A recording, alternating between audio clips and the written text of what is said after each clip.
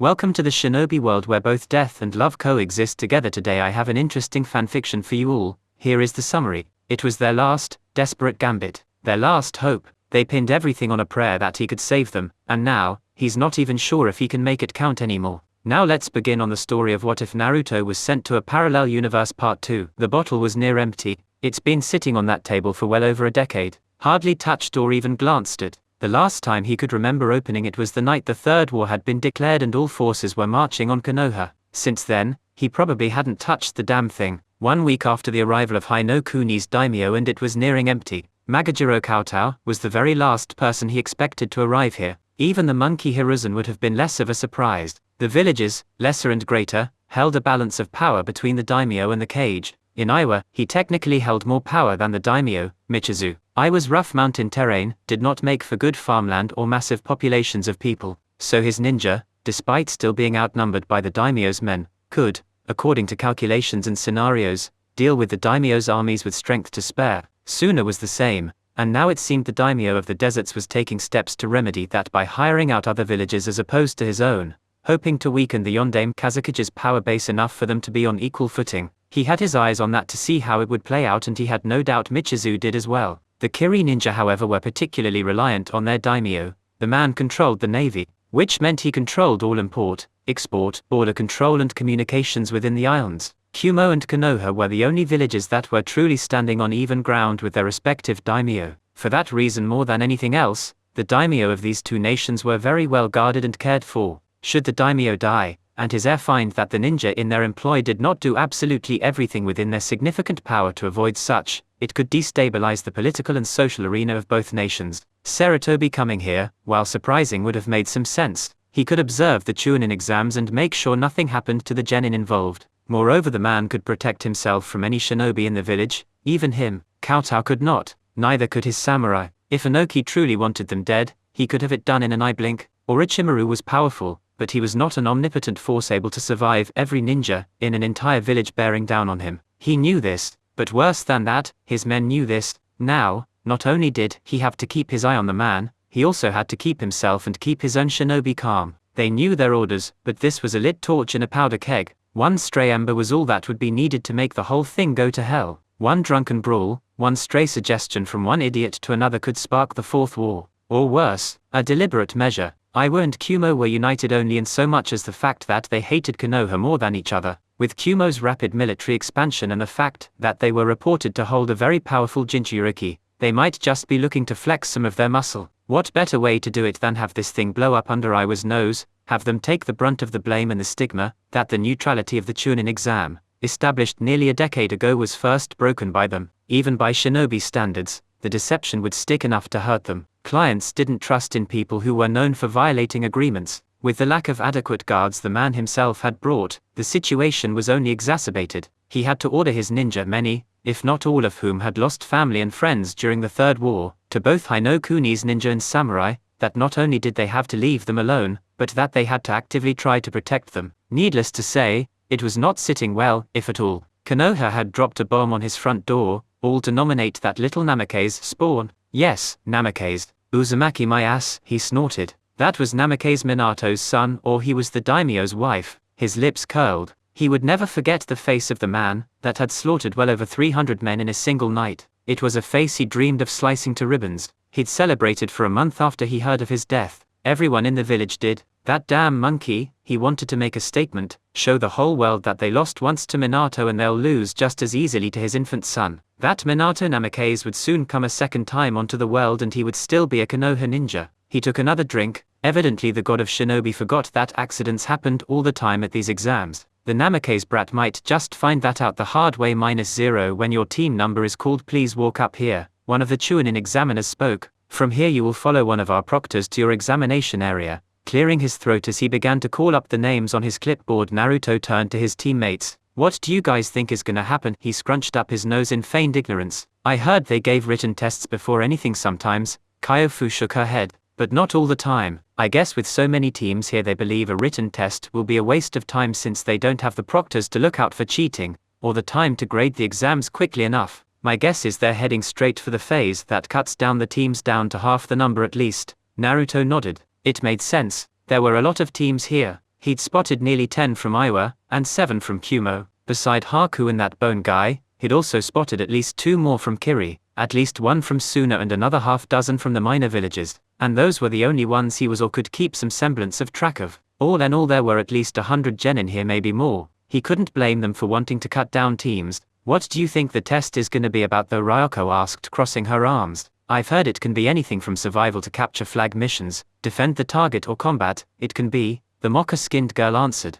I think they just make it up a week before the exam, or just recycle old ideas. No way to really guess till they tell you. Well, that sucks, the silver-haired preteen muttered. Think they'll rig it to get us kicked quick? It's a distinct possibility. That's one reason why Konoha never nominates teams for the exams here and Iowa never nominates teams for the exam there. The mistrust is too deep. No matter what the treaties say, hey, it doesn't matter. Naruto grinned. We'll beat whatever they throw at us. Ryoko smirked. Kyofu ruffled his hair, to his slight irritation. It was minutes later that the Chunin's voice finally called them. Teammate of Konohagakure no Sato under Orochimaru, no surname offered. Please step up. A slight hush fell over the crowd, the bulk of which were still Iowa genin, and even though the teams had all been called in a similar fashion, they couldn't help but feel the target being painted on their backs as they marched up to the front of the room. The Chunin tossed them a carefully neutral look. Please follow one of our proctors, he said, and the children found another Chunin stepping forward to lead them out the back door. -0. It wasn't long after that they were transported, via Shunshin, onto the peaks of a mountain. Now, Iowa had many mountains, but he highly doubted that many of them could have them looking down at bloody clouds. Holy hell, you will begin your exam here, the proctor stated crisply before pulling out a folder from under his arm and handed it to Kyofu. These are your targets. The purple-haired girl opened the folder curiously, her 2 teammates crowding around her with Naruto standing on his toes to get a proper look. It was a Kusagakure genin team. Each team, the proctor continued, will carry one of these. A coin was produced from his vest, one with the number 42 on its face with the other holding the leaf symbol. The coin will have a number and the respective village symbol. Each coin is unique. You must arrive with both your own coin and that of your targets to pass this portion of the exam. So this is a mock package mission combined with search and destroy?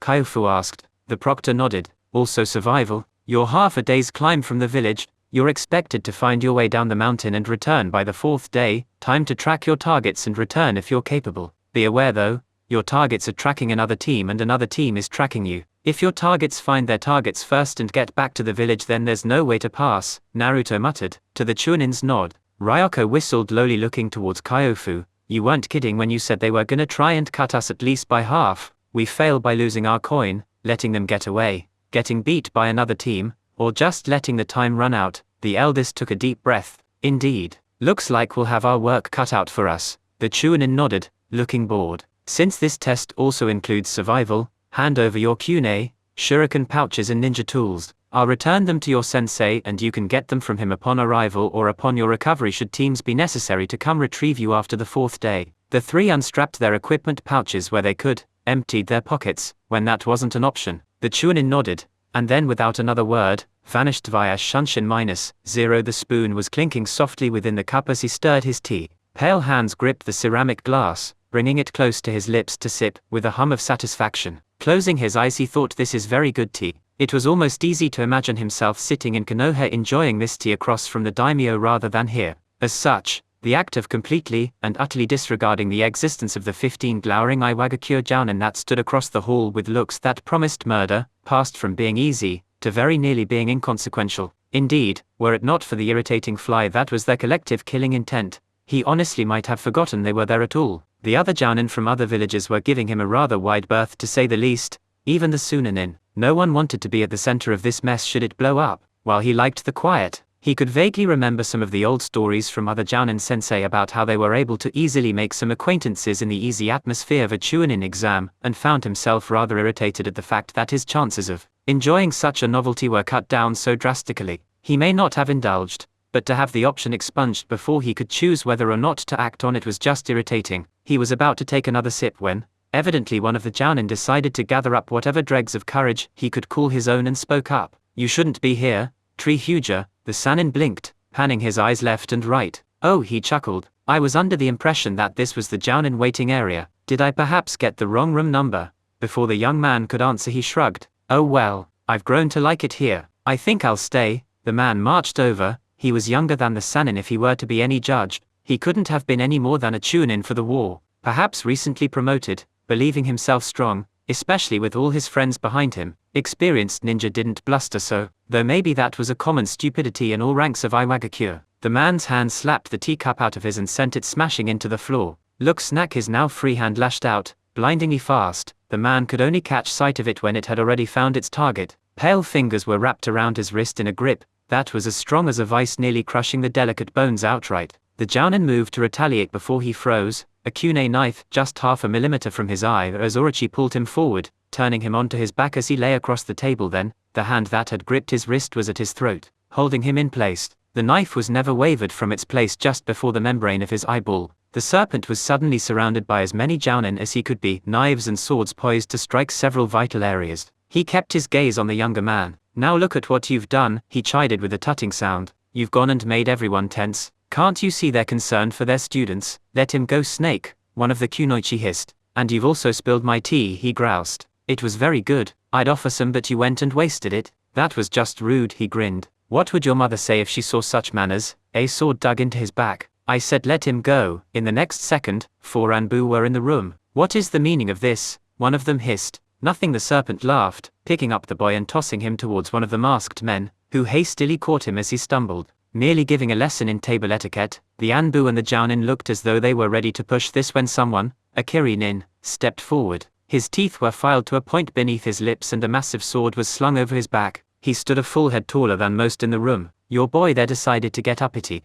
He threw the first punch here. None of the Iwa Jounin appreciated his interference. They'd been looking for any excuse. The Anbu nodded after a moment. Should this happen again, all involved will be confined to cells for the duration of the exam. This is your only warning. The Anbu waited for the Jounin to return to their own corners before they eventually vanished. Orochimaru sat back down on the table. The Kiri-nin chose to sit across from him. You're either brave or stupid for coming here, Leaf, he muttered. The Sannin smirked. Perhaps, but more's the fool who paints a target on his back where once he had none. The man shrugged, shifting the blade on his shoulder. Not like they'll do anything to me when you're the real slice of meat they want. The Sannin snorted a laugh. True enough, he eyed the man up and down. I assume you've got your own students here, Hare. The best Kiri has to offer. They're strong enough to only be a 2-man cell. Orochimaru raised an eyebrow, lacing his hands in front of his mouth as he leaned forward. Really, rumor has it Kiri's suffered some recent unrest. Could it perhaps be less a case of their strength and your village's lack of it? He chuckled as the man said nothing. Need to put on a show to give some reassurances, yes. At length, the swordsman snorted.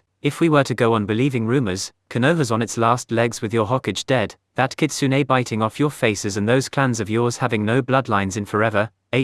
Good thing we don't strive on rumors then, he chuckled. I do believe I recognize you from my bingo books. I recognize you, Orochimaru of Konohagakure, the so-called death dealer. You held the lines against Iwa with that teammate of yours before that Yondaime cut Iwa's balls and dick off. He grinned. You're just lucky your daimyo's navy was able to hold off the bulk of our forces at sea, otherwise. The Sannin smiled, paying no never mind to the implied threat. An apt description of Minato's effects on Iwa. He laughed quietly at how some of the other Iwa ninja seethed where they stood. I pray you'll forgive my short memory, though the man seemed to take no offense as he grinned, blue lips peeling back to show off those pointed teeth. Hoshigake Kisame, the monster of Kiri, -0. I never liked shoji, Kowtow muttered. You're good at it, Magajiro-sama. It's too stale, he continued. Too even as well. On the battlefield you are outnumbered, or you outnumber the enemy. No 2 armies have the exact numbers. No 2 encounters will be the same. Yes, Magajiro-sama, true innovation lies in the man that can defeat an army that is greater than his. True soldiers can turn the tide with a single act of courage.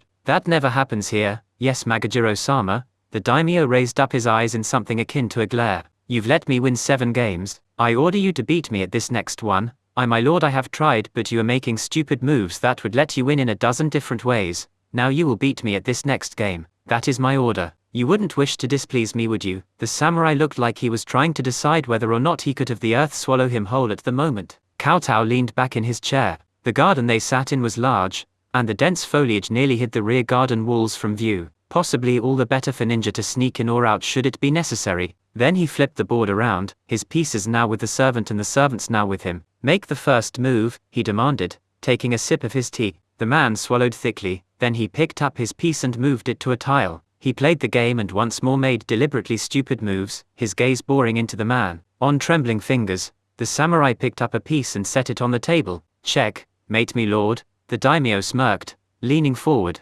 Now, That wasn't so bad, was it? The man shook his head in a stiff set of jerks. They set up the board again and he gave the same order. Now they played a real game. The man hesitated often, but with every game his confidence grew as the daimyo praised him whenever he took a piece on the board. They were getting into their fourth real game, beginning to hit something of a stride when it happened. 3 shuriken raced out of the garden trees. The samurai who was currently winning their game dove forward with a startled shout of "Me lord," pushing him to the ground and receiving one of the pointed stars lodged in his leg for his efforts. The samurai that were flanking the nearby doorway rushed forward, bellowing out the cry of an intruder, and already he could hear the angry shouts and the clanking footsteps of a dozen other armored men charging down the halls towards them. Kowtow pushed himself up, and the armored man off of him, rolling in his robes, top not disheveled. He managed to catch a shadow in the trees now. His guards whipped out chains with weights at the end. Shinobi were notoriously fast. The samurai had learned quickly that the best way to catch them was with chains at the weighted end to coil around limbs or even just trip up strides. This one tried to jump, dodging the swings as it landed on another tree looking to escape. Then it lost its footing and fell. Kowtow raised an eyebrow. Ninja never lost their footing on bloody trees. Seconds later his men were pouncing on it, and Kowtow dusted off his overturned seat, sat himself back down, reached for the still warm tea on the other table and waited. He looked to the man that had saved him, gripping at his bleeding leg where the star still stuck out of his calf, dripping onto the floor. "We'll get that tended to," he promised. The man hissed but nodded. It was a moment later his men dragged forward the assassin, though perhaps miscreant would be the more apt term. "How old are you, girl?" he asked. Gold eyes glared beneath dark lashes. She didn't answer as she hissed and bared her teeth. Kowtow stared at her with a grave neutrality. "Do you know that attacking the daimyo of any country is a crime punishable by summary execution?" One of his men drew a sword, brandishing the gleaming blade, and the girl seemed to lose some of her bluster. Kowtow's stare stayed on her for a time before he jerked his head to another of his men. "See that my game partner is tended to, and call Ryautenbin. He should be made aware of his lack of hospitality." He took a sip of his tea. "Disarm her." Weapons and pockets were stripped bare, ankles and hair checked, fingers pried her lips and teeth open even as she tried to bite down. They didn't disrobe the girl because he stopped them before they could go that far. Let go of one of her arms. They did so, every man staying close and ready. To everyone's immense surprise, the man turned in his seat, reached around for the board and table and then planted it between himself and the kneeling girl. "Pick up the pieces, set up the board," he ordered, and 2 of his men moved to do so. He took another sip of his tea. "I never liked the game much. Do you play often?" he asked with simple ease as his servants began to set up the board. -0 The mountain rocks were sharp. If they didn't know how to stick to things with chakra, keeping their hands and feet from sliding precariously on these ledges, their hands and feet would have long since been sliced open. The terrain was rough, and the air was thin. They were tiring a bit faster than they were accustomed, but that held true for all teams. They'd had to wait till almost sunset to determine where to go. The last thing they wanted was to climb down, only to realize they'd been climbing down the opposite side. Kyofu had suggested waiting until nightfall to see if they could tell where the village was by the glow of civilization lights, and they could. Luckily, they'd all gotten some sleep earlier and were now trekking through the mountain with nothing more than moonlight to guide them, following the glow of the village before they eventually broke the cloud cover. They were also noticing a great many campfires from their perch from on high. "The teams must have come down earlier," Kyofu assessed. "They've gotten quite a head start." "We'll catch up now," Naruto asserted. Ryoko agreed. "They sleep, we move. We'll probably catch a few off guard if we hurry." Ultimately, every team was heading towards the village. So step 1, head towards the damn village. Step 2, find their target on the way somehow, and step 3, beat the crap out of their hunters if they managed to track them somehow. Simple and really their only option. They couldn't exactly comb across the whole mountain in 4 days. It was late, more likely than not approaching dawn by the time they decided to make camp. Ryoko hunted their meal, a mountain goat. Naruto volunteered to take the first watch. Without any ninja tools on them, they couldn't lay down a perimeter with traps. They were left with the simple tired, tested and true shifts system. Once his teammates were settled in for what was left of the night, the blonde quietly formed a seal. "Kajebenshin no jutsu," he whispered. 10 clones were arrayed before him, kneeling down as they huddled closed. "Go on and try to find them," he whispered. "Split up." The clones nodded and each took off down the slopes with additional grins. It had been a while. -0 Inoki all but knocked the door off its railings when he slammed it open. His eyes were wide and worried, contrasting sharply with the thunderous expression his face bore. "Ryautenbin," Kowtow greeted, still sipping at his tea. The pieces hadn't been moved at all since he'd moved his piece. "Don't be so loud. The girl is trying to think of an opening move," he said. "Grandfa, Sachikage-sama," she whimpered, wincing as one of the samurai held her down more firmly as she squirmed. Inoki took one look at the girl and at the men holding her before he brusquely demanded let go of her. Now.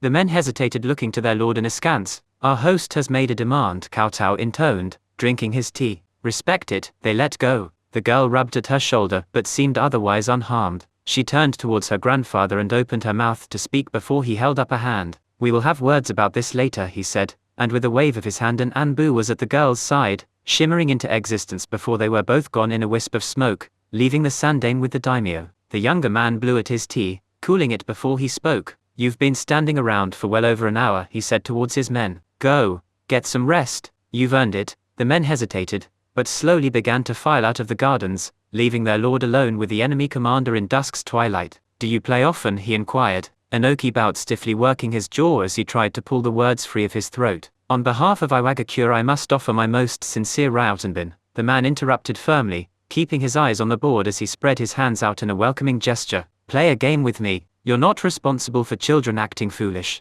The small man's jaw was tense, and anyone with the mind to look could have seen his teeth grinding together, before he bowed stiffly and marched forward, taking a seat across from him. He set his piece down on the tile with a sharp crack. Kowtow took in a breath, taking up his own piece and settling it down with a much more gentle touch, the tile leaving only a small clicking sound. I didn't realize she was your granddaughter. Crack, do not feign. He stopped himself before uttering the careless insult. You didn't kill her. Click. I didn't come here to kill children, he answered drolly. I will see that my men secure your residence better. I will reprimand them accordingly for their carelessness, and it was carelessness, I assure you. Crack, I would hope so, he answered. If you've resorted to sending your non-graduated granddaughter as an actual attempt on my life, I'd worry for the girl's sake. The older man looked at the board. Then he stood up off of his seat. I'm sorry, but I must be going. Your security must be seen to immediately. Kowtow kept staring at the board, speaking just before Inoki crossed the threshold to leave. He kept moving the pieces. She was brave, Ryutenbin. Praise her for it. Crack also. Click, I've done you a kindness. One day I will expect one in return. Crack, is that all? Inoki asked. Click, one more thing. Crack, don't throw your games. The cage turned, looking over his shoulder, where he could see his queen before the king in a perfect checkmate. He turned and left. Kowtow stood after a moment, groaning as his back cracked after so many hours. Never liked this game anyway, he muttered before heading inside himself. -0 Naruto woke by the time midday was already approaching, blinking curiously as the memories of his clone assaulted him, bringing him to full wakefulness with a pounding headache. It was one of the reasons he was so hesitant on using his once signature jutsu. Brain damage wasn't exactly something he could just bounce back from without Kurima's help. If he overloaded himself here, he could very easily die. He had sent out 10 clones and had one dispel every hour on the hour to avoid an overload of information. As it was, this was his 7th clone and the headache was getting to the point of needing an aspirin. The next 2 would probably be migraine-inducing. He began to sort through the memories. Random strands of thoughts and emotions flitted through his mind's eye as he recalled the clone's night surged. His eyes snapped open. Lucky number 7, he muttered. Wazit, Ryoko muttered, eyes still closed as she sat by the fire trying to pull herself free of the last vestiges of sleep. Her hair was a mess. Clearly she was not a morning person. Naruto pulled the smile off his lips. Nothing. So I'm thinking we should head UHH. He paused, looking down the slope a bit. That way, he pointed. Why? Ryofu asked, blinking in genuine curiosity. I got a good feeling. Naruto replied simply. -0 It was with some coaxing, insistent whining, that Naruto managed to convince his teammates to go with his suggestion. Tracking the genin after they reached the spot where Naruto's clone had been dispelled was a bit trickier. Naruto was never a tracker, but with some nature chakra he was able to sense all the teams around them and decided to make a beeline to the closest one in the direction that they'd been heading when his clone had seen them. They ran into 3 other teams and were losing daylight by the time they finally came across their targets making camp. These assholes have Q&A, Ryoko hissed. Shh, survival test my ass. That Proctor sabotaged us. Kyofu grabbed the girl by the shoulder, pulling her down and looking at both her and Naruto. Yes, irritating, we get that. Now we need a plan, she muttered, eyes growing pensive as she dared another look around the boulder. Okay, they're obviously setting up camp now, they'll be setting up their traps soon, hit them before they do. Naruto ventured, leaning up and over. Tactics were never his strongest suit. Sakura used to come up with them. He would drop into the place and start cracking heads, discovering an enemy's weakness mid-fight. He could do using the terrain, predicting movements, reactions well in advance. Not so much. No, she muttered. Right now we don't know anything about their physical abilities, so. She dared another glance. The genin were beginning to dig the pit for the fire, while 2 others kept a lookout. She narrowed her eyes. Idea? -0 you know. Madoka cursed as his kunai was used as a makeshift spade, digging into the ground to carve out a rough ditch. I ain't doing this again. It was your turn this time. Tomo quit whining. Another, Tomo perhaps, replied. I get to keep watch and rub those two goddamn sticks for the fire for a whole hour before it actually takes. You really wanna do that? Stop complaining both of you. We haven't found our targets yet and we have no idea who could be looking for us. So stop acting like this is a backyard camp.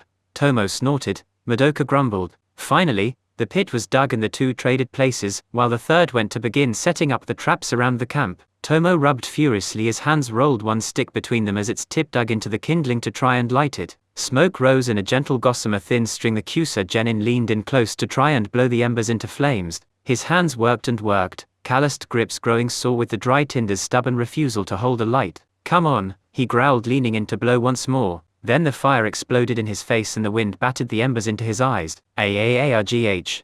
He screamed bloody murder, clawing at his eyes as the burning tinder blinded him. Tomo, what happened? Both genin screamed, rushing towards their crying teammate. With one's back exposed, Ryoko exploded from the shadows of the rocks, a stick in her hand, a crude wind blade glowing across its surface. The two genin turned their attention to her, allowing Naruto to leap out of the shadows. Dynamic entry, he cried just before his 6-year-old frame was latched around one genin's head, coiling his legs around his neck while his hands beat furiously on his head with the blunt end of kunai he pilfered off from where they were slipped on the boy's shoulder holster. Many adults would call the fact that he was laughing at this violence rather disturbing. The last standing genin floundered, not knowing where to turn his attention before Ryoko was on top of him. He brought his kunai to bear, only for the wind blade to slice them cleanly, leaving the confused boy with nothing but the hilts before that same stick, with the chakra-enhanced blade, now absent, breaking over his head. The girl grabbed him by the hair, bringing his face down on her knee as he reeled. Then she punched him once, grabbing him by the collar before he could fall, and punched him 2 more times for good measure before she ripped his shuriken pouch off his leg and let him hit the ground.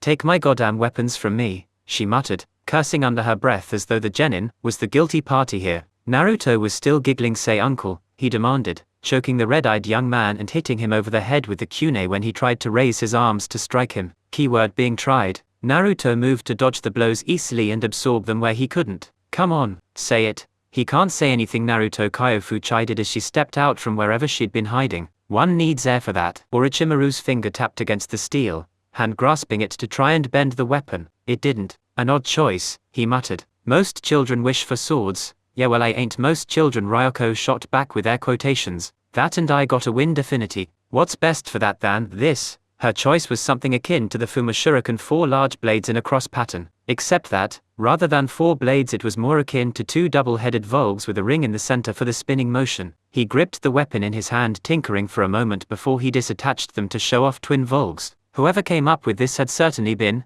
eccentric. I would have no idea how to teach you to use this, he confessed. In truth, it'd be completely impractical without your wind element, but I do have a wind element, and with that, the weapon's unpredictability outweighs its awkwardness. No one will know how to fight against it, she reasoned. It's freestyle, she grinned. Orochimaru's lip curled. He didn't like it personally. He'd seen others fight with Fuma Shuriken as a distraction, a way to buy time or confuse, not win a battle. The weapon was meant for mid-range combat. It was too awkward for close range and too heavy for long range, unless you were Tsunade and could hurl the thing across a village. In his experience, discipline with sparse seasoning of surprise maneuvers won a battle, not on-the-fly unpredictability, especially when one had no more surprises left in their arsenal. But Ryoko's independence and quote-unquote wild behavior was not something he was going to be able to quash out. If he didn't do this for her now, she'd just do it herself later and get herself injured in the process. At least this way he could make sure she didn't cut open an artery in her thigh or something when practicing. The steel was excellent. He could always say that about Iwa. They had the best forges in the elemental nations. Only one that surpassed them was Kiri with its legendary blades, but those weapons were custom-made and unique for their Anbu. Iwa could mass-produce better steel overall. This piece could channel chakra, as which was vital for the wind element, and was adding to its price tag. It was expensive, almost prohibitively so. Still, his team had their weapons stolen and had set a new record. As a reward for that last bit, he'd been willing to buy them new shuriken, kunai, wire, tags and one choice of another weapon. Quite frankly, he expected them all to simply go for swords. Naruto had declined and so had Kyofu. Ryoko was the only one who took him up on the offer, and she was buying something he'd never seen before, let alone fought, or knew how to teach her how to use. Why couldn't these children just be predictable? This is robbery. The shout was almost a deafening roar that echoed through the store. Orochimaru raised an eyebrow, handing Ryoko her strange choice of weapon back before he began to make his way towards the counter. Naruto was standing there, glaring at the man for all he was worth.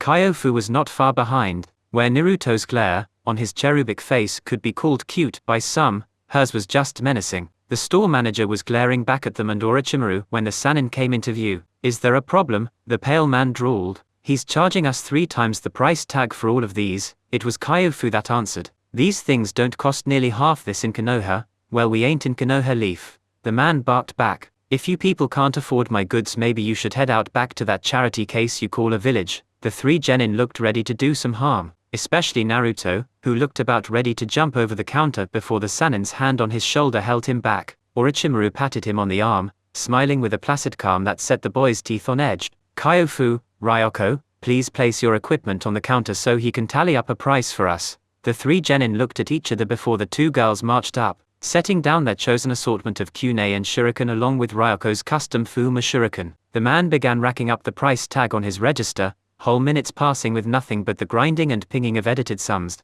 Finally, the final price tag was set, nearly 3,000 yen, an absurd final price even with Ryoko's choice of weapon that could have accounted for triple the money for the amount of kunai and shuriken they'd each bought combined. Orochimaru cleared his throat. The man started speaking. "Now you listen here." The snake promptly ignored him, marching around the counter as the man kept on ranting. With a start, the 3 genin easily realized what was going on. Jinjutsu. The snake hadn't taught them anything on the art, save for how to detect and dispel it, claiming it was the most difficult but also the most dangerous, and they could see why that last part held true as it was displayed right before them. The store clerk was doing a tremendous job of throwing verbose insults at thin air. The serpent printed out the receipt, marched back around the counter, tossed each of them their weapons and took more weapons from the counter, then began to march out with the 3 following behind him. -0 "We have 1 month," he stated. "None of you were injured or suffered any complications in the whittling portion of the exam, so each of you can participate in the spectator portion. I have no doubt Inoki will do whatever he can to sabotage your performance there."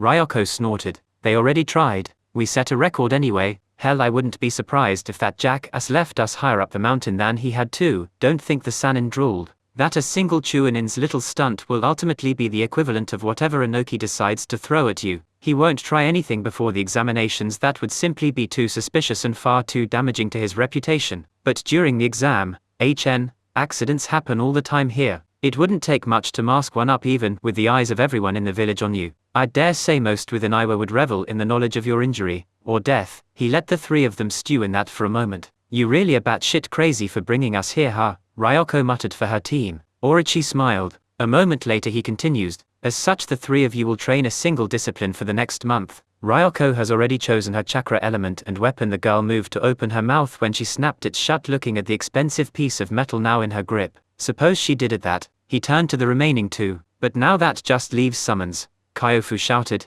eyes gleaming before she realized what she'd done. She blushed in embarrassment as all eyes turned to her. I would like to learn summoning jutsu, please." The Sannin raised an eyebrow. "The summoning technique is difficult. Chances are you won't be able to master it in time," he drawled. "Yeah, well, high risk, high reward, right?" she ventured. "Summons are powerful with a multitude of uses besides you just standing on their heads. They drain a lot of chakra," he countered. "With your reserves, at best you'd be able to summon 3 decent-sized serpents before you fell to exhaustion. We can beef up my reserves, and even if we fail, no one has seen my techniques in action yet." Naruto and Ryoko attacked. "I merely came up with the plan." The Sannin raised an eyebrow. "Merely isn't how the role of the strategist should be held. He'd have to have this discussion later." He stared at the girl, thinking. Finally, after nearly a minute, he nodded. "High risk, high reward it is," he determined. Then, he turned to Naruto. "Now you," he drawled. The blonde's hackles started to rise as they always did when the Sannin singled him out. The serpent cocked his head to the side.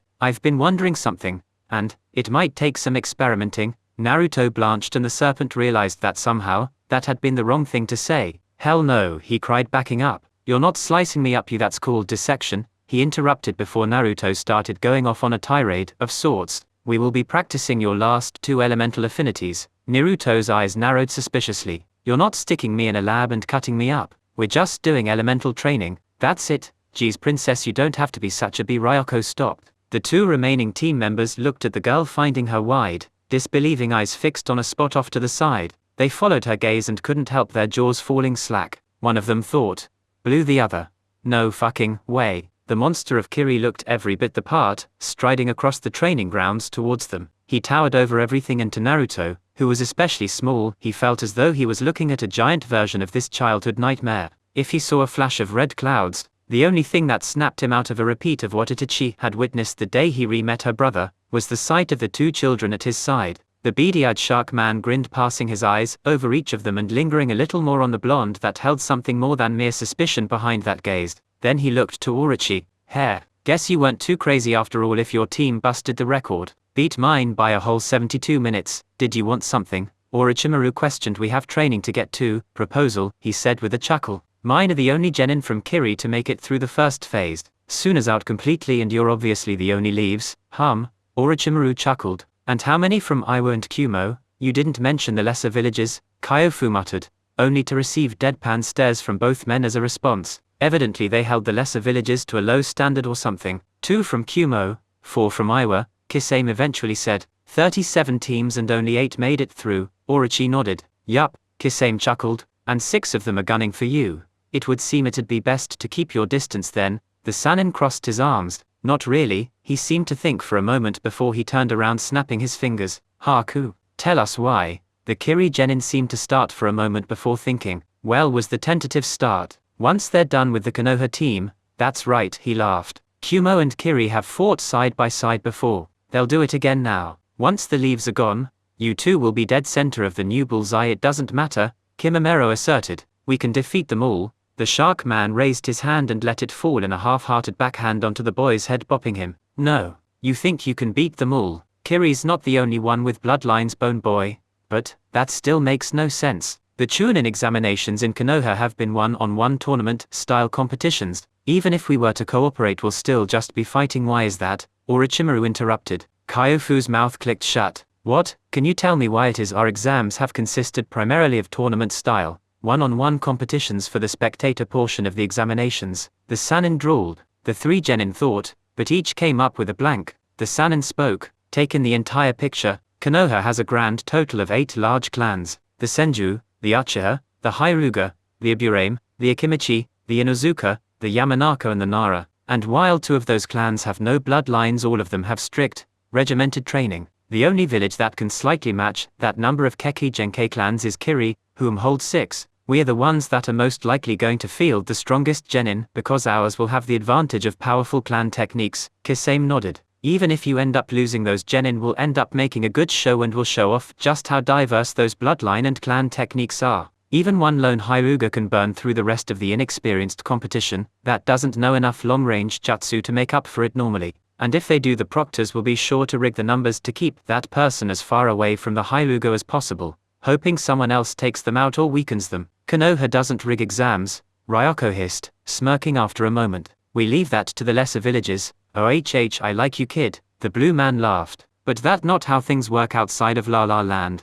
Insults or no insults, Orochimaru cracked his neck as he kept talking. "Every Chunin examination, on any shinobi's territory, will be subjected to a bending of the rules as much as they can get away with to favor their own teams. In this examination, with such an overwhelming numerical advantage, what do you think Inoki will end up doing?" Naruto came to the conclusion at once. "He'll make it so we have to fight them all at once, a big group fight," Haku concluded. "I saw it happen once before in one of Kirigaku's exams. Kumo and Iwa prefer the tactic. Kumo's always been the most militaristic of the villages, so they enjoy a numerical advantage over all others. Iwa has always used overwhelming force where it can be applied to most devastating effect. It's a strategy Tsunade, myself and Minato had to counter during the Third War, and why so many of them were in one area when Minato's Hiration was finally prepared. Suna prefers surprise attacks with small elite forces rather than a mass rush. They don't have the numbers for it. It's why they compensate with their art of puppetry. Kiri nin just like getting close and biting your face off," Kisame offered with a shrug. "So what do you say, allies?" The 3 looked to Orochimaru. The Sannin shrugged. "It'll be you taking the exam. You'll enjoy the advantages, and the risk." "Ah yeah, risk," Kisame chuckled. "Because remember, kiddies, we can always be lying to stab you in the back later." The 2 girls and his own students looked at him oddly. Naruto took him at his word. Still, he wasn't allying with Kisame. He was allying with Haku. He could trust Haku. "Let's do it," he declared first. Ryoko shrugged. "Either way, we're outnumbered. At least now it's got a shot of being 5-18, not 21-3. Kyofu nodded slowly. "I suppose," Kisame grinned. "Great," he reached behind him, literally plucked Haku by the shirt and shoved the genin towards Orochimaru. Heard you're gonna be doing some elemental manipulation stuff. See how you can help with that? Don't manhandle me, Kisame-sensei, Haku hissed. Yeah. Now, you, he pointed right at Ryoko, who stiffened in surprise and sudden dread as the man grinned. It's been a while since I've seen that weapon. Let's start practicing and see how well you can take an ass kicking. The silver-haired girl looked at her own sensei for salvation. Orochi shrugged, a smirk tugging at his lips. I told you I wouldn't know how to teach you. Seems to me as though you've just found someone who can. He stood, eyeing Haku, Kyofu and Naruto. Now let's see how much information we can beat into your skulls by month's end -0. I called you both here a week ago, Inoki hissed as his door opened and the two men entered. And we're responding to you now. Han's voice would have been soft if not for its deep resonance caused by the armor. What do you want, Inoki? That Sachikage's face darkened, a palpable fury radiating from his features. You do well not to test me right now, Gobi. When I call you here I expect you to get here when I call you, not at your own fucking convenience. Though his words started out in a normal tone, his volume had been increasing until, by the end, he was shouting, red-faced with a thick vein trailing down his forehead. The two Jinchuriki remained where they stood. While they were both powerful, they knew their place. Their lives were a precarious thing held by mere convenience of having them battle-ready, rather than their tenants be confined to genin with years left before they could be fully effective. They'd have left if any place was any different. People like them were born and tolerated because of convenience. People didn't want them in the village.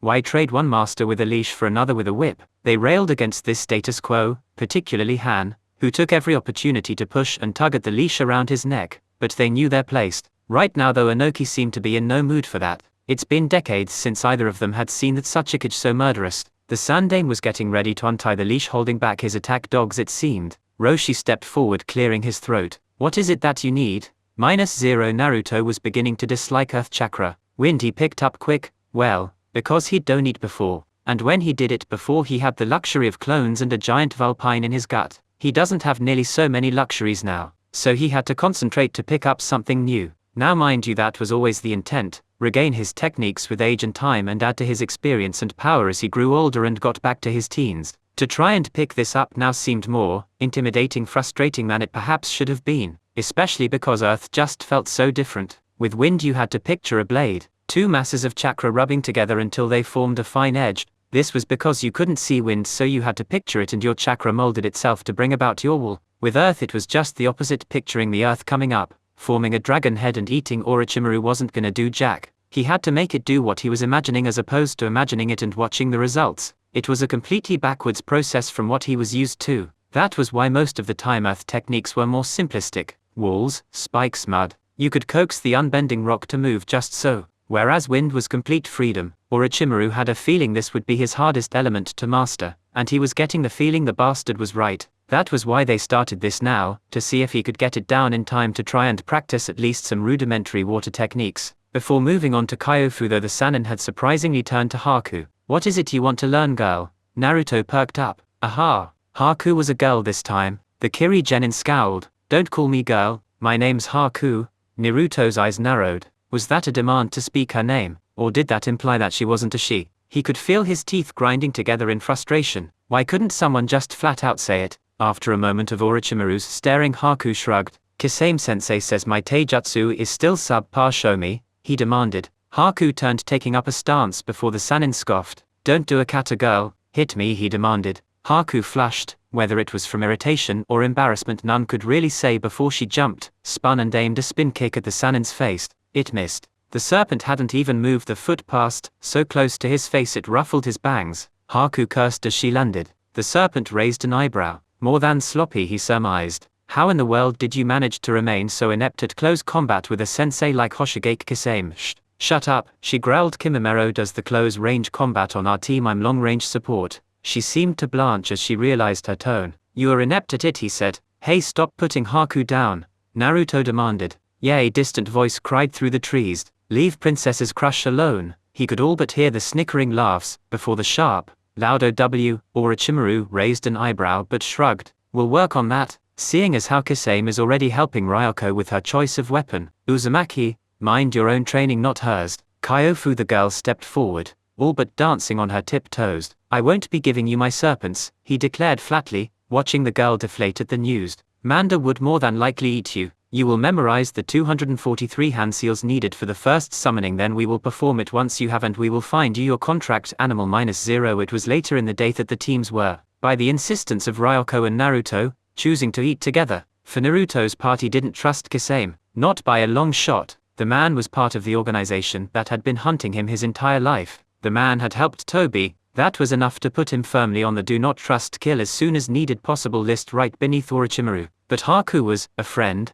The Haku he'd known had been his first real friend and the one that taught him what it was to have precious people. Even with all the pain it had brought him, that lesson was still worth it. He'd like to be friends with this one if it was possible, and it's not like he could do anything about Kisame anyway. He hated being 6, insufferable age, so he insisted they all eat together. Ryoko agreed because evidently she wanted to continue insisting Kisame show off that awesome sword he had on his back. His teammates unanimously pushed for something other than ramen. They suggested sushi, then Kisame glared, so they settled on some bistro steak place -0. Yeah, well, I don't do delicate. I break bones, snap limbs and rupture organs with my fists. Does she look like she's got the body type for that? Kisame muttered, drinking straight out of a bottle. Naruto almost wept. Finally, confirmation from someone that knew. Now he could safely call her a she. That doesn't explain how you've allowed her to be so dismal at it. Orochimaru shot back, drinking a bit more conservatively out of a saucer. In the room, the girl hissed, blushing in quiet anger. She hasn't needed it. The man grinned. You should see her with a senbon. Yeah, she sucks at close combat.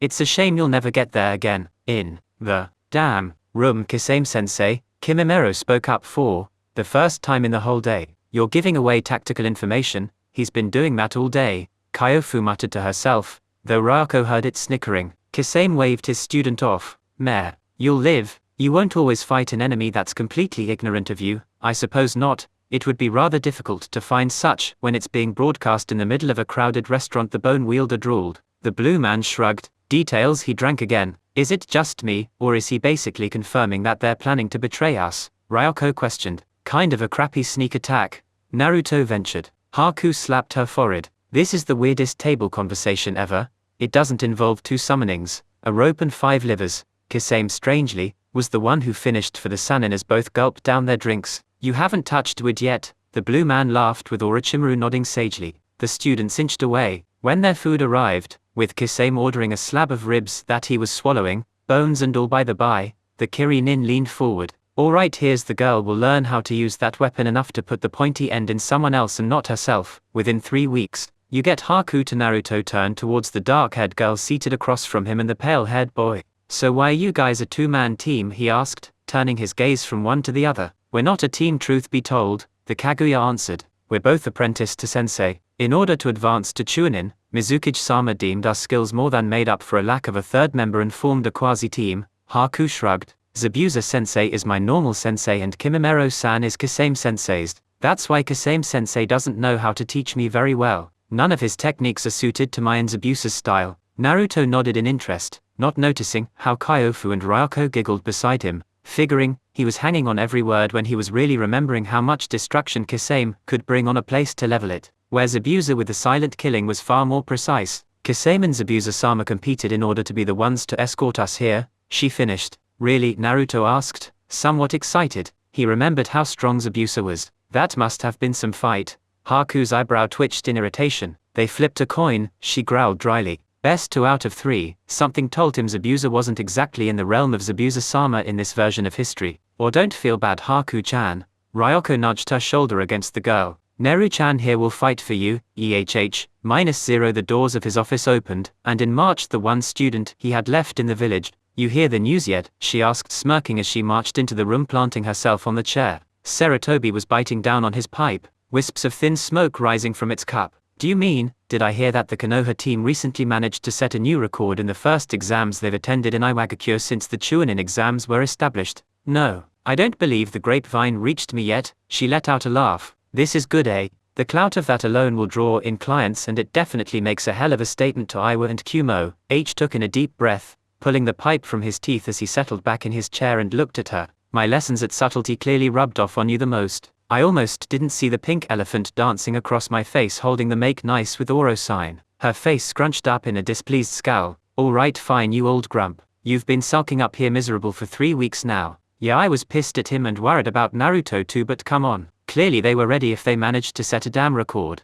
Isn't that enough to bring out a smirk, a smile, a chuckle maybe? He shook his head, muttering to himself under his breath as he seemed to flounder over whether he should smoke and talk or talk then smoke. It isn't about that. Then what is it? It's about the fact that neither of you know responsibility. She rolled her eyes. Oh great, now I'm being dragged into theater. He interrupted again, and the slug princess was starting to realize that she was about to be the subject of a tirade that seems to have been building up for a while. The old man took a breath, opening his mouth to speak before he stopped himself, closing his eyes and taking another deep breath before his head hung down. Tsune-chan, just go. I'd rather not talk right now. Her eyes softened. He looked worn. Sensei, are you okay? It was a moment before he took a breath, lifting his head again. I'm supposed to be relaxing, he said, confusing her. I'm supposed to be in my home, relaxing. Someone else should be sitting here. I gave him the job, but he up and quit on me before the remains of my office could gather a film of dust in storage. He shook his head. And I am just so tired, he finally said as he looked at her. But who can I trust with it? Who can I leave it to? I have one student about to get married, start a family of her own. It's enough responsibility. Are you blaming me for getting married? She questioned, incredulous. Never. I know this job does not go well with parenthood. She didn't say anything to that. The estranged relationship between her sensei and his eldest son, Asuma, was something of an open secret, and she didn't want that to be her. She loved Dan, just as sensei had loved his wife and children. That didn't save them from the long hours, sleepless nights and emergency conferences that cut into every hour of the day every day of the week. She didn't want his life to be hers, and if that was something he took into account, she was grateful. He took another breath, smoking before tossing his pipe on the desk, bits of tobacco leaves sprinkling out of the cup as it tilted over. He rubbed the bridge of his nose. And then I have another that goes pulling games for his own amusement, looking to taunt Iwagakure and the whole world with his success, dragging the daimyo straight into the crossfire and putting us all at risk of another war. When he almost laughed then, but despite the smile it was something that sounded like a scoff, or even a sob. We would even have trouble fighting one of the lesser villages.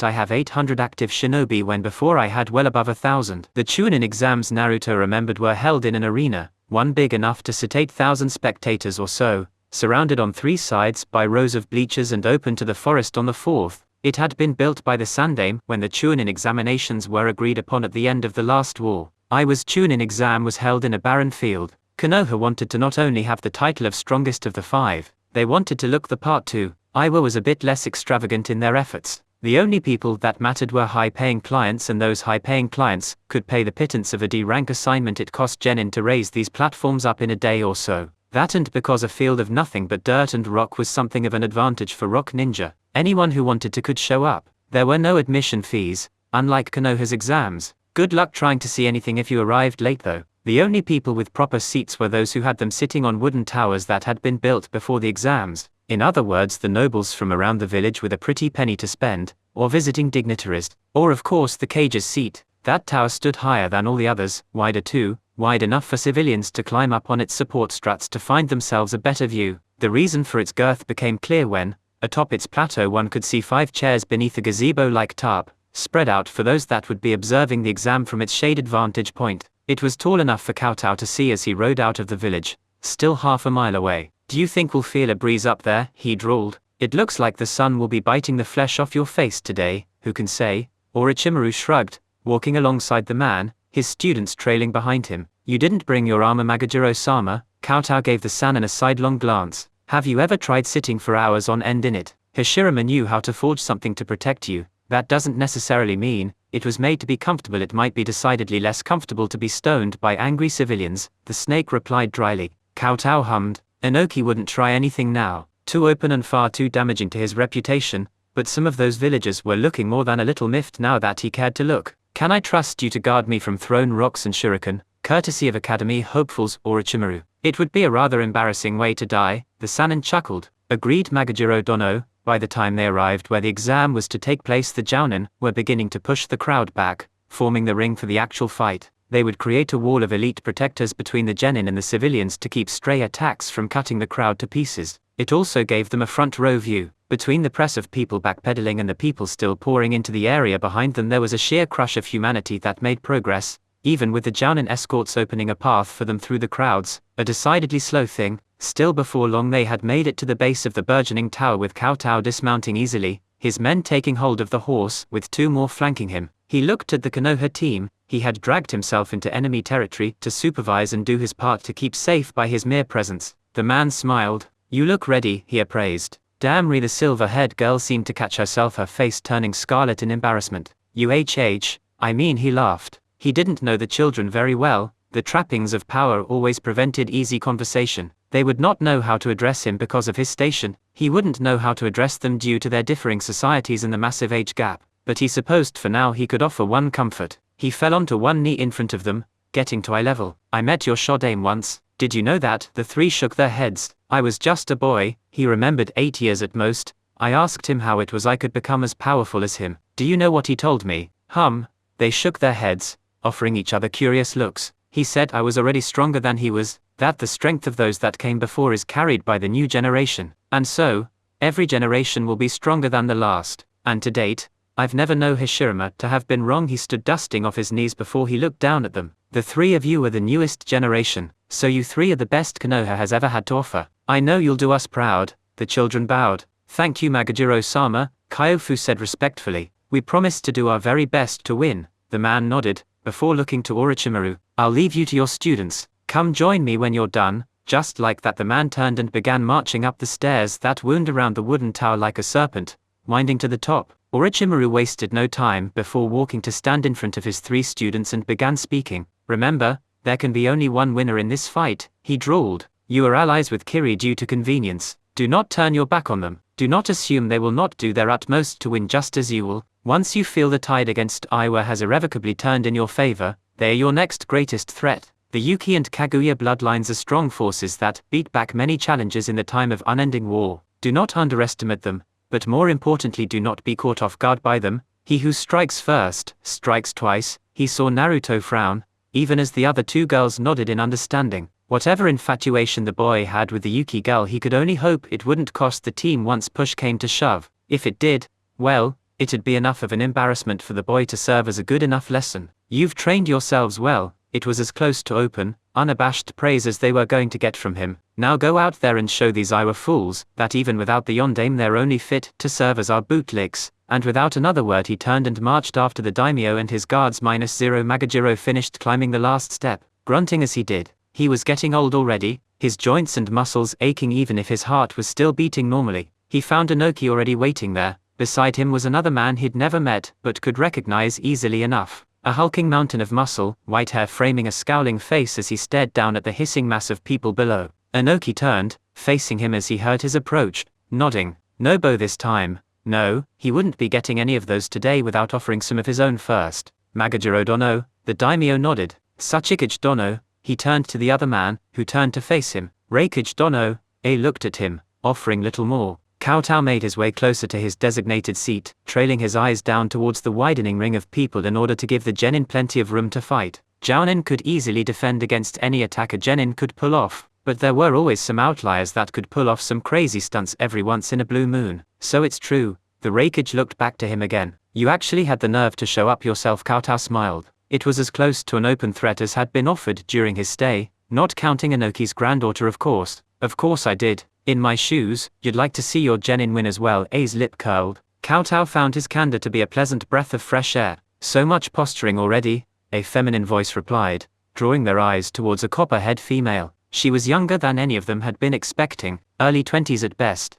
Rumors had been flying over a dispute for the position of Yondaime Mizukage that had threatened to break into all-out civil war. If she'd managed to oust her competitor or competitors, then she must be more powerful than her age warranted. "Mizukage Dono," Inoki greeted, watching as the woman was soon flanked by two monstrously tall men wielding massive blades. The demon of the bloody mist and the monster of Kiri. Besides himself, Mai had brought the greatest escort. I had brought none. The only other Kumonin here were the sensei of the two participating teams. Kowtow had. "It looks like we're all here then." The serpent slithered out of the floor, his body melting out of the wooden panels at their feet with that smirk plastered over his face, hair falling over one eye as the other glinted in a practiced look that was meant to inspire unease. Inoki's lip curled at the sight of him, what he wouldn't give to wipe that smug little smile permanently off his face. "I assume your respective teams are ready," he addressed them as he turned away and stepped onto the edge of the platform. With no words of protest emerging from any, he decided to proceed. "All right, let's get this started then, -0 Ryoko-san." The silver-haired girl's head snapped up at the sound of Haku calling her name, swiveling her eyes this way and that way. She found the dark-haired girl waving over the heads of the crowd to get their attention. Hey, she spoke towards Kyofu and Naruto. This way, pushing through the thin crowds near the front lines, the three students made their way closer towards their de facto allies. Once they did, it was easy to find the Iwa teams. That them?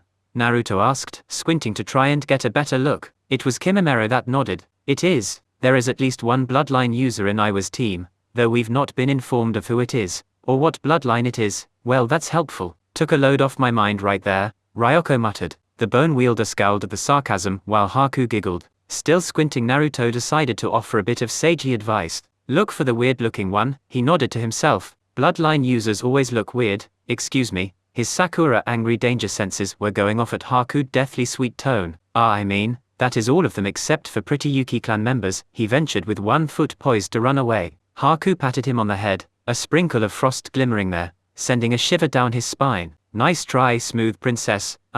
Any information on the Kumo teams, he asked, desperately trying to change the subject. None. It seems that they were skilled enough to make it through the first portion of the exam, but not much more than that. They're average at best. Don't underestimate your enemy, Kyofu muttered, remembering how many times Orochimaru had hammered those words into her. They might still surprise you. Iwa will be heading straight for you, Haku said. Kumo and Kiri are also bitter enemies. They'll most likely target us if they don't go after you. Hold out until Kimimero and I defeat the Kumo teams, then we'll return to help you with the Iwa Genin. Hey, Ryoko chuckled. What makes you think you guys will be done first? She spun the custom Fuma Shuriken in her grip once before bringing it to a stop. The rockheads won't know what hit them. We're outnumbered 3-1, Kyofu pointed out. They'll most likely try to isolate us, 1 team for each one of us. The 4th team means at least one of us could be subject to fighting 6. If that happens, try to evade and stall while one of us deals with a weaker team. They can't all be up to par here. Wouldn't it be better to regroup?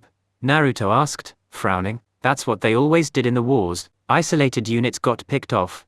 Unified men and women, even outnumbered, were a bigger beast to try and chew. It would normally, but Earth techniques, when they're not defensive, can get pretty big. Just because one of us can dodge it doesn't necessarily mean we all can. Us bunching together in this case just increases the chances of us getting hit by one of the bigger attacks meant for someone else. Or worse, that the Genin can pummel us with coordinated volleys. You think they know elemental manipulation? Ryoko asked. Kyofu shrugged. We do, she answered simply. You think they have their own batshit crazy sensei that teaches Genin high Chunin level chakra exercises? They might. Point taken, Kyofu nodded. Isolation is best in this situation, I think. Naruto's frown deepened. I don't know. The Genin looked, finding one of the Iwa Jounin staring at them. Get out here. It's time to start. Confused, but obeying, the Genin marched out of the front lines of the crowd, following the Jounin proctor as he led them to the center of the ring. Naruto and the others could now get a clear look at their competition. -0. What are you doing here? Akatsuchi had never seen Kuro-chan stand so very stiff. A metal rod would have had more curve than her at the moment, or him for that matter. Both children turned, eyes trailing up to find the stern face of Kitsuchi glaring down at them. Weren't you forbidden from leaving the estate for the duration of the exams, young lady? We just wanted to see, she defended. I wasn't planning on doing anything, honest. The Jounin's jaw twitched beneath his skin, turning his eyes towards Akatsuchi, his daughter's partner in crime for half their stunts. And you, aka the boy, opened his mouth to speak when Kuro jumped in again. I went to go get him, she barked. More than likely he went to get you out of that house. His daughter had been absolutely miserable for the past month, but her misery of being locked indoors was only overshadowed by her self-loathing at having Inoki so angry with her. The old man had been furious, and rightfully so. Kurotsuchi had risked a flat-out open war, but more than that, she risked her own life. Even if she didn't fully comprehend the ramifications of her actions, it wasn't something the old man could do anything but get angry at, child or no. Still, a month of not leaving the house along with the other punishments leveled on her would drive anyone crazy. He supposed an hour or two wouldn't exactly spoil the girl, or spark the 4th war. Stay here, don't move. Once this is done, you're both going with me, back home.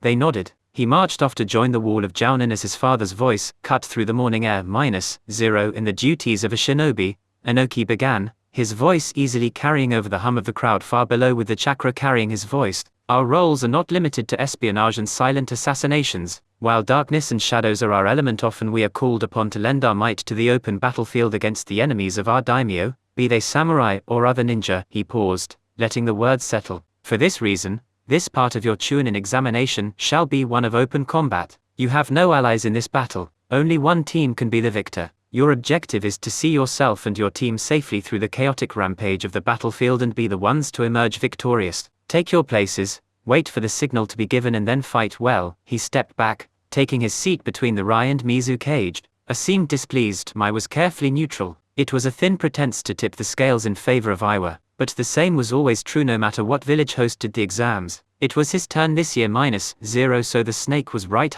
We really are gonna have to fight them all. Naruto frowned. Ryoko nodded. Yeah, I get ya, kinda hoping to avoid this headache too Yay, he grumbled. He was still going to win. He'd be damned if he lost to Genin, after everything he'd been through, but it was still gonna be a tough fight. They made it to their corner of the makeshift ring. Going clockwise from their left there was an Iwa team, Haku's team, a Kumo team, an Iwa team, another Kumo team, and finally the last two Iwa teams before coming back around to them. The proctor made it to the center of the ring. Are all the teams ready to begin? He panned his eyes around him to see if there were any objections. Take note that this is your last opportunity for any last-minute preparations or objections if you're injured or ill. -0, come on, start already, Kurotsuchi growled, glaring out from where she stood between Akatsuchi and slightly behind her father. Who do you think's gonna win? I heard those two from Kiri are really strong. Will win of course, she scoffed as though it were obvious. Why are you so sure though? Because aka she huffed. We've got more teams. That Kiri team isn't even complete. The Leaf team have a pip squeak for a third member and the Kumo teams are nothing special. How do you know? Shut up, I just do. What was the word? Posturing? Kitsuchi threw back helpfully with a smirk over his lips. Yeah, that, I am not. -0 double quote begin. The proctor jumped back, towards the edge, vanishing from the center. For a while, no one really moved. Then, with little more than a smile and a wink as a warning, Naruto took off to their right, making a beeline straight for the two Iwa teams. Hey, how many Iwa teams does it take to take down one Genin? He laughed, all but frolicking towards them. Kyofu and Ryoko nodded. Evidently Naruto was determined to take the lion's share. They'd have to be quick with theirs. He was strong, but he was still only 6. The two girls split up and rushed their own enemies. -0 Kisame laughed. Now that kid knows how to have fun. It's arrogant of him, snorted, casting a sideways glance towards Orochimaru. I expected better from the so-called death dealer. Was it brash tactics like this that brought you to heal Inoki? Kowtow snorted in laughter. The man was bold, but to criticize brash tactics when he just insulted his host and another dangerous shinobi was rather bold-faced by anyone's standards. Orochimaru couldn't look more bored. -0 Naruto smiled as he swerved mid-run, avoiding a hail of thrown shuriken as he rushed headlong into the 6 Genin. The first one that reached him tried to kick. The blonde rolled beneath it, came up behind the boy, latched onto his back like some demon gremlin from hell, climbed up higher, using chakra to keep himself in place before he solidly boxed the Genin's ears. The slap of his hands and the additional wind chakra he'd infused into his palms rushed into the ear canal and instantly ruptured the eardrums and disrupted inner ear functions. The Genin screamed, clutching at the now bleeding ears before tripping over himself, the vertigo hitting him a second later as he tried to hold down his stomach. Naruto laughed as the other Genin shouted out their anger at the injury of their teammate. The whole group attacked this time. Naruto grinned, tensing his muscles as wind chakra danced around his limbs, a gust picking up around him before this side of the ring was blanketed in a dust storm, swallowing the 7 Genin instantly and hiding him from view. -0. Up above, Kisame was giggling under his breath like an idiot, snickering through his teeth. Boxed ears, haha.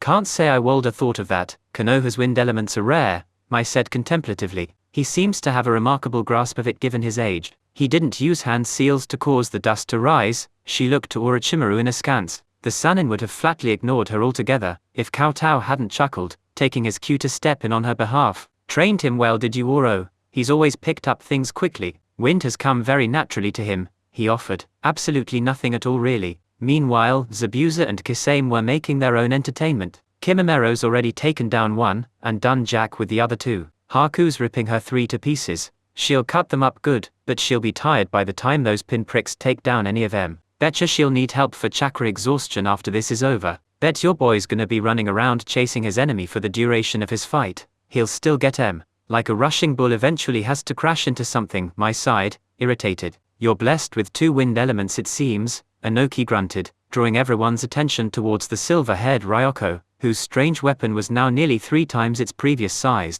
4 razor-sharp blades spinning rapidly in her hand as she stalked the 3 Iwa Genin in front of her like prey. The girl's weapon spun almost languidly in her hand. She seemed confident, and while that could definitely be true given that it was a genin, it could just as easily be a blustering bluff in the face of 3 opponents. If she waited very long, the genin might come up with a decent enough strategy to attack her with. Luckily, Ryoko was never known for her patience. The silver-head leaf genin rushed forward with a battle cry, a length of ninja wire tied around the center ring of her weapon as she swung it around like a massive guillotine at the 3 Iwa genin that scrambled to get out of reach. -0. Inside of his self-made dust bowl, Naruto grinned as he formed set of seals. -0. Kyofu cursed, abandoning her hand seals for her fire technique to block one of the genin's approaching kicks, lashing out with her own. The genin dodged before his friend came around to strike at her exposed side with a kunai. She contorted her body, wincing as the muscles in her back made their protest sharply known before reaching around and latching onto the boy's wrist, twisting harshly before yanking him forward and all but shoving him into his friend.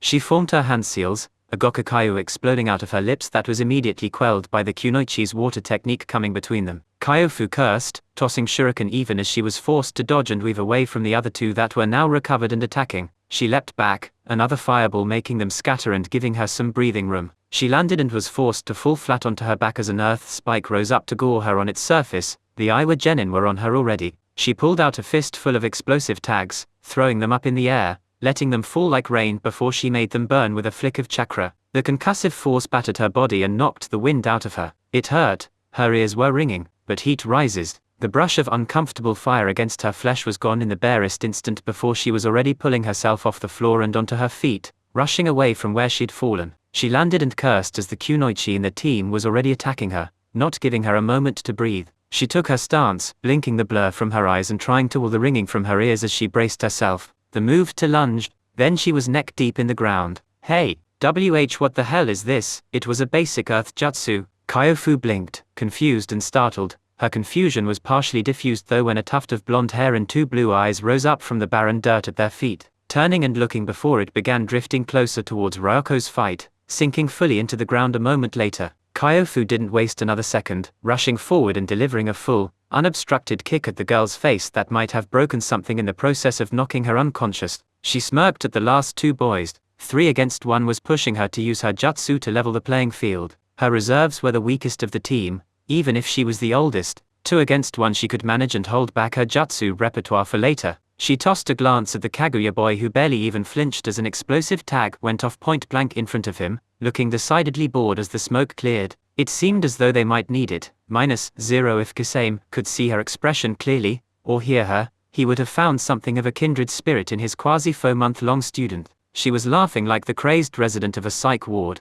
The weapon was swung up and around, over her head and breast. The massive wind shuriken forming a dervish of razor-sharp blades that battered aside their kunai and projectile weapons with howling gusts and kept them far, far away as they tried to gain enough distance to not be threatened by the thing. It was only when she felt sweat trickle down her temple that she realized just how much chakra she'd been eating up. Instantly, she pulled the weapon back, beginning to feel the edges of weariness eating at her as the adrenaline began to taper off. The other genin pounced, seeing her relentless assault finally abate. If it wasn't for the fact that they'd wasted most, if not all their kunai, shuriken and a few explosive tags trying to get to her beforehand, she might have been worried over having been drawn into a trap. She gripped one end of her weapon. The coating of wind chakra over it now was gossamer thin, not enough to drain her but enough to give the weapon enough of an extra bite to make it worth more than its awkward, unwieldy nature. The first boy threw shuriken that she battered aside with a swing of the 4 blades in front of her. The second genin was a split second after his friend, throwing his weapons in such a way to tangle her own with ninja wire. Several were sliced right off. Some did take hold in parts of the weapon she wasn't focusing her energies on though. The third landed behind her, weapons drawn to drive them into her shoulders. She let go, stepped back into the swing so it was his forearms that struck her collarbones rather than his blades. She focused chakra into the back of her head and threw herself back. Her smile was vicious at the feel of warm blood at the back of her head and the satisfying crunch of bone and cartilage. She reached up, grabbing one wrist before pulling it forward and down, crashing the elbow against her shoulder with a solid impact that, while not breaking the tough joint, certainly hurt, making him drop the weapon with a scream. The other 2 genin charged at her. She reached into her pouch, drawing a handful of shuriken, cutting her hand in her haste. She held on tight though, and threw them at the genin, wind chakra infused into them. One of the boys ducked, forming hand seals before slamming his hands down on the ground. 2 earth walls sprouting up between them and the shuriken. The bladed stars struck the stone, nearly going straight through the packed earth. One genin, The one that had formed the technique was unaffected because he was crouching. The other, standing at his full height, got a face full of dirt and dust as the shuriken speckled it in his face with their near exit. He coughed and sputtered,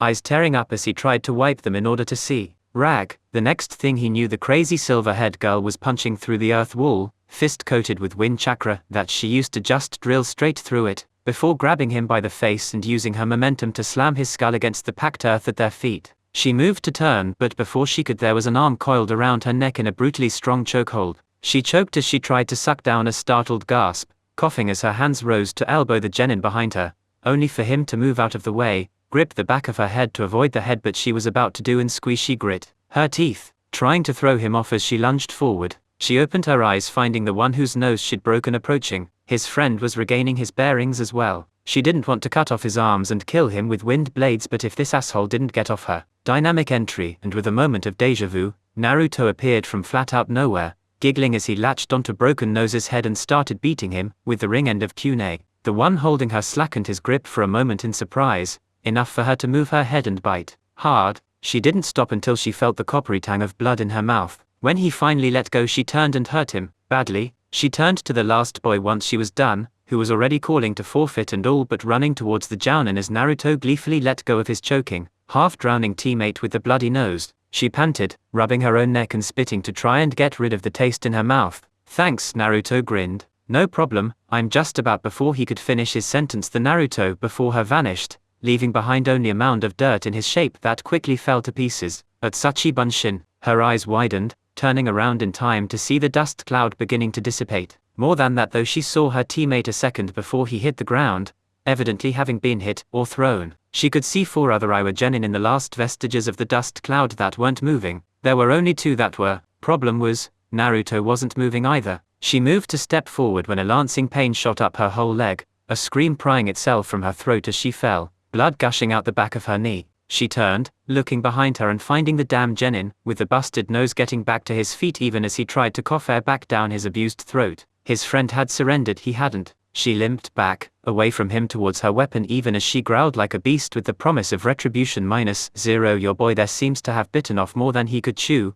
Anoki pointed out, unable to keep the glee from his tone. He chewed plenty, A was quick to point out. Helping his teammates and taking down 4 genin isn't exactly something to scoff at. The girl was careless though and too impulsive. Not chunin material as far as I'm concerned. Kid could take a punch last time I checked. Kisame was frowning. Was he hit by a mule or something? Kowtow sighed through his nostrils. The team had put up a good show, but their victory always had the odds stacked against them. He looked up to see if he could get a read on the Sannin, only to find the man as bored as when the fight started. He turned his eyes back towards the fights, watching as the 2 Iwa genin marched forward, one wobbling unsteadily on his feet, the other much more easier stride. The probable culprit. He could only repeat the mental mantra of get up as he watched the blonde lump on the floor remain unmoving. To his surprise, however, before the genin could finish crossing the distance, 5 shimmering mirrors of ice hovered between them and their target. The dome that had surrounded the careless Kumo team vanishing in wet cascades. -0 Haku's image appeared in the mirrors, as they surrounded the 2,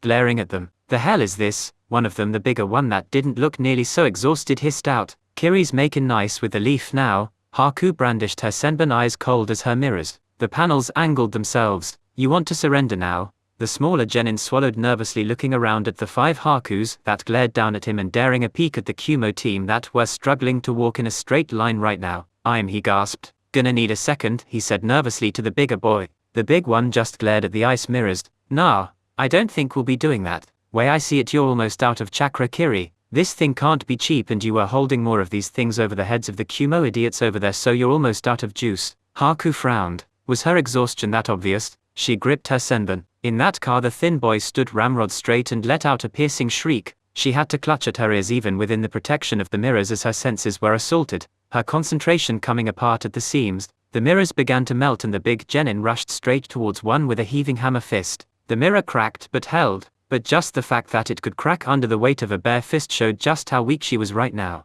She looked up, ears and nose leaking blood as she forced herself to focus. A mirror shifted and she jumped. On the way, her foot smashed into the screeching genin's face. She was sure that the burning pain she felt lancing up her ankle wasn't normal. The impact threw her off course, her mirror coming apart. She was forced to hit the ground. When she rolled to a stop, finding her limb twisted at the sheer speed she'd been flying at when it came in contact with the boy's face and the searing pain that now made itself known. She came to the simple conclusion that it had been sprained, rather badly at that -0. What the hell was that? Zabuza growled, stalking forward to the edge of the platform. 1 second Haku had been preparing her attack, the next the whole thing had fallen to pieces with her flying out of one mirror to hit the ground. "Don't get your titties in a bunch," Kisame drawled. "She's fine." For the first time Orochimaru shifted his expression. Chuckling softly, he drew the eyes of Kowtow, A and Mai. "Are the Otasori clan? And here I thought they were wiped out along with your would-be Abure Minoki-san. Keeping an ace in the hole, eh? What the hell are they and what did the kid do?" Zabuza hissed. "They bend sound," Orochimaru answered simply. He'd encountered one member of this clan in the early days of the war. The ability had made him tinker with the idea of something that could do the same. A seal construct housed in a gauntlet perhaps. "We heard nothing. Your girl, and more likely than not, Naruto as well, received a full, agonizing assault on their senses. The boy's uses, crude, from what I can tell but effective in terms of raw power," Inoki sulked. After the death of virtually the entire clan in the series of battles known as the Bloody Marshes near Ame where they'd fought Hanzo the Salamander, the fact that they still had a handful of surviving members was a fairly decently kept secret, one that they'd been planning to keep from their greatest enemy as long as possible. Now that was out of the question with Orochimaru so easily identifying the bloodline. The note was a simple thing really. 5 words, scratched onto a slip of paper in his father's sharply angled handwriting. "Don't kill or cripple them." His curiosity was raised. The sole purpose of his being here was in case the Konoha team won. His job was to kill the 6-year-old child of Minato Namikaze. He was under the surname Uzumaki, but that was a paper-thin shield. Anyone that had ever laid eyes on the SS rank monstrosity that had been Konoha's Yellow Flash would see the family resemblance here. If his father was now recanting his orders for killing them, something big must have gone down in the box. He'd have to ask later what it was. Crinkling the page up in his fist, he tossed it to the side as he looked up towards his father. Then he looked at the proctor and nodded. Accordingly the Chunin spoke up. "We apologize for the delay. The final portion of this Chunin exam will now commence. Konoha team, take your places please." The team shuffled back into the field, the silver-haired girl limping badly on a leg that had been hastily bandaged by the mednin. He pulled out a single kunai blade, eyes fixed on his 3 targets as he waited for the proctor to signal the start. -0. "Heard of your son?" Zabuza drawled. "One of your best, or so I've heard he is," Inoki answered. "Isn't that a little overkill then?" Mai ventured, eyeing him through a sideways, narrowed gaze. "Surely any jounin would do." "Possibly, but I'd rather not embarrass my village by placing a jounin that had a chance to flat out lose. If the winning genin team was truly exceptional, it was a practiced excuse, but a valid one. With clients watching, the very last thing any village would ever need was having one of their elites get thrashed by a mere genin of any other village. The 3-minute mark was the victory any team should pull off if they managed to do so." Kowtow adjusted his weight on the seat, shoulders tense. Orochimaru stood placidly beside him. The daimyo could say the Sannin had the single greatest poker face he'd ever seen. One would never guess his life was now dangling by the thread of the skills and possibility of 3 genin surviving an elite jounin for 3 minutes. -0. Begin. The words were barely out of the Chunin's mouth before Kitsuchi was behind Ryoko, his open hand thrusting forward to drive the tips of his fingers into the wound at the back of her knee. The girl howled. It was a sound of bloody murder that deafened her teammates as she fell onto one knee, the wounded one giving out. Kitsuchi moved to kick her in the side of the head when Naruto did a leapfrog jump over her, latching onto the jounin's limb and throwing him completely off balance. The man stumbled and was stabbed with a kunai in the leg, only for the limb and body to be replaced by a log. Above, Kyofu shouted as a shadow grew over their heads. Naruto looked but was blinded by the noon sun's glare, barely even seeing the outline of his enemy before he turned his eyes from the harsh sting. "Scatter," he yelled, and they each rushed to get away, or tried to. In Ryoko's case, the girl barely got 1/3 RD of her normal distance she would have with her wounded knee. She had barely landed before a shuriken found its way into her shoulder. This time she held back her scream, tears of pain leaking from her eyes as she roared, turned and with the mightiest heave she could muster, threw her weapon. 4 spinning wind blades exploding from the 4 tips to cut anything that got in their way. He swerved to the side, avoiding the blade with laughable ease. 4 of the ninja at the edge of the field behind him formed several earth walls, with the wind blade slicing its way through more than half of them before coming to a stop. The jounin rushed her. Kachaya's no jutsu. There was a cloud of smoke off to the side and a blindingly fast tail whipped out of the smoke, buffeting her with the brush of air of the strike and looking to hit Kitsuchi with a blow that could cut the man in half. The jounin barely broke his stride, jumping up and over the tail in a smooth roll, getting to his feet just half a foot in front of her. She drew one of her knives when his foot lashed out, blindingly fast, and struck the side of her wounded knee again. The pain made both legs fail, blinding in its agony. Her vision swam as she nearly threw up. The already throbbing injury became the center of her awareness, and the kunai blade that ran her hand straight through to nail it to the ground seemed like background noise by comparison. There was the heat and glare of fire over her head and in front of her face, and the next thing she knew a shadow was blocking out the glaringly bright sun. She groaned in pain, half sitting half laying on the floor, her hand, shoulder and leg pooling her blood over the dirt. Ryoko-chan. She looked up, finding Naruto's worried face looking down at her. She swallowed, moistening an all-too-dry throat. "I'm not feelin' so good," she whispered as her vision darkened and her eyes rolled into the back of her skull. -032 seconds. Koutao's face was grim, his beard framing a mouth set in the faintest hint of a scowl. "Nice Naonya Sanin," Kisame snickered. "Think the old man came out ahead on this one?" Inoki's smile was a baleful, gloating thing as he watched the field below, sparing a glance at Konoha's S-class shinobi. If there was one thing he'd credit the pale ninja with, it was a good mask for his emotions. If he didn't know any better, he might have believed the man was genuinely bored. -0 Naruto glared at Kitsuchi, face losing the last vestiges of levity and humor. He'd fought alongside the man in the war, but if he wanted to play hardball and hurt his friends, then they'd play hardball. It was a version of the game Naruto had become very adept at. Beside him, a horned lizard as tall as a horse and twice as long, hissed and lumbered forward, armored scales and razor-sharp claws glinting. Its neck bulged out like a croaking frog before it roared, a pressurized stream of boiling oil exploding from under its tongue as Kyofu breathed out a Kaiten jutsu in front of it, the oil taking up the flame in an instant, turning a chunk of the battlefield into a roaring inferno with a blindingly bright flash. The Jounin leapt back, out of range. Then Naruto added a Futon, Daibakyuha to the mix. The furnace turned into hell itself, the blast of fire expanding to gargantuan proportions and specking flaming droplets of oil out like a rain. Kitsuchi's surprise was evident on his face before he hastily formed an earth dome to protect himself. The crowd screamed as other Jounin nearest the blast had to use their own defensive techniques to guard the crowd. Naruto formed 8 mud clones at his side, spreading out his senses with nature chakra to feel out Kitsuchi's energy now that he'd lost sight of the man.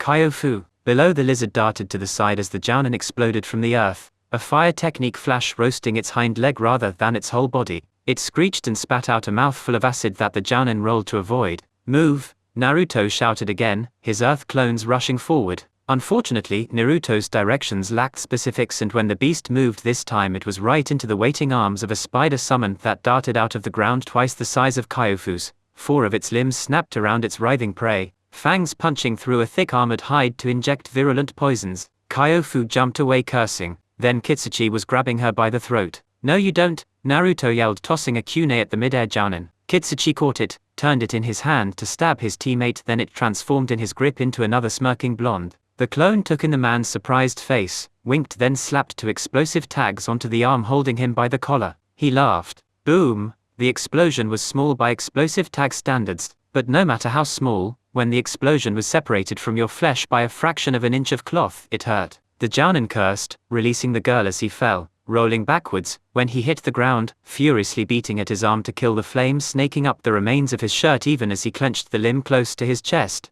Nasty burns and a weeping, ugly wound with black burnt flesh and soot-covered skin around its edges covered his inner forearm and bicep. It hurt like hell. That last part might have been rather obvious due to the Jounin's muttered cursing. "Son of a motherfuck," he looked up, finding the blonde clones pressing their attack, the original, or what he assumed was the original, rushing towards the girl that had landed rather hard on her side. The first clone tried to lunge and Kitsuchi stomped 1 foot on the ground, a spike of dirt spearing up and goring the bunshin, that crumbled into more earth. The second and third one came at him as one leaping, the other coming in low. Kitsuchi ducked, sliding in a half spin on the ground to kick at the one that approached his legs with a brutally solid blow that sent the thing reeling. He reached into his pouch with his uninjured hand when, from the ground, a clone formed. It didn't emerge from the dirt, it literally formed right under his nose and delivered a powerful uppercut. He bit his tongue with that, cursing in pain and surprise. That kind of skill with a bunshin shouldn't be possible for a 6-year-old, especially one that wasn't even paying attention to the fight. He rolled, forming a one-handed seal out of necessity, cursing the extra chakra it was eating up as he formed 3 of his own clones that charged at the blondes. The punishment Earth clones could take should buy him some time. -0 Ahoho, eh?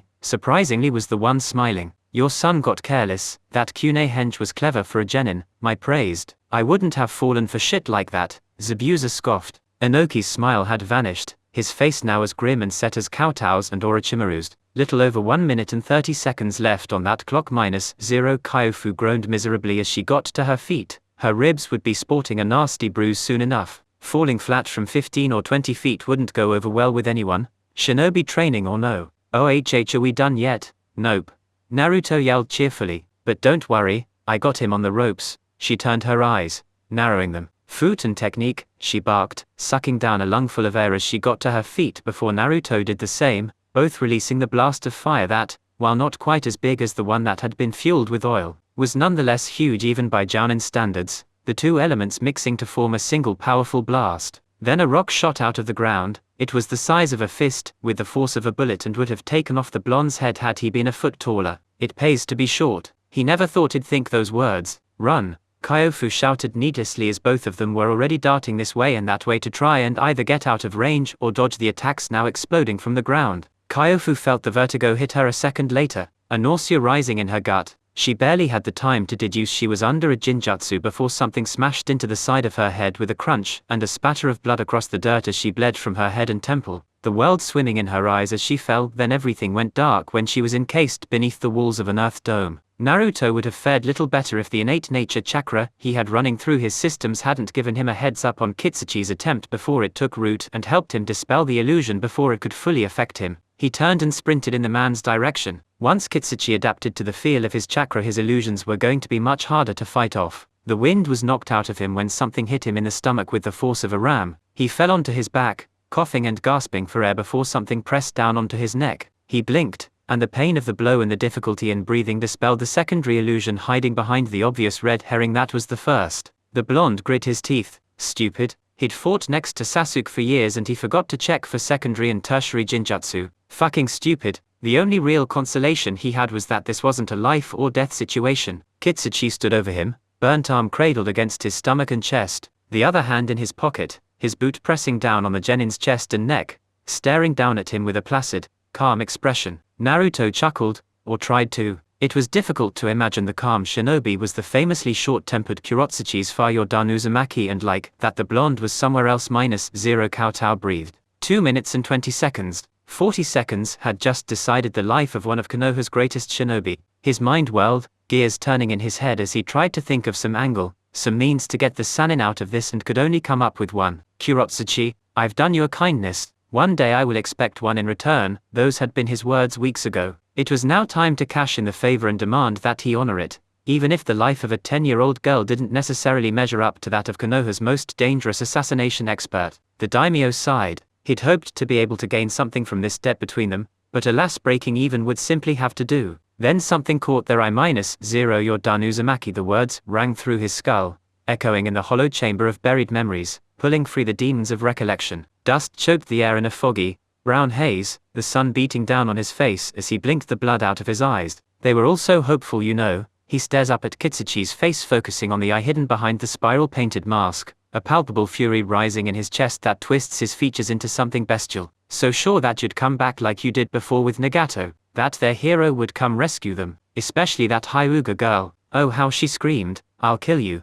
The words are a hiss, a promise that burns the back of his throat with acid as he stares into those cursed eyes. You'll try, but you'll fail now, just like you failed them. The Rasengan forms in his hand before he can think, swirling and glowing with a palpable light. He sees Toby recoil, pull away in alarm as he lunges. -0. Not even the Sannin's ability to hide emotion can fully mask his surprise, taking a step forward as Inoki jumps to his feet, cursing and howling. "I knew it," he screams. "I goddamn knew it." The Iwa Jounin moves, dodging, forcing the attack to hit the ground in an explosion of shattered stone and upturned dust that swallows them both, before they see Kitsuchi flying out of one side, landing in a crouch. A moment later, the dust cloud is dispersed, and none of the people in the stand can keep themselves from rising to their feet. Orochimaru's mouth falls open. Never in all his life, even when Minato was alive, had he ever even heard of a wind Rasengan. -0 to -0. What is this? Were the words drifting through Haku's mind? The wind battered them both, looking to drag them into the swirling vortex held above the genin's head. It was his expression, though, that caught her attention the most. Until 10 seconds ago, she could never imagine little Naruto's face twisted into something of such hatred. Kimimero grunted, one hand held up to his eyes. This shouldn't be possible for a genin. With barely another moment's hesitation, the bone wielder picked her up. "We're leaving," he said, carrying her away and through the crowds, some of which could recognize that this was quite possibly a greater danger than the thin line of Jounin at the edge of the ring could handle should it get out of control. She couldn't really protest at the manhandling like she did with Kisame-sensei -0. You tried this before, are you running out of tricks? Shut up. His voice is strained, the memory that has overtaken his mind doesn't register what he is now, a child, one without the chakra or physical development to endure a technique that could cut a man down at the cellular level. He throws it, screaming as the bones and muscles in his arms snap and tear, the skin parting into bleeding smiles. The raisin shuriken tears across the open field straight towards this apparition of his hated nightmares and passes straight through him. He doesn't see nearly every Jounin converge in front of the path of destruction to form their earth walls, doesn't see Kitsuchi leap away, or when Orochimaru leaps down to pull Ryoko out of its path. He doesn't even see the explosion that knocks the civilians down with the shockwave and nearly topples the towers with the concussive force. All he sees is that mask. That goddamn mask. You can't beat me. Uzumaki and Naruto promised the opposite even as he cradled a broken, bleeding arm, the haze of memory clearing. I'll kill you. I'll fucking kill you -0. That's time. Kisame's laugh brings Inoki out of his shock, blinking, heart pounding against his chest as the words sink in. What? He rounds on him. The shark man is smiling. He points. Time, and the clock is still running, red numbers changing, literally, with every passing second. 3:09, 3:10, 3:11. Congratulations. A is the one that remarks, you just signed away your son's life. The words are like a slap to the face. No, he denies. No, he lost. We all saw it. It was the match was never called. A drawls. Next time tell your proctor to be faster when your son has a genin under his boot. He feels a pit forming in his stomach and the bile rises to the back of his throat. His face is pale and he suddenly feels violently ill as his heart pounds against his chest. I granted you a kindness once before, Inoki. Kowtow's voice is serious, and when he looks to the man the expression on his face is like that of an adult disappointed in a petulant child.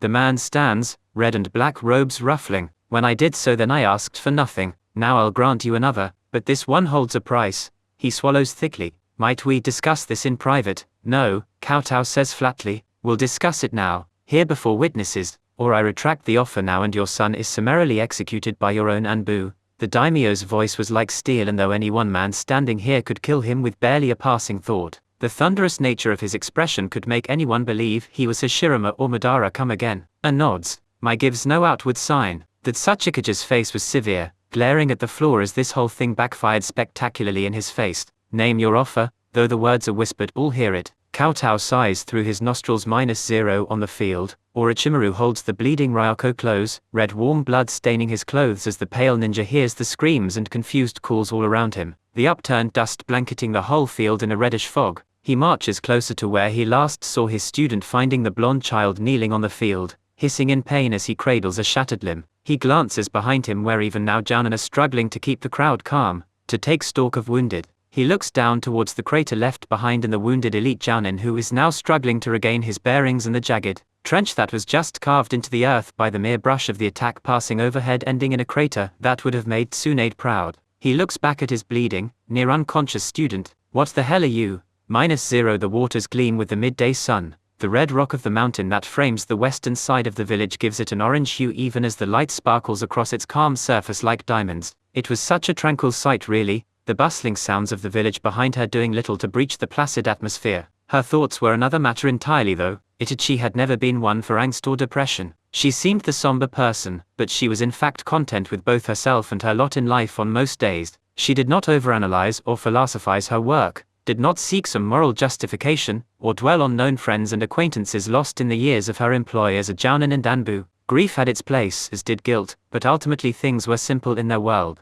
Everyone died. Be it friends, or enemies, people were going to die in these little, everyday wars the ninja villages held against one another. It was unavoidable and simply a necessary byproduct of the way their society was formed, but this was something that did weigh on her, had been weighing on her since she learned of it. Rebellion, one where she was to be the tip of the spear. Was she strong enough to outright defeat Hiruzen? Perhaps. Already she was strong enough to defeat Hatake-senpai in half their bouts. Outside of him, there were very few others, if any, that could lay a claim on being a challenge, but Sarutobi, the man, had been known as the god of shinobi, and with good reason. Even on her best day perhaps was the best any could hope for. Not only that, but Sarutobi was a good man that was also Tobirama's student, and Tobirama's hatred of the Uchiha ran deep enough to infect Sarutobi, Homura and Koharu. The three didn't trust the Uchiha, relegating them to base roles within the village, Platitudes that displayed favor to the world, but were really just another means of control, of stunting the clan. They gave them a corded-off piece of land to build their homes, away from the village proper, nearly isolated, walled off to keep them corralled, whereas the Hyuga were nearly in the heart of Konoha proper.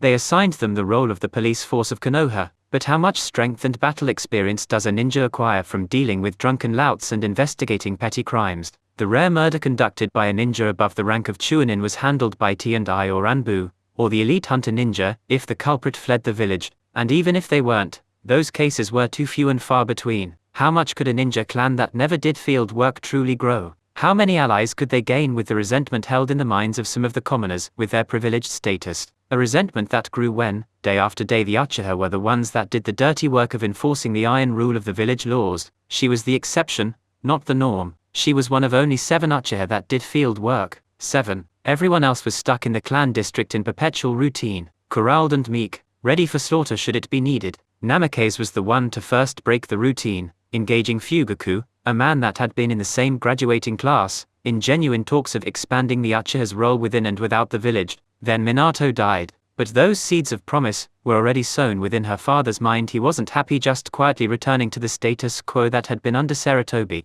And after being rebuffed by Sarutobi once the older man was back in office, left a galling, bad taste in his mouth. That bad taste had malformed into resentment, and from resentment a quiet hatred. And now here they were, with him plotting to overthrow the Sandame. What then? Take control of the village, subdue other ninja and clans that would no doubt rise up against the unwarranted attack from the Uchiha. They were a clan of 200, a third of which had never even held a knife. The other part of them that had were men and women that were part of the police force. They were not capable of besting Jounin or Anbu, but in her father's mind Sarutobi, Homura, Koharu and Danzo were the 4 stubborn walls that stood between the Uchiha clan and something better than these worthless platitudes and measures of passive-aggressive control. And he was probably right on that regard. But to think that, after an act of overt hostility, the negotiating table could be taken up. Sarutobi was too well loved, and with good reason for the most part. The sheer mob of people that would be seeking their blood would be enough to overwhelm him, no matter how many allies he had or had not secured to help in this coup. He had to Itichi. She blinked, placing a gentle smile over her features before she turned, finding little Sasuke running towards her, beaming. Sasu-chan, she let out a small laugh at his scowl. He doesn't like the name. Naruto hadn't liked Naru-chan either. How was your first day? She asks, turning to face him fully just before he hugs her waist. It was good, he says quickly before looking up at her. But you promised to help me practice shuriken throwing today? She nods, smiling. I did, didn't I? -0 it is later, after the children are taken by the med nin, after they're treated and cared for, that the Sannin finally finds an adequate moment to demand his answers. The hand that clamped down on Naruto's broken wrist and twisted jostled him firmly out of the fugue of the unconscious world. He would have screamed if not for the other hand that fell over his mouth. Now, I'm going to ask you some questions, the Sannin drawled, gold eyes glinting. You're going to answer fully. Do we understand each other? The blue eyes narrowed, the ghost of the expression that had forever graced Naruto's features around him since he was morphing into its manifestation of open hostility. The same technique that had brought so much surprise today began to take shape in his free hand. A dead technique Minato had not passed down, that no one knew how to wield, blooming to life in a boy's hand. Orochimaru removed the hand that had been silencing the blonde, now gripping his uninjured wrist with a burst of chakra released into his flesh, disrupting the delicate control, fraying the Rasengan from its perfect sphere into a grinding, flayed array of spinning chakra slivers that soon dispersed. Naruto hissed, teeth clenched and fangs bared. There are only 2 people that have ever known that technique. Both were dead before you could form a coherent thought. He tightened his grip, feeling the bones grinding together beneath his grip. Who taught you? He laughed, a hissing, pained thing through clenched teeth. White hair, dressed like a kabuki, peeped on. He tightened the grip and felt something else snap. The boy groaned. More and more it was becoming obvious that this simply wasn't normal. No child, no matter how well trained, could have a pain tolerance this high. Jiraiya is dead, he hissed. Naruto giggled. I know. Ha ha ha, I know everyone who's dead now. The giggle persisted, morphing into a hysterical mockery as the boy in his grip twitched, eyes turning glassy with pain even as he laughed. Orochimaru bared his fangs. Who taught you the Rasengan? I even know you, he answered instead. Hehehe, I know you. The genin squinted. Oh, but I think you got away. His smile vanished, turning serious. You got away. The laughter returned. That's just so pathetic. He let go, pulling back before tossing a sleeping illusion over him, watching as the boy's eyes drifted shut and the laughter finally died down with him succumbing to slumber, leaving a thoroughly confused Sannin behind. 0 It's later on at night, when he's contemplating whether or not he should indulge in a strong drink like some common imbecile, that he finds himself wondering just what it is he can do now that he's drawn a conclusion as to what is wrong with the boy. He's insane, or at least he should be insane. Fact of the matter is, no one just pulls off a dead technique, or an even more perfected, powerful variant of it on lunacy alone. The boy's behavior indicates some kind of delusion, dementia, schizophrenia or dissociation or something, but he knew those techniques, he pulled them off easily. He ran his tests on the boy, what few he could, re-examined the seal trying to find something that could explain this, but nothing, just like before, could be found. There was nothing out of the ordinary, except of course the 6-year-old that had just displayed a technique that could level a city. Him knowing more than he should was why he'd nominated him for early academy enrollment in the first place, but those things had been skewed, wrong teachings that his body simply couldn't handle, and he'd shown little more, until now, to indicate that there had been more that he'd been taught, especially not more that could be used so effectively. Clearly, these false memories that had been implanted into him were something far more significant than some infiltrator's attempt to cover up his escape after extracting the Kailubi from him. They were also turning the boy insane, if not adding jutsu to his repertoire. The very least he had to do was speak to Sarutobi about this. This situation was very much unprecedented, and one of the most tight-lipped secret Konoha had at the moment was that they had no secret weapon. The more people involved in Naruto's life or mental health were more people that could let slip the secret. Well, at least now they wouldn't have to worry about Iwa for the foreseeable future. Still, in regards to his sometimes hostile student, he was truly at a loss, not just because of the strangeness of the situation, but most especially because he didn't really comprehend the root of the cause. One doesn't exactly take a course on how a lifetime of false memories can skew the psyche of a developing child. The doors open, admitting Kowtow into the residence's common area. Orochimaru looked and nodded over his shoulder. The man took in a loud, deep breath through his nostrils. I was very impressed today, he said, marching over to one of the more comfortable seats, the one the Sannin himself had been eyeing before the daimyo decided to plant himself on it. The serpent breathed. They did very well for their skill level. He marched back, sitting down on a different seat as well before his fingers came up to massage his right temple, trying to rub away the headache that had been pounding away for hours now. They did well, the ruler of Haino Kuni agreed before leaning forward smiling. But, truthfully, there was someone else that impressed me more. Orochimaru raised an eyebrow, his curiosity piqued. Oh, Kowtow nodded. There was someone there, you see. Someone who looked out on that field with little more than bored disdain. Even when his life hung by a team of children to fight for 3 more minutes against an elite, the man smirked. Could you imagine my surprise at that? Someone that could stare near certain death in the face in such a calm way. Someone that could hide so much. Well, that's someone to be impressed with, don't you think? Who knows how dangerous that man could be? Orochimaru snorted.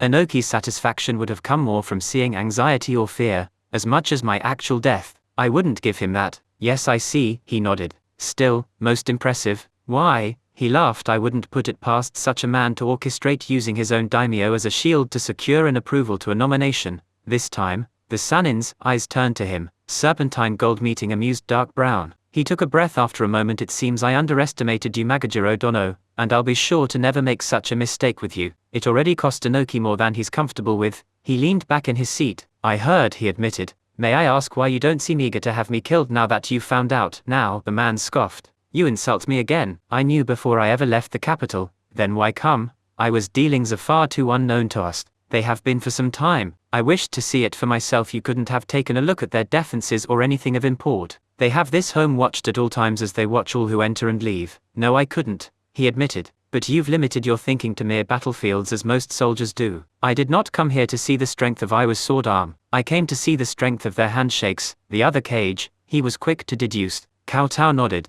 Now we can see that Kumo is as hostile to them as they are to us. How Kiri is reaching out by venturing across the sea and hundreds of miles of land to attend a single genin team. No doubt it was to open negotiations for trade as they've done with Konoha. They need money. Some of those rumors of civil unrest must be true. This is all information we can use. Knowing how few allies Iwagakure has to call on is a major boon. I used you, but it was you who used me. The serpent couldn't help but chuckle at the fair play. Move your enemy, do not be moved by him, the man quoted. They fell into silence before Orochimaru breached it. How will you proceed now with your information and your unusual demand of the Tsuchikage? All in good time, he laughed. You're privy to more than most. Be patient. The pale ninja said nothing for a moment before. He may very well try to kill you for this, Kowtow chuckled. He will try, -0 G's princess. What'd you do to your arm? Toss it in a meat crusher, Ryoko asked. looking at the cast that covered Naruto's arm from wrist to shoulder, flicking her finger against its surface. The doctors had put it on this morning after they deduced the boy had thrashed enough in his sleep to hurt himself all over again. I heard about the attack you did,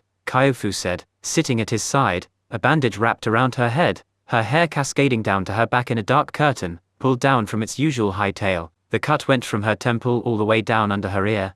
Even with the healing chakra that had stitched the wound back together, the white outline of a developing scar was still clearly visible. Did Sensei teach you? Naruto laughed, scratching at the back of his head, his recollection of the events after Kitsuchi stepping on him, but he did remember a raisin shuriken and at least a few bits and pieces of the Sanin's late-night visit. It's just something I've been working on myself. Doesn't look like I mastered it though. He shifted his arm for emphasis. It just has too much of a backlash, I guess. You still bought us the time we needed to win with that from what I hear though. I'm not sure when I went down, how much time was left. I think it was around 30 or 40 seconds. I'm not really sure we got lucky. Kid sir, that Jounin is one of Iwa's best from what I hear. You can say that again. How long before they said you can use that arm though? About 2 weeks, he shrugged. For a whole day, Naruto had been wondering just how to strike up a conversation with Kurotsuchi. He never had known the girl well. They fought together. Even once, they'd argued over tactics a day before one of the battles, but he'd never sat down and had a conversation with the girl. There'd never been any time for that. But generally, his impression of the girl, both then and now, were thus: pissed off, proud, standoffish, like sticking pointy things into people she finds annoying. And right now, being the only Iwa native in a group consisting entirely from Hai no Kuni, Iwa's most hated enemy, she was probably even more pissed off and standoffish. So, all in all, he had no idea how to actually breach a conversation with her. So he did what he normally did when uncertain how to approach a problem, bull rushing it head on. Hi, I'm Naruto. What's your name? None of your business, she snarled after turning to him, growling as she waited for the men to finish setting up the camp. That's a weird name, he persisted, hoping the tried and true tactic of persistence would serve him well enough here. Only Sakura had been immune in his experience. Kurotsuchi's lip curled, and he has the distinct impression that if she had a knife on her, she would have made him infinitely more familiar with it. She all but jabs her hand into his chest, pushing him back with every harsh blow as she hisses out her words. Look, Leaf, you're not my friend. I don't want you to be my friend. Get the hell away from me and stay away. She turns and stalks off, leaving Naruto to rub his chest in phantom pain, looking sadly at the girl's back. People need a friend when they're so far from home, he muttered to himself, knowing it to be true. He'd try again tomorrow. Any more today and it might just piss her off even more. -0 The message came to them in the dead of night. The wings of the owl were almost silent. The whoosh of air brushed against Roshi's face as he raised his arm, the beast landing there, allowing him to unfurl the message attached to its talons. The beast flew away, letting the old man's eyes pass over the scratched words on the parchment. Han said nothing. Our orders have changed it seems, he drawled. The armored man grunted. -0 How will you proceed? Koharu asked, staring at his back. If the Uchiha want a battle, then the best thing to do is let them spring their little coup, Homura interjected. Now that we know they're coming, we can prepare adequately and cut down the co-conspirators publicly. Such bloodshed would be too costly, Sarutobi hummed where he stood at the window. Too many injured,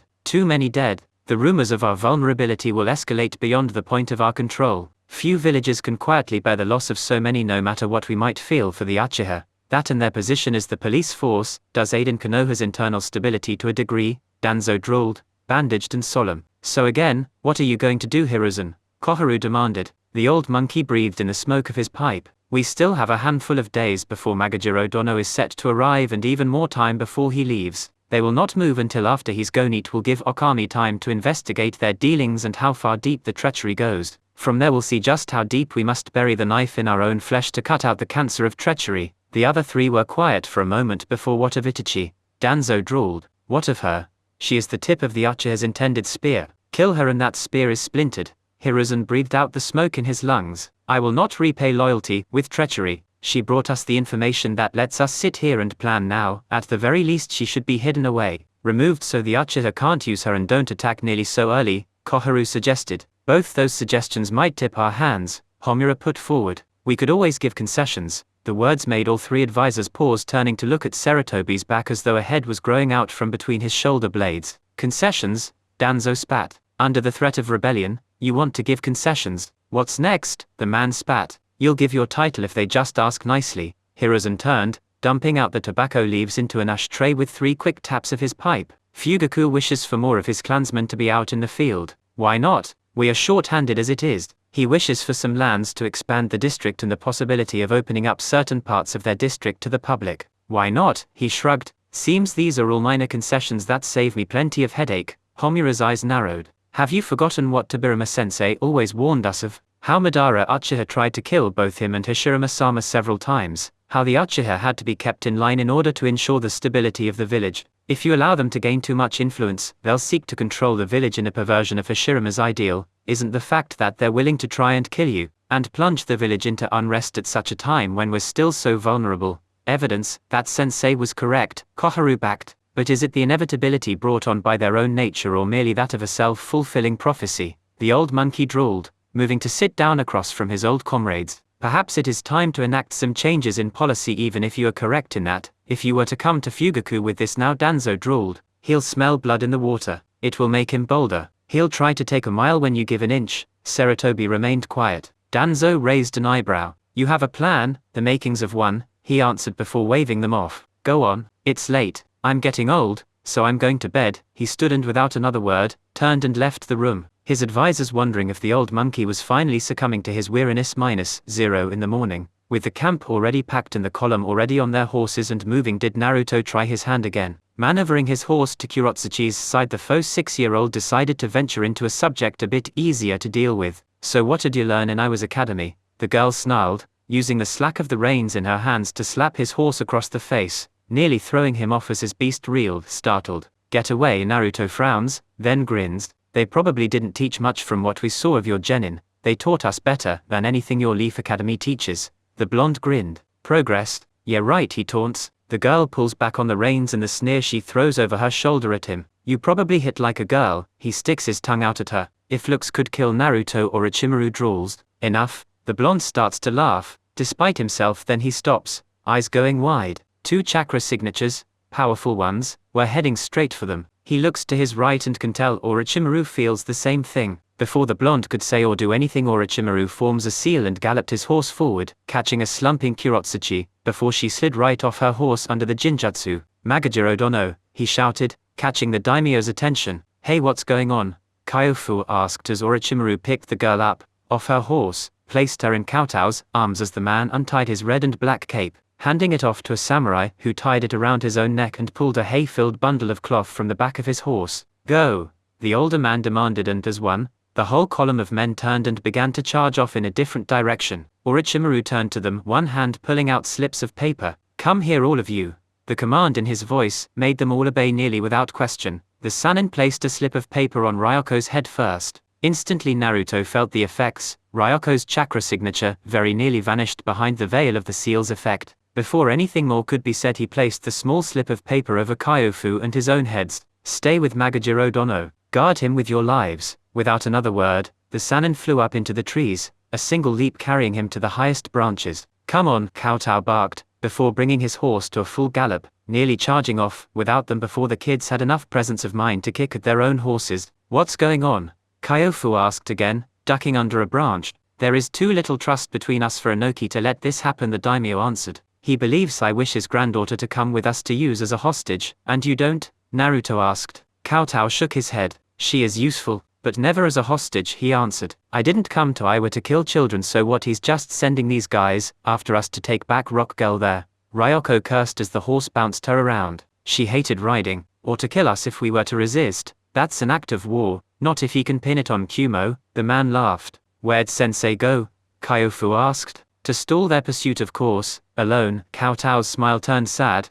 He thought, I risked my life for his gamble. It's only fair he returned the favor. -0 look out. Roshi's words were wasted. Hands crossed over his face. The thick, absurdly heavy splint mail armor deflecting the hail of shuriken with clinks that barely scratched at the cloth beneath it. I'm almost insulted, the snake drawled, his voice echoing around them, bouncing off the trees as the man laughed. Merely 2. I did not think Inoki's opinion of me was so low. Go, Roshi demanded, holding his place at the side of a tree. He's not the target here. I'll deal with this. Get the girl. Oh, I don't think so. A serpent, 3 times as big or as wide as any of these trees, exploded from the ground beneath their feet, its maw gaping wide in order to swallow them both. Roshi formed a seal, ready to spit out a stream of molten rock only for the sound of someone breathing to come up behind him. He turned, raising his hand in a hasty block and cursed when a kunai blade was shoved straight through his palm, the spurt of blood spattering across his eyes and face. A foot smashed into his chest, expelling the air from his lungs and knocking him out of the tree down towards the snake's open mouth. With a brutal,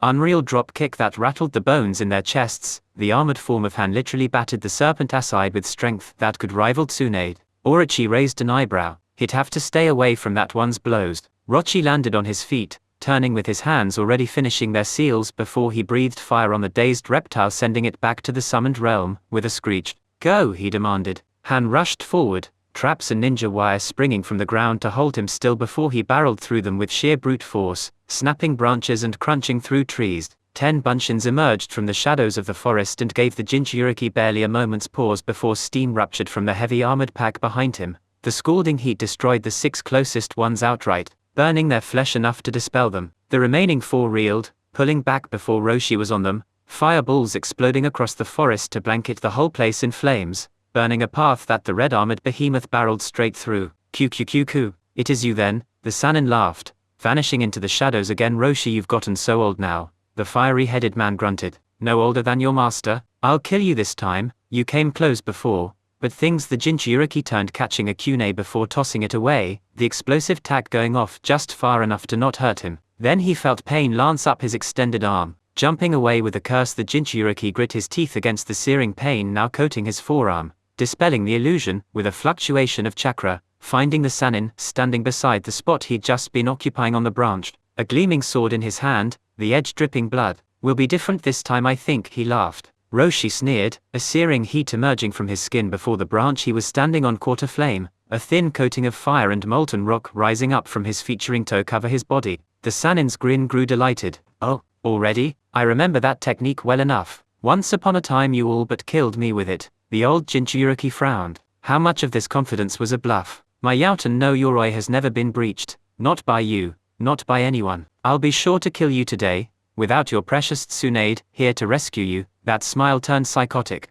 "QQQQ. Let's find out, shall we?" The fire rose up past his neck and swallowed up his face, the whole tree now burning as he charged the pale Konoha ninja. -0 Han didn't so much as move through the forest as much as he simply plowed through it. The man's leaps were powerful, snapping branches under his feet, swallowing a distance of 20 or 30 feet in single, powerful leaps that sent the limbs of trees, twigs and needle-like pine leaves raining down to the forest floor. He wasn't trying to be stealthy, he was trying to hurry. They were only a few miles from Konoha's border. They couldn't afford to do this too close to the village. If any of the other villagers got wind of this, the sanctions would be egregious. They couldn't risk anyone finding out until it was done. Then it'd just be a case of Konoha's word against Iwa's, and the whole situation could be muddled to the point of obscurity. For that reason alone did they wait that long. The window for getting back their primary target, and eliminating their secondary target, the so-called Namake's brat, was absurdly small, a stretch of about 10 miles of forest. That sounded all well and good until one realized it was just 2 men that had to cover 10 miles abroad and more than 30 or 40 miles lengthwise.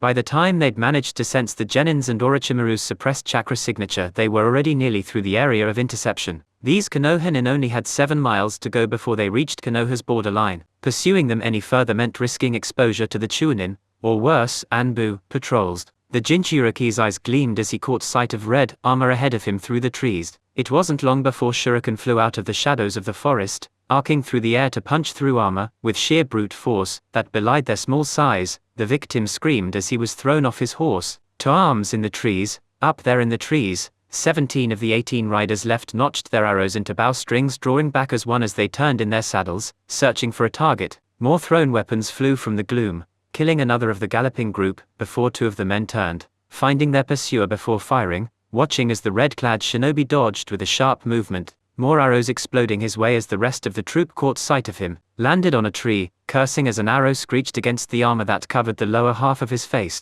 Lucky shot. Steam vented from the engine at his back, a thickened fog trailing behind him as he sped ahead of the group, the thick, heavy blanket of heated water becoming unnaturally thick behind him, swallowing the group whole as they continued their deadhead charge towards the border. The Iwanin came to a stop, drawing free a scroll. 4 kunai were in his hands, tossing 2 to each side, linked together by a thick chain. He listened as they were buried hilt deep into trees. The thunder of hoofbeats reached his ears long before he saw them. With a brutal tug that yanked all 4 chains taut, the Iowanin braced himself as the first line of massive beasts slammed headfirst into them, snapping limbs and necks as the horses flipped end over end with the sudden and unexpected resistance, crushing one rider under hundreds of pounds of animal and breaking another man's leg and another's arm. The Jinchuriki snarled as he found his target, the one with the cape. Then he noticed the hay that was in the place of hands or feet of a 10-year-old girl. His eyes widened. A decoy. 7 men, quick enough to get their bearings, drew back their bows and fired. 3 others charged in with swords drawn. The shinobi fell into the earth and 6 more of him exploded from the ground around the group. Red armored fists with force that could have rivaled Tsunade,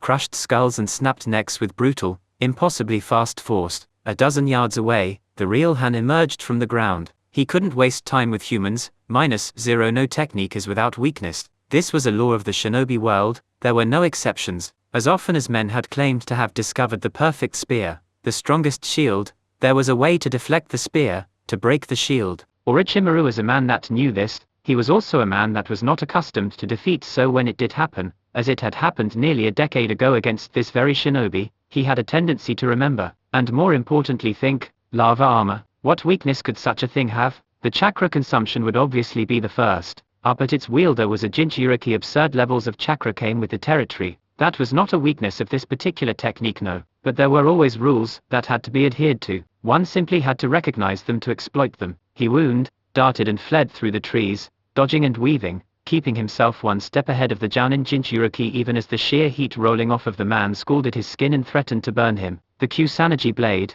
the ultimate weapon of the serpent summons, kept Roshi at bay when he got too close. The lava couldn't burn it, nor could it stop the deadly weapon. It's too bad getting close enough for a deadly blow would be tantamount to lighting himself on fire. Still, Roshi kept closing the distance, time and time again, looking to exhaust the Sannin through the sheer heat. He would succeed if it kept up for more than a handful of minutes. Finally a respite, the Jinchuriki landed on the ground, staring up at the Konoha ninja as the armor peeled back to reveal his face and shoulders. Is this all you got? This is seriously it? You're worse than what you were 10 years ago. At least then you had some balls to go with your shitty fighting. The Sannin bowed at the waist where he stood on the tree. Forgive me, I seem to have gotten lax in my training, Roshi growled, taking a deep breath before lava swallowed him from head to toe again. Orochimaru started counting. Yauten.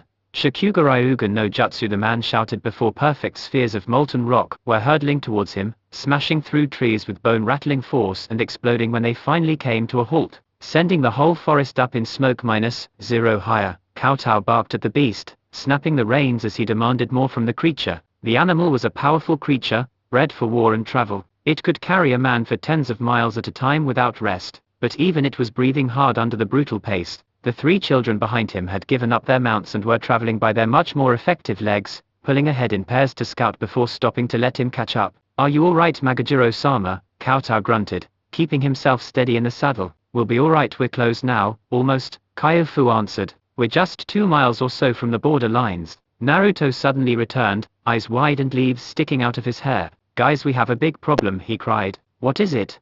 The man asked, snapping his heels against his horse, promising to give it extra water should it not collapse on him. Something's coming this way, one of those big somethings. Oro went to stop. Is Sensei dead? As if to answer the mocha-skinned girl, the sound of an explosion rocked through the forest to the north. Don't think so, Naruto answered. He is busy though, damn it, we just have to get to the border. Naruto blinked. Hey, wait a minute. He stopped. Literally stopped dead on a tree. Kyofu and Kowtow shooting past him in their run as the boy rummaged through his jacket. The two stopped themselves, with Kowtow pulling back so hard on the horse's reins the animal reared up on its hind legs. What the hell are you doing? Kyofu barked, hanging from the side of a tree. Come on, boy, we have no time. Naruto ignored them, sifting through his pockets and pouches at a frantic speed. The daimyo rounded his horse back around, ready to carry both children on the already exhausted animal when aha, Naruto beamed, holding out a pencil-thin scroll and running up to them. Found it? Found what? Kowtow asked. En-chan gave it to me. She said that if I was ever in danger and within 10 miles of the border I could use it. He began to unfurl the scroll. Why didn't you mention this before? Kyofu snarled. Guys, what the hell is going on? Ryoko had finally backtracked enough to reach them. I didn't remember, Naruto answered, frankly cutting his thumb and channeling chakra into the seal array painted onto its surface. It was a month and a half ago. What the hell do you mean you didn't remember? Kyofu screeched, all but baring her teeth. This is pretty goddamn important when heading to Iwa. What are you all yelling about? A pulse of chakra bubbled out from the seal array. For a moment, nothing happened. Then, the faintest echoes on the edge of his expanded awareness started coming closer. He grinned. We got backup coming now. His grin fell, however, when that presence that had been approaching them suddenly sped up. Evidently that distressed seal wasn't limited to Konoha sensors. Run! Kowtow turned his horse. Kyofu and Ryoko took to the trees above. Like a dog snarling at their heels, Naruto could feel that Jounin gaining at a frightening pace. -0 Orochimaru cursed. Between the flames and the lava-coated Jinchuriki, the heat was going to become overwhelming soon. It was getting difficult to even breathe. Nonetheless, Sannin kept counting, running as far as he could from the suffocating flames. His foot landed on a branch that promptly gave way beneath his weight. Shifting, his feet latched onto the bark of the tree in reflex, but before he could gain his bearing, a lava-covered foot smashed into his chest. There were very few forms of pain he'd experienced in his life that could compare to the sheer agony of something at a temperature of 2,400 degrees burning through his chest.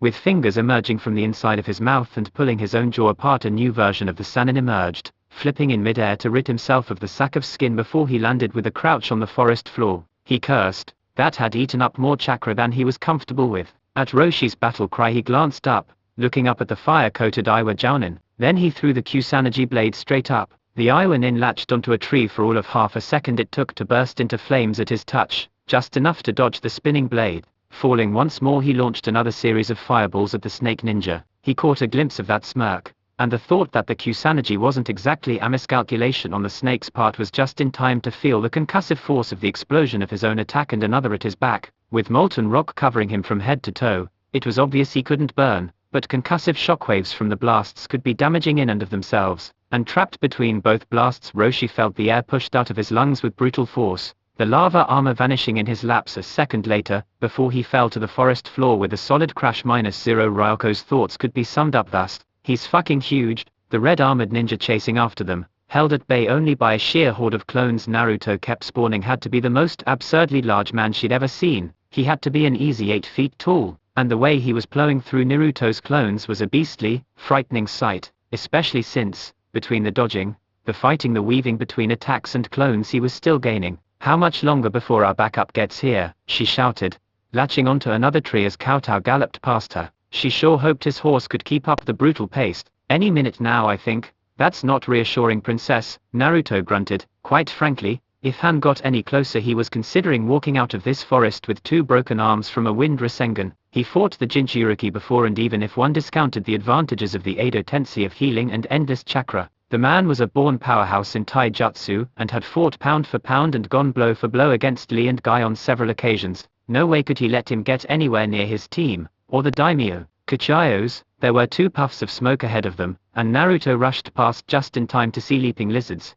each the size of a large dog, with a tail 3 times as long, rush out of the grey obscurity, fin-like wings extending from their forelegs to their hind legs to let them glide through the trees as they hissed and joined the few Suchi bunchins that were still trying to stall the Iwa juggernaut. Han grunted, raising his arm in time for a tail that had been looking to slice his face and eyes open to coil itself around his forearm. He pivoted, twisting in midair to land with his feet on a tree, using the new stability to yank. Wood splintered and cracked beneath the beast's claws, sheer brute force tugging it free, up and over Han's head to crack its skull against the tree trunk on the downswing. The creature went limp, vanishing in a puff of smoke. Han fell off the tree as a hail of wind-powered kunai rushed straight past him. He would have already caught up if not for this boy's damnable wind chakra. It was the only thing outside of lightning that could outright pierce straight through the heavy splint mail. His chakra capacity was worthy of a Jounin. If he really was a Namikaze and was this dangerous already, was no wonder Inoki wanted him dead so badly. The Jinchuriki let out even more steam from the backpack, dispelling the bunchin as he'd done several times already. Then he jumped forward. After the genin and samurai, the last of the creatures latched itself onto his back, throwing his momentum off. He felt fangs digging into the back of his skull, rows of razor teeth clutching at the back of his shaved head and sending barbs of pain blossoming across his skull to converge right at the bridge of his nose. It thrashed, trying to break his neck. It would have been strong enough had it been facing anyone else. Steam vented from his backpack, boiling hot. It all but flash cooked the creature, making it vanish in another burst of smoke, leaving red, weeping tears to stain the white headcloth. He looked up, and saw just then, the silhouette of Leaf Nin reinforcements approaching through the trees. No more need for discretion then. With 5 hand seals and enough steam billowing from his backers to keep the last of the bunchin away from him, Kowtow's horse stopped dead, a tremor shaking the ground beneath the cursing daimyo's feet. 5 enormous geysers of steam suddenly erupted between his targets and their backup. Just a few seconds to catch up. Konoha would be able to conclusively pin the blame at Iwa's feet rather than Kumo,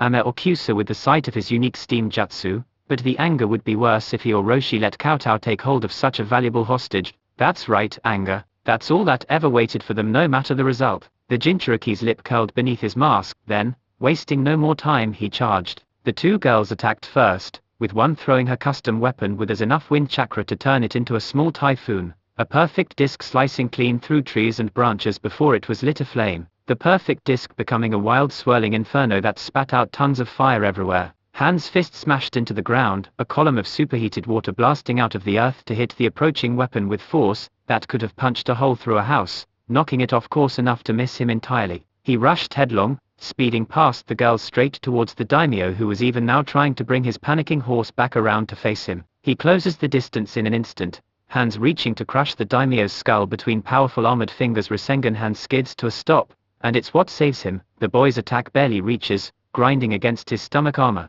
Metal screeches and leather tears. Sharpnel digs into his guts and the Jinchuriki leaps back in reflex, kicking out and striking the boy in the bandaged right arm he used to block. He heard the snap of bone and heard the kid scream even as he himself was breathing harshly at the near-overwhelming surge of adrenaline. Uzumaki Kowtow shouts in concern, finally bringing his horse around and placing himself between Han and the wounded child. Han barely pays attention to the man, eyes wide and staring at the boy who was still visible between the horse's forelegs. What the hell was that? There was no doubt anymore. The boy had to die. He breathes, trying to calm his own heart rate, only for 7 seconds before 14 silhouettes jump up over the wall of steam and landing between the Jinchuriki and Magajiro Kowtow. The Jinchuriki curses too many. Even for him this is too many. Hawk pattern.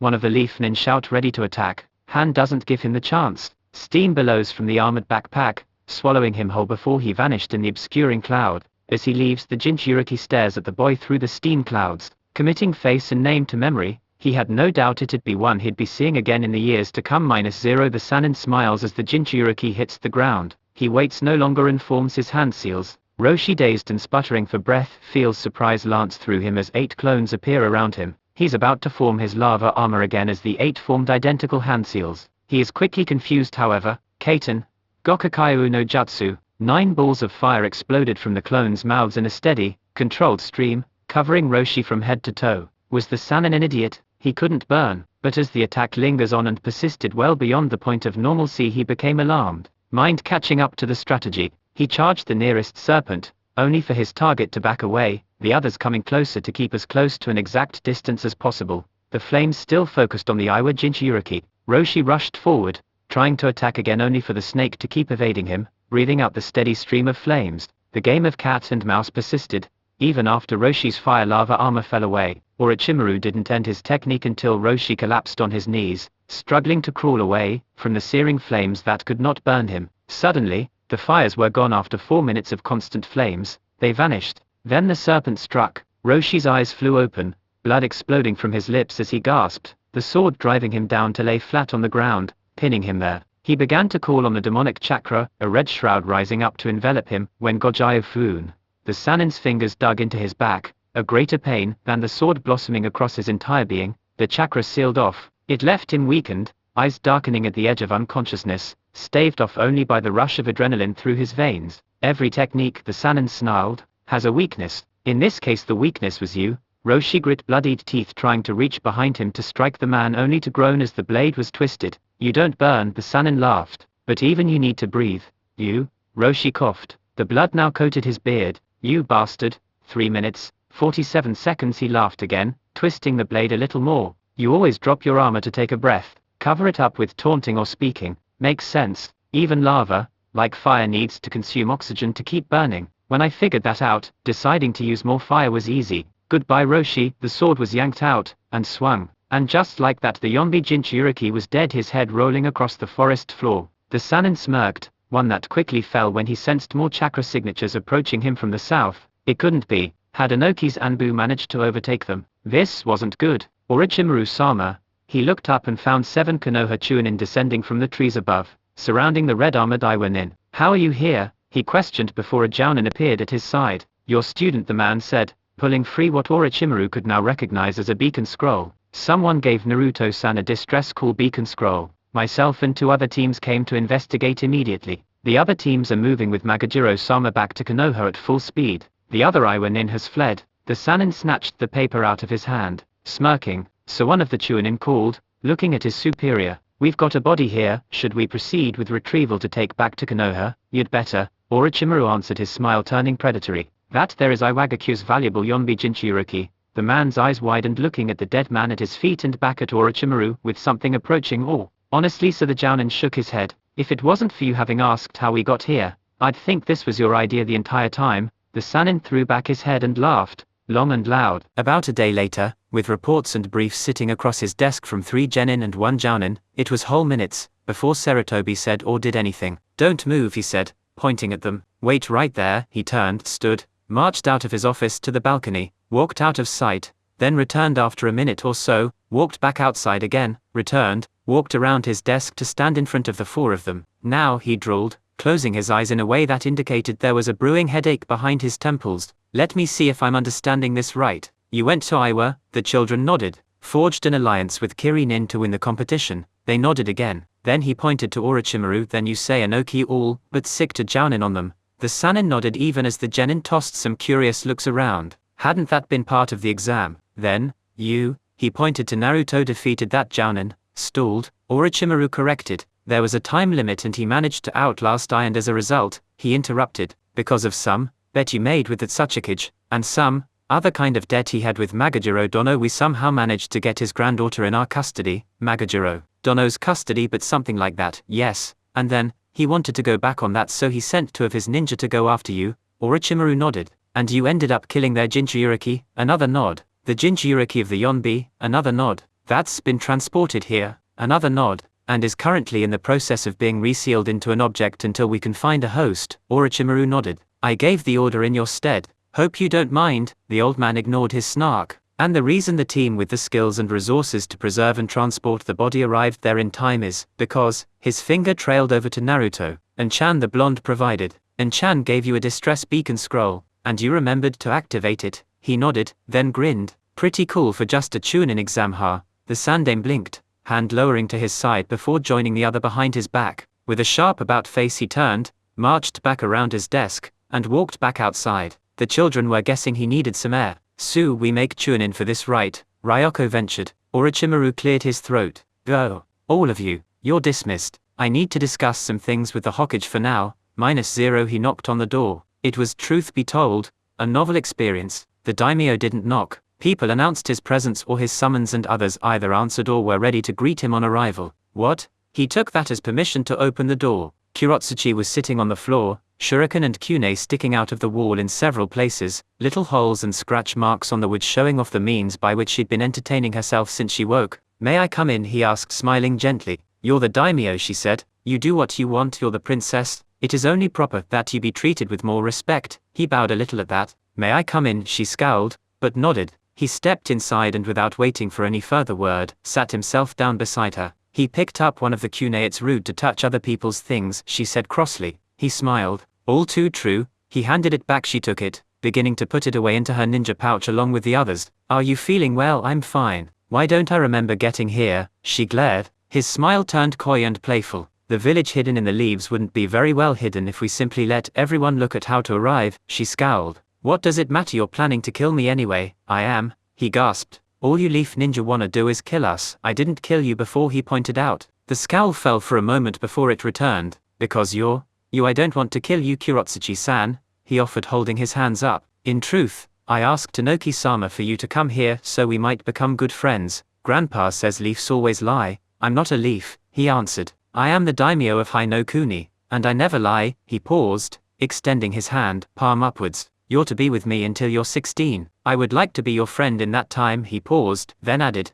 if you would honor me. She looked at his hand, and he could see the uncertainty, the first, tangling roots of dogmatic hatred warring with the simple mind of a 10-year-old child. The scowl returned. We can't be friends, she huffed, crossing her arms. We can be akan acquaintances, he offered. She nodded, blushing in embarrassment at having not recalled the word. Yeah, then I'll be glad to be your acquaintance. He smiled sincerely. -0 pending evaluation. What the hell does that even mean? Pending evaluation?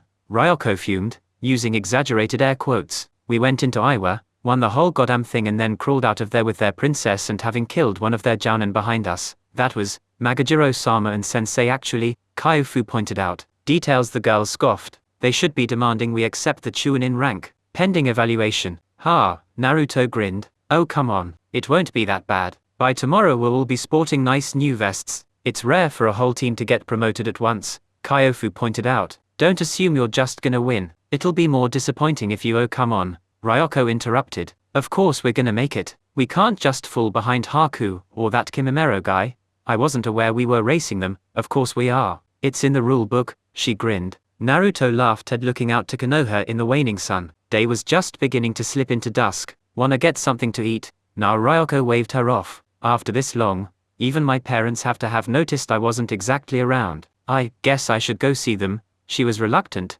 It was no secret her home was hardly what one would call idyllic, but it did have its good moments. Clearly, she was hoping after a nearly 2 months this might be one of the days the exception beat out the norm. I'll see you guys around. Kyofu shook her head as well, smiling sadly at him. Sorry Naruto-kun, but I'd like to go home too for now. How about tomorrow? He smiled in understanding. Sure. The purple-haired girl knelt and offered him a kiss on the cheek. Bye. The blonde waved watching her go. He understood, even felt happy for them. That didn't change the fact that it still stung knowing that they had someone waiting at home and he didn't. Not even his friends, not for now, not for a while. He moved to leave when a hand fell over his shoulder. Might I be invited? He turned, blinking in surprised curiosity. Dan, the familiar silver-haired man smiled gently. We heard you came back. Tsunade went to get Shizune. He blinked for what? Dan gave him a look, as though this should be obvious. To celebrate you coming back of course. The child felt the wind knocked out of him, emotion building up from his chest and building an apple in his throat.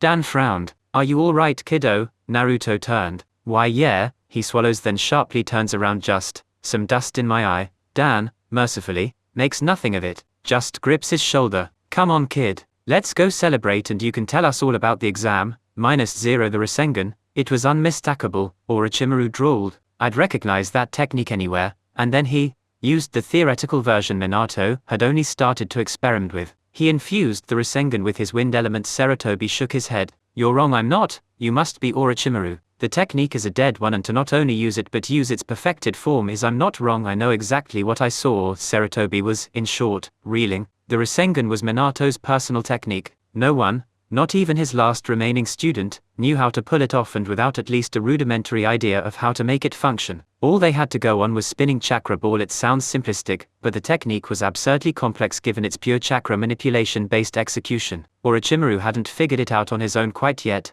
though supposedly with persistence and trial and error, he was getting close. Same with Kakashi. Sarutobi hadn't even bothered. So the suggestion that a boy, who'd barely learned to even manipulate chakra 2 years earlier, was pulling it off, but even pulling off a form that Minato himself hadn't been able to achieve, was understandably a rather thick pill to swallow. He was half tempted to call the child back and demand a demonstration. He stopped himself only because he ultimately knew it'd be merely an exercise in redundancy. Orochimaru would recognize that technique anywhere, and despite his protests the chances that his student was genuinely wrong was so close to 0 it shouldn't even be worth considering. Who taught him? He asked. Orochimaru's lips turned down in a severe frown. He claims it was Jiraiya. Sarutobi blinked. Slowly, he leaned back in his chair, a creaking groan marking the motion as the weight shifted the old oaken seat. Jiraiya's dead, he finally says, for sheer lack of anything better. Orochimaru remains quiet, giving him a moment to gather his thoughts. At length, the older man sighs, removing his hat to rub at the back of his head, then the front, temples throbbing with a quickly approaching headache. I thought we were past this. His groan is a miserable thing. A man bemoaning yet another burden to an already heavy weight that's already threatening to buckle him. Orochimaru's brows knit together, frowning, but still he asks your orders. Sarutobi opens his eyes and like molten steel poured into a mold, fire takes shape behind his eyes again. I assume you already investigated yourself. Your findings. Inoichi's assertion that his old memories would reassert themselves, or that the fabrications would fade in time has clearly been wrong. The man answers crisply. If anything, they've solidified and are threatening his sanity. When I spoke to him after the exam he was disoriented, delusional, didn't register pain. Clearly something is very wrong. Sarutobi rubbed his head again, making a valiant effort to dismiss the pain portion of the explanation. Your recommendation? Have Inoichi seal away all of these false memories. The Sandaime sat up a little straighter. Memory sealing by the Yamanaka was a drastic action taken only by the highest-ranking Anbu or Hunter Nin going into deep cover. Everything that could be a threat to the village, every secret, every technique, every password, every known official, absolutely everything was carefully sealed away, and other memories were implanted to fill in the breach to cause as little trauma as possible. It's a drastic action because there was a 60% chance of there being permanent brain damage, hence why it's only used on criminals or very high-risk missions. Are you out of your mind? He flatly asks. His psyche might very well be breaking under the stress, and so you want to add more stress to it. It's either take the risk now and save him, or run the risk of him becoming completely non-functional down the road as the damage continues to erode his stability. He's 6 years old. If we were to seal up all the false memories he gained 2 years ago, you might just seal away the real ones too. That's 1/3 of his life, Orochimaru, and his first 2 years he probably can't remember either. You'd be regressing him down to the state of a 2-year-old or worse. The Yamanaka clan can fill in the gap. I won't authorize it. And even if I by some momentary delusion I somehow did, do you think Tsunade would approve? She's the head doctor. All these things have to pass through her desk as well. She may not be able to overrule me, but she can make the job nearly impossible with her influence on the staff. The Sanin's frown deepened. At the very least he must be placed under a psychological ward. He will be given an evaluation, but I am not going to just lock him in a padded room. He seemed fine yes, he always seems fine until those moments where he's simply not. Something happens. Itachi described a similar event months ago. It's going to happen again. He has to be observed in a controlled, measured environment, away from as much familiar stimulus as possible until we can isolate what exactly is causing these episodes of his. Sarutobi once more leaned back in his chair. He does, the man agreed, lacing his hands together. Then, he looked at him and pointed. But not by you. The tilt of the Sanin's head was very much like that of a serpent observing a rather uppity rodent. Come again, you're far too close to this, the old monkey explained. You've known Naruto since he was born, and at nearly any mention of Jiraiya you and Tsunade are quick to fly off the handle. You both act first and ask questions never. I'm not nearly as volatile as Haim. If by that you mean we won't find a body, then yes, you're absolutely right. We tend to find any one of her victims in several places.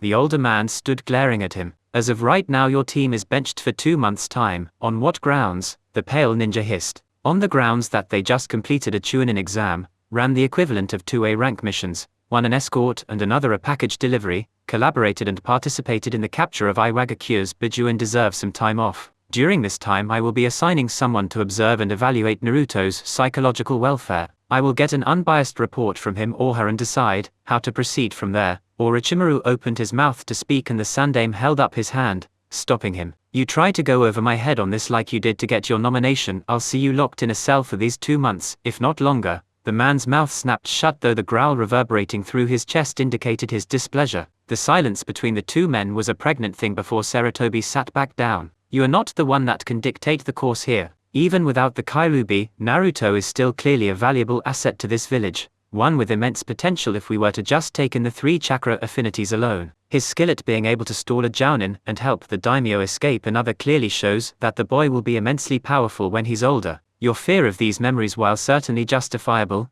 does not change the fact that, if it lets him pull off a dead technique like the Rasengan and its more perfected version, this anomaly might very well be an enormous treasure trove of techniques or skills that could make him more useful to us now than he ever was as a Jinchuriki with no knowledge on how to utilize his Biju. No matter what the risks to his psychological health are, I have to take full stock of what we stand to gain here and right now. Leaving the situation be is what's best for the village. The only reason I'm even giving him the evaluation is more to see if there's even a chance for the just in case I'm wrong scenario. He took a deep breath, blowing out smoke from his nostrils. But I doubt very much that the evaluation will uncover something drastic enough that will merit a different course of action other than just letting it be and letting it run its course. The potential boon for the village more than warrants the risk involved for him. Orochimaru tilted his head. And here you always claim he's like a grandson to you. Sarutobi closed his eyes, then when he opened them again, he was glaring at the pale ninja. He is. Would you like to trade places? Through clenched jaw and glaring eyes, after several moments the Sannin tried to change the subject, no doubt hoping to revisit this later. What will you do with the Biju? Seal it, Saru answered frankly. Secretly, in Naruto, no. We lost the Kairubi somehow. On the off chance it was some kind of fault in the seal, or something other than an infiltrator, we run the risk of losing the Yonbi as well. Also it might somehow interfere with the 3 elements he's developed. The Yonbi uses fire and earth. Naruto has earth, he does not have fire. It could just as easily develop in him as it could damage him by trying to change his chakra coils too drastically at this late stage of his coil development. And it's never wise to place all one's eggs in a single basket. In who then? Sarutobi gave him a look. Silly me. From my perspective this was something of a bomb you dropped on my desk. I'm sorry. I should have had a list of newborns ready for this eventuality. Orochimaru rolled his eyes. What sanctions will you demand from Iwa for their breach of the Chunin examination treaties? Sarutobi lit his pipe as he responded. None. Orochimaru wasn't sure whether he wished to face palm or growl in seething, angry surprised. What? Sarutobi chuckled under his breath. You've always been too quick to seek retribution, always prickly. It's always been one of your biggest issues. Iwa has just lost their Jinchuriki, he interrupted, looking up at his student. We've gained their Biju where we had none. He shook his head. Do you really believe they want the world to know that? Not only did they violate the treaty signed by all 5 great villages, not only did they lose in effect a princess, but also that they lost something so valuable. Iwa won't be bringing this event to light. They'll bury it like we buried losing the Kyuubi 2 years ago. But if you go airing their little escapade against us, word will get out. And if word gets out, what happens then? Orochi, the snake, sneered. He always did hate when his teacher still had something left to teach. The other villagers will be made to think we now have 2 Jinchuriki. Saru nodded. Indeed. Once that gets out they won't sit idly by. Kyuubi was the strongest of the 9. Add to that the Yonbi and, at the very least, Kumo might start getting ideas to get to us before our new Jinchuriki comes of age and is made stronger. Iwa has everything to lose should it become public, and we have very little to gain and much more to risk. What did I always tell you? Knowledge is power and power is guarded. The older man nodded, waving him away. Exactly. Now go. Celebrate with your team or lock yourself in a room with a scroll. I have a lot of work to oversee with these developments. -0. The kissed Tsunade left him, he knew, left a big red lipstick stain on his forehead, but he didn't mind it one bit as the female Sanin reached down to hug him goodbye with Dan ruffling his hair and Shizune chattering away. They'd treated him to one of the better restaurants in the village, paying for everything as they asked him about everything that happened in Iwa. He'd had to skew the lines between the truth a bit when it came to just how he'd held off Kitsuchi, and Tsunade had all but thrown a fit, ready to lead the charge for the next great war against Iwa when she heard they sicked Jounin after them, at least according to Orochimaru, forming a bit of a scene. But it had been nice, to say the very least. He hadn't really done something like this in his youth. That had always been something of a bitter coil in his chest, a little angry part of him that was always there when he saw other kids being congratulated by proud parents whenever they aced an exam, when they got their headbands or made it to Chunin. He hid the anger well, but he couldn't deny that an envious bitterness did linger within him. So this had been very, very nice, and throughout the evening, much to his embarrassment, he actually had to swallow down the emotion that would have no doubt made him weepy if he let it linger too long. Shizune-chan had distracted him well enough, asking rapid-fire questions. What was the exam like? How many did you have to fight? What training did you and your team do to prepare? Were you nervous? What was Iwa like? Were they all Earth users? Who the hell is this Haku girl? The last one had been asked by Tsunade, with a frown and a glare. Dan listened, questioning certain important events and tossing some black humor jokes at Iwa Nin's expense. Tsunade mostly listened, drinking some wine with her head resting on Dan's shoulder as she did. It was strange to see her so happy with Dan. Even at the best of times, the smile he could remember on his Tsunade's face just couldn't match her smile here. He didn't really understand why. Well, he did. She was in love with him, but he didn't understand why this happiness was something that didn't exist for her back home. Dan, to him, was just so much like Ero Senin's on the super pervertedness of course, that he simply didn't understand why Jiraiya and Tsunade didn't work back then like Dan and she are working now. And that did make him a little sad at the thought, but still, those thoughts were pushed aside and he did his very best to enjoy the evening with all of them. It didn't take very much effort in that respect, but all things must eventually come to an end, and soon enough Shizune had to leave to pack up for her first C-rank mission outside the village in the morning. Dan had to leave to file a report on a mission he'd completed a few hours ago, and Tsunade had to return to the hospital. When they left, they said they were proud of him. He was proud of himself for keeping the happy tears from flowing until they were well out of sight. He smiled the whole way home. When he got home though, he opened the door and the smile fell. He squinted, peering into the darkness at the silhouette standing in the middle of his living room. He feels out its chakra Itachi, he asked, closing the door behind him. He smiles. How do you know I was back? Word gets around, she said simply, shrugging. By the dead. Flat sound of her voice, the hairs on the back of his neck stand on end in a sharp warning. This isn't the same as before, this isn't Itachi being stoic, it's different in a very bad way. What's wrong? She says nothing. She stands in the center of the room, head cast down, The hair that was usually tied in a neat tail at the back of her head while wearing her mask now falls like sheets of midnight alongside the edges of her mask. Her shoulders are slumped and her chakra wavers within her coils. What's wrong, he demands, voice rising. Naruto, she breathes, and Naruto has the distinct impression that she's not pausing because she wants to consider her words. I want you to promise something to me, Naruto. His hackles rose, and immediately the worst of possibilities sprang to the forefront of his mind. Promise me you'll be friends with Sasuke. Naruto swallows thickly. Already? Had he really run out of time already? Itachi, he swallowed, fishing for words. He was struck by something. This would change things. In sooner he hadn't sought out Gaara, Temari or Kankuro, because he hadn't wanted them to change from how he knew them. He'd shied away from change, and had been trying to walk this tightrope of not changing things too much ever since he arrived, trying to keep the future predictable. Here now, may Sasuke forgive him, but he was tempted to do the same, tempted to let Itachi walk out of this house and go kill 200 and something men, women and children, but it wasn't the same. In Suna, not going to go see Gaara didn't fall anywhere near the same league as allowing Sasuke's whole family to be slaughtered in a single night, in allowing his friend to receive the single, harshest blow of his entire life, to let the single event that had broken his friend, and it had broken him, come to pass. He warred within himself and he was disgusted with himself as he did so. To think about letting this happen to Sasuke, because he was afraid of change, that's not the way friends treated each other. Promise me, the girl hissed, looking up at him, the sharp porcelain features of the mask staring at him. Naruto shook his head. What are you going to do?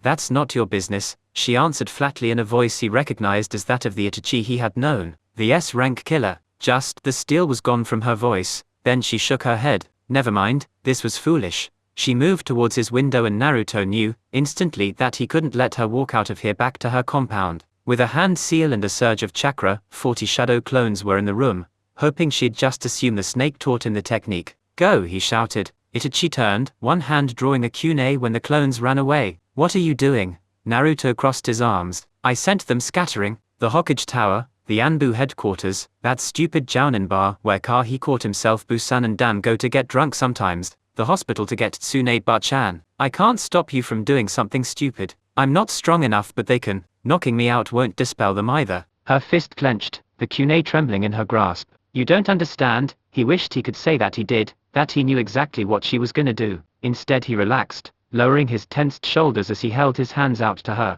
I understand that whatever you're thinking about doing, if it's as bad as you make it seem like it is, and Chan, then you don't have to do it. It doesn't have to be this way. She chuckled and the sound was a bitter, acid-filled thing. I do, that's the thing, isn't it? You always have to do it, especially when you don't want to. There's always another way, he pleaded. It was something he'd said throughout his old life and it's something he would say here. He had to. There was always a better alternative.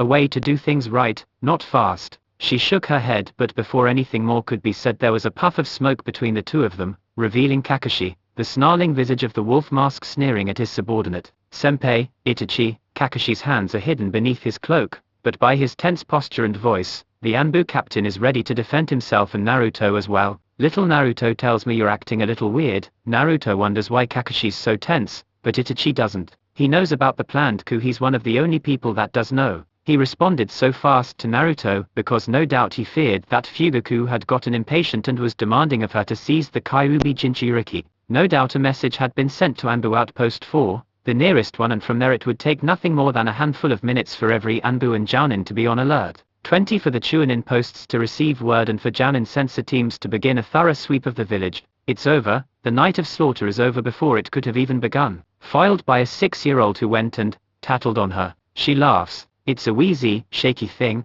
What will happen now? She could have undone this whole thing, slaughtered the whole clan, kept Sasuke safe from the inevitable crossfire once everything explodes in just a few more days. One dead clan, one missing nin for the world to hate, and her brother would be safe. He would hate her, but he would live in the village, cared for and protected as the last heir to the esteemed Uchiha. The commoners would give him favor by mere tragedy, and Danzo, Homura, Koharu would back off, and if they didn't, Sarutobi would make them. There would be no need to go after one lonely child, and the Sandane would see that. He would be safe. She could live with that. Now she couldn't be sure. And for that, as grateful as she might have been to Naruto, that gratitude was eclipsed by anxiety and fear. Itachi, Kakashi's voice, it snaps her out of her thoughts, and the man is standing before her, one hand held out. Give me the knife, Itachi. It's clenched in her grip.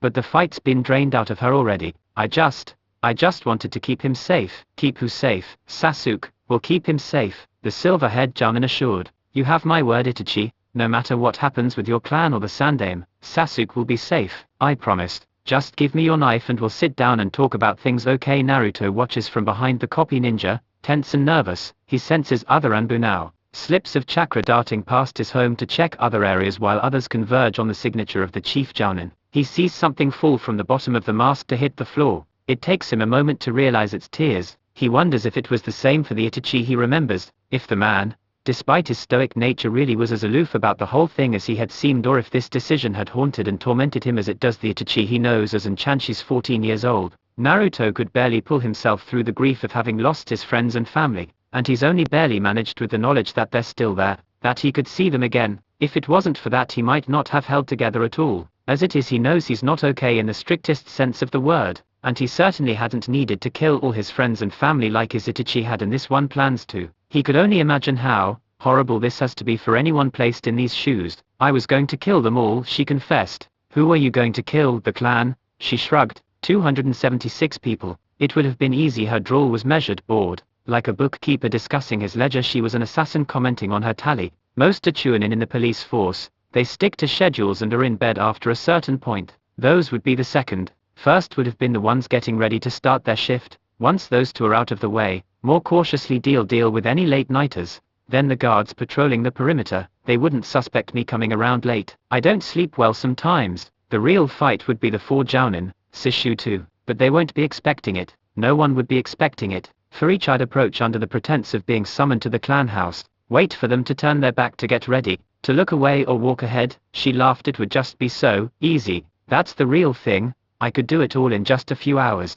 There would be no more coup, no future battles, no retribution from an enraged Konoha, no riots, no assassinations. He cursed, dropping from the higher canopies, rushing to get away. He was getting careless. His ears twitched, hearing the distinct sound of a blade cutting through wind, headed straight for him. His hand lashed out, finding a solid grip on a branch that snapped with his momentum, but was just enough to divert him from the Kune's path before he hit the ground with a roll. He was about to look up when he was forced to yank his hand back, narrowly avoiding the deadly, venom-laced bite of the little lizard that had been lying in wait there. He detected the illusion being thrown over his senses, and dispelled it a second too late. The impact came, literally from nowhere, a brutal hit that snapped his head and neck back, dispelling Jinjutsu that had been placed over him in time to see that spinning dervish of a weapon being thrust down to gore him as he fell. He hit the ground and kept going, sinking beneath the surface as the weapon buried one of its 4 blades into dirt and rock rather than flesh and bone. He sensed the danger lying just beneath him a second before it came, with an explosion that sent him flying back up into the tree line with half the forest floor. He barely had time for his eyes to adjust to the light of day before that light was quickly eclipsed by a monster.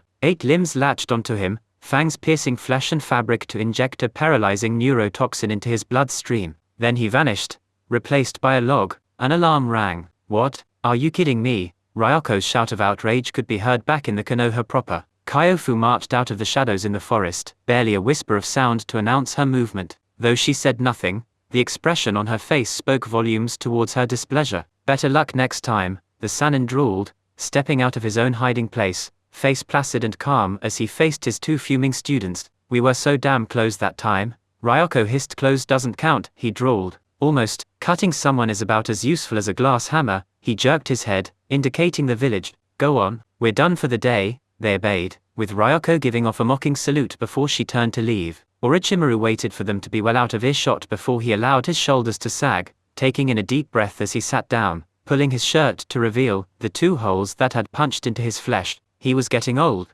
or he was a better teacher than he wished to be. At 18 and 21 respectively, these children should still be years away from beating him, but they'd gotten close today. Sarutobi had once told him a person is measured by the quality of the adversity. He wondered if that was more a compliment to his students or him at this moment. He grunted, standing up with something between a growl and a groan. 6 years ago they were just the genin of Team 8, and not even the most promising ones at that. The last thought brought a curl to his lips in a bitter sneer as he made his way back towards the village proper. -0. She opened her eyes that morning and remained in bed, staring up at the ceiling. It almost felt surreal, to be honest. So many just left so quickly. She took a breath, sat up on her bed and began getting herself ready for the day, brushing out her shoulder-length dark hair. The one vanity she allowed herself, really. She smiled, remembering how it had been a fight tooth and nail to convince her to keep it. There was a knock on the door. Come in. It slid open to reveal Kaza, one of the servants. The older woman bowed. Lady Kurotsuchi, would you like your meal brought to you today, or will you be eating in the dining room?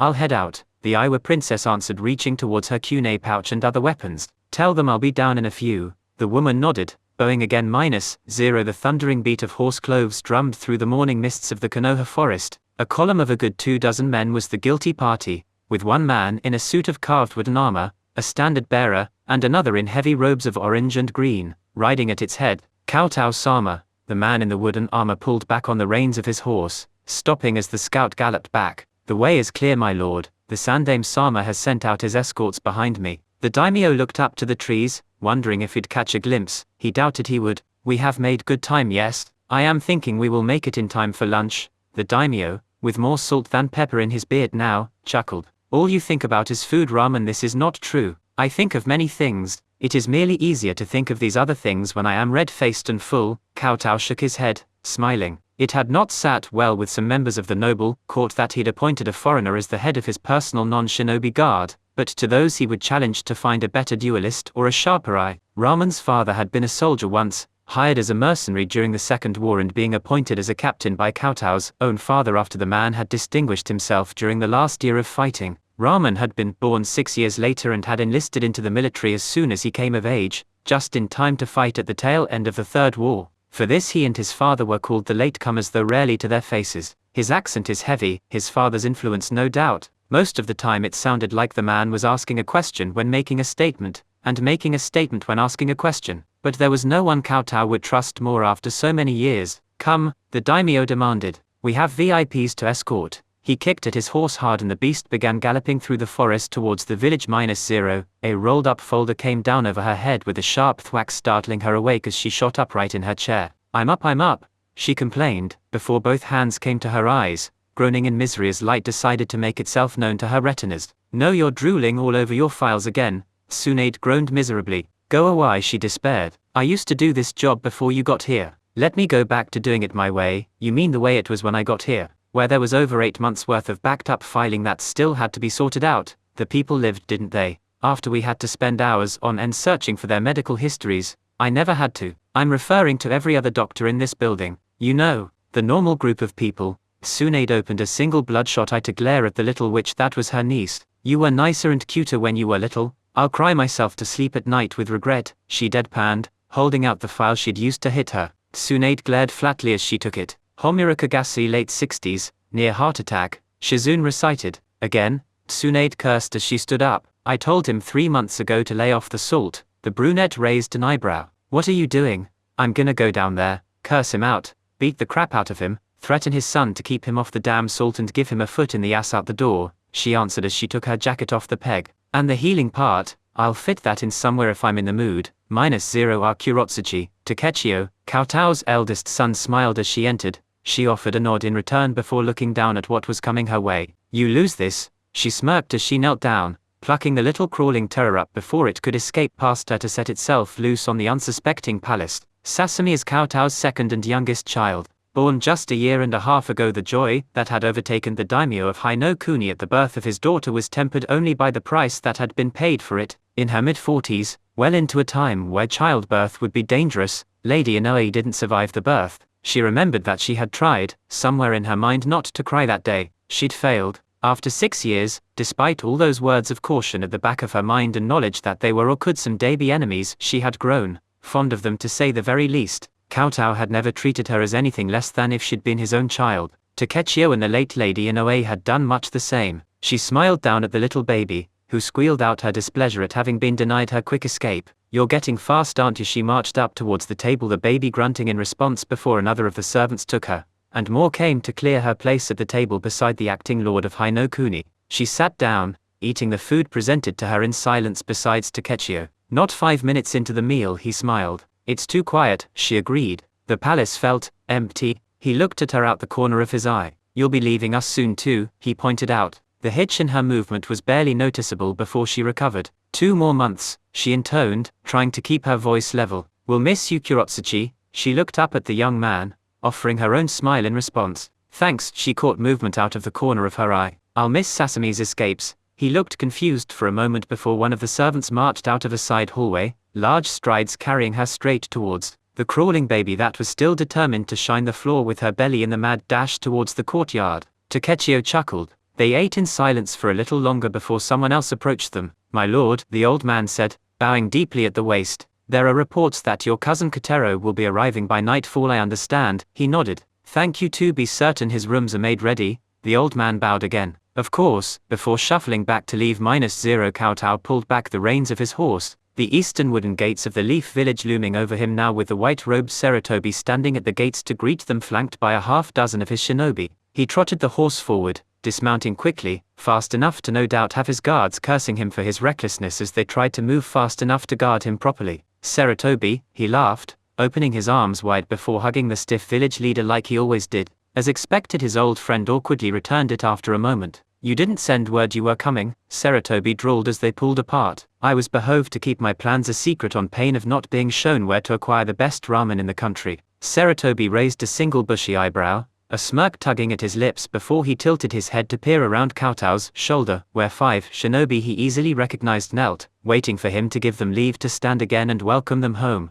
"Still, there were 6 when last I checked," he drawled. Kotao turned, looking over his shoulder to the 5 men. He chuckled. "I suppose the boy simply couldn't contain himself. -0, we almost had him." She was practically stabbing the meat on her plate with the chopsticks. "Fucking alarm. Fucking Kwarimi. Fucking sensei. We'll get him next time," Kyofu said absently, smiling as she scratched the lizard summon under the chin, feeding it fish in between bites of her own meal. "That's what you said last time," Ryoko said with her mouth full, "and we got closer this time than we ever have. If at first you don't succeed, then try and try and try again," Ryoko finished bitterly, once more stabbing her food as though it was the guilty transgressor here. Kyofu chuckled. "We're 2 chunin who can nearly take down one of the Sannin. Come on, stop being so glum. It'd be cooler to be 2 chuninins that can take down a Sannin. Cutting out the nearly makes it sound so much better." "Well, maybe if you had a third member," someone sing-songed behind them. The ladies stiffened, turning to look before a grin swept up Ryoko's features.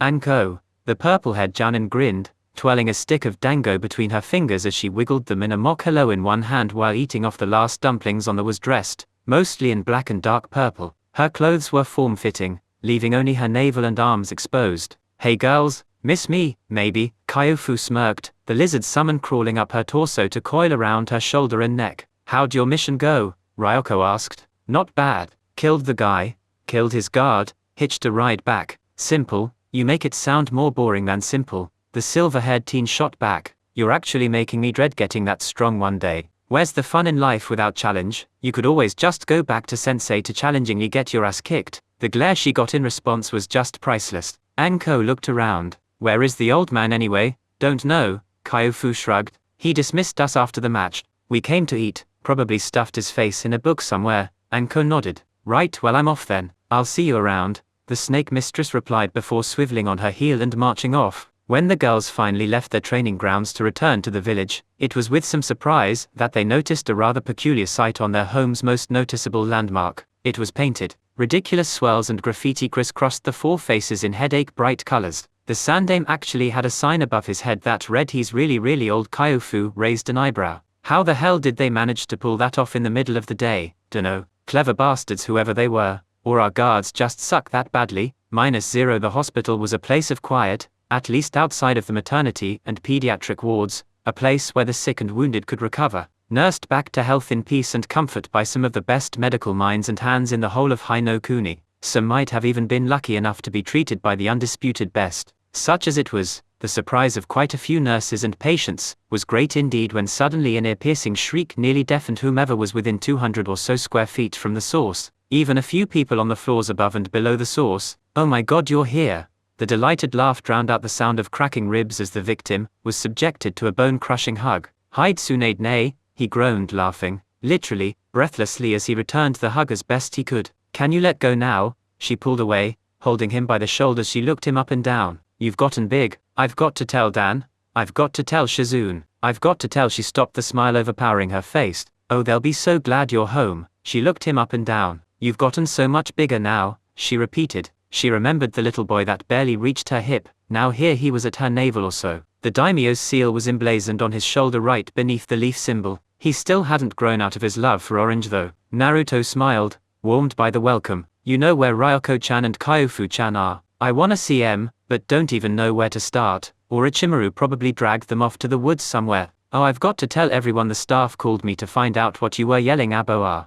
This time Naruto was fairly certain his ears were bleeding as he was suddenly glomped from behind, his body lurching forward as Shizune damn near tackled him and picked him up, squeezing the air out of him like an oversized plushie. Naruto, you're back. How Shizune's little arms were applying more crushing force than Tsunade, he had no idea, but it was happening. I've got to go tell Dan, and just like that Tsunade abandoned him to his painful fate.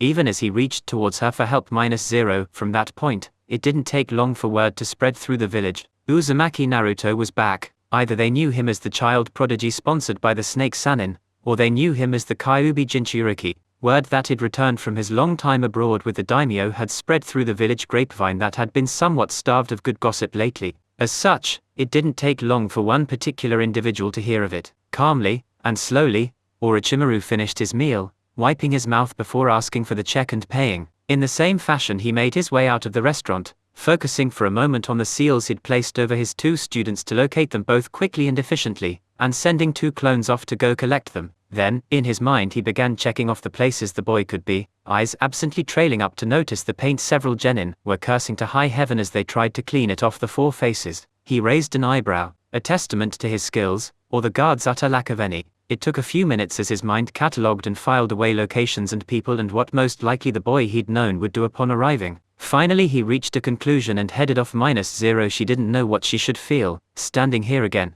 The sense of emptiness though, that the compound exhumed was decidedly strange when she compared it to the crowded place she recalled. She entered quietly, without ceremony or announcement, made her way back into the house, through shaded halls and empty corridors before she found her old room, pristine and immaculate, as though waiting for her. She bathed and changed, glad to be free from the grit and grime of travel, and it was in the middle of this that she finally heard the arrival of another. Itachi, she turned, looking over her shoulder towards the door. Mother, she was surprised, though not very much so when the woman dropped what she was carrying and walked over to envelop her in a hug. Her mother was always the most affectionate in the family outside of Sasuke. Mikoto pulled away, a smile on her features, and Itachi wondered if the woman had any idea that she'd been on the verge of killing her 6 years ago. Come, your father and brother will be home soon. They'll be overjoyed to see you. At least one of them will, the young woman thought. -0, aren't you two really busy at the hospital? Naruto asked as he walked down the street. Yes, but no, we're not, Tsunade interrupted. Besides, you've come back, we're allowed to go out and celebrate this. That's not how it should. Besides, this is special. It's Dan's turn today, but he won't mind if I steal his thunder for a day. Dan's turn for what? Naruto asked, confused. Tsunade kept her smile but said nothing. To his surprise and bemusement, soon enough they were standing in front of the academy gates with other parents already waiting to pick up their children in a few minutes. What are we doing here? He questioned. Yeah, what are you doing here? A familiar voice sounded off behind him, and Naruto turned to look over his shoulder, finding a confused Dan walking up to the 3. Though confused, he smiled at Naruto. Hey kiddo, we missed you. Though not nearly as painful as Tsunade and Shizune's greetings, the smile on his face was no less heartfelt. Naruto appreciated that, but still, his mind kept on going back to the question of what the hell they were doing here, and while he wasn't the sharpest kunai in the holster, even his mind was starting to slowly acquire a sneaking suspicion. Dan plus Tsunade plus relationship plus academy equals. Before he could reach the conclusion, his mind was practically beating him in the face with. The doors opened and out poured the children into their parents' waiting arms. Naruto looked with wide eyes, heart beating a little stronger in his chest as he waited with what he didn't realize was bated breath. He was infinitely surprised, however, with the child that eventually approached, with a smile as bright as the sun. Not because it was a little girl, not because she was smaller than all her peers. He'd already done the mental math and realized that she could be no older than 6, before he'd ever seen her. Not even because she actually called Tsunade Kaa-chan. No. What surprised him was the fact that, rather than her hair being Tsunade's shade of blonde, or Dan's silver, her hair was red, bright, fiery red hair. Hi honey, how was your day? Tsunade smiled as she hugged her, listening as the girl began to go off a mile a minute. It was great. Iruka-sensei taught us all about the Hokage. Did you know the 4th was the fastest person ever? No. Really? The girl nodded. Yeah, and Gigi knows like a billion jutsu. He's old enough for it. Tsunade snickered. Come on, there's someone here you should meet. When Tsunade brought her forward, the smile Naruto gave was a genuine one, the kind he'd nearly forgotten how to give in such a long time. Hi, he knelt down. I'm Naruto. What's your name? Akane, she answered back, bemused. He touched her hand. Her skin was hot to the touch. -0 Itachi. Her name was half a statement. half a question and half a greeting all at once as she turned her gaze towards the surprised clan head. "Father," she nodded, her tone devoid of disapproval or affection in any case. The man paused at the doorway before he finally entered, almost hesitant. "We did not know you were returning." Kowtow-sama gave no announcement, she offered by way of explanation. The man nodded. "It is good to see you home again. Sasuke will be overjoyed to see you."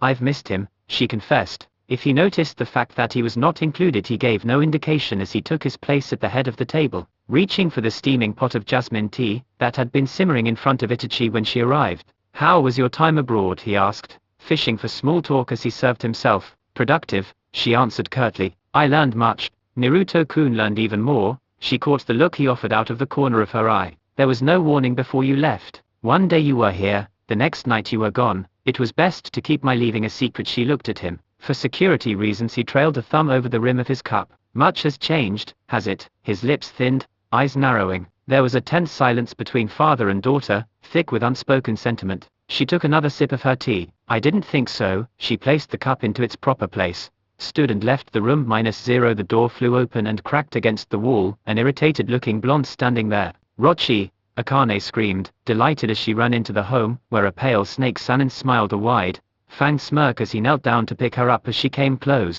"There's my little morsel," he chuckled low in his throat as he lifted her, Tsunade stepping into her own home. "This is breaking and entering, you inconsiderate mother."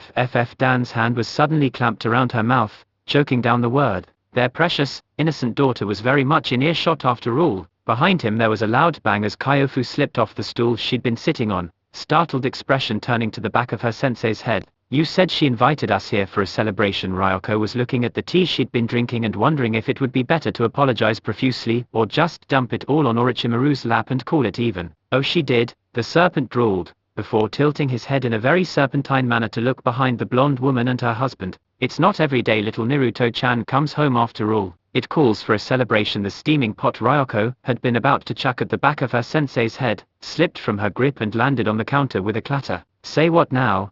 The blonde chose that moment to step into the house, bags in hand with Shizune following. "Hey, what's Ro?" He blinked, then waved and smiled. "Hi guys." -0 The door slid open with a crack slamming against the wall at the end of its railings. Itachi smiled. The cry of her name was just a second earlier than the massive hug that knocked her from her sitting position to land flat on her back. Sasuke's face pressed into the crook of her neck. She laughed and smiled, genuinely, since she first stepped foot in here. "You're back, you're back," Sasuke repeated, hugging her tighter. She craned her head down, kissing the top of his head, her hair tickling her nose. "So I am." She held him close for a few more seconds. "They tell me you're about to graduate the academy." He pulled away, smirking in a way that was far too like their father for her liking. "Yeah, rookie of the year too," he gloated. "Oh." She raised an eyebrow, shifting her position to reach her feet. "So you think you're good enough to throw a kunai straight now?" He blinked for a moment before narrowing his eyes and smirking. "You were supposed to practice with me," she chuckled. His smile turned mischievous. "To make up for it you'll have to teach me one of your jutsu." Her smile was gentle. She could have survived his hate. She could have shouldered the burden of it for the rest of her days. She was so grateful she didn't have to though. "As long as you teach me what you've learned since I've been gone, I'll show you as many jutsu as you want." "Sasuke-chan," he glared. She laughed. -0 Kotaro was not an imposing young man, even though the armor added to his shoulders and chest. At 5'7" there was simply little that could make him physically overwhelming as far as intimidation went. That's not to say, however, that the daimyo's nephew didn't command presence. He strode into the court as though the palace was his own, and many a servant and nobleman scampered clear of his path as he shot across the room like an arrowhead aimed at his cousin. Kurotsuchi watched him approach, struggling to keep the displeasure from her gaze. Out of the daimyo's entire family, she mistrusted him the most. "Cousin Takechio," cried, smiling as he stood. Kotaro knelt as his cousin and the heir to the country descended the stairs to approach. "Takechio-sama, I have how many times must I tell you? We're family, cousin." "Stand up,"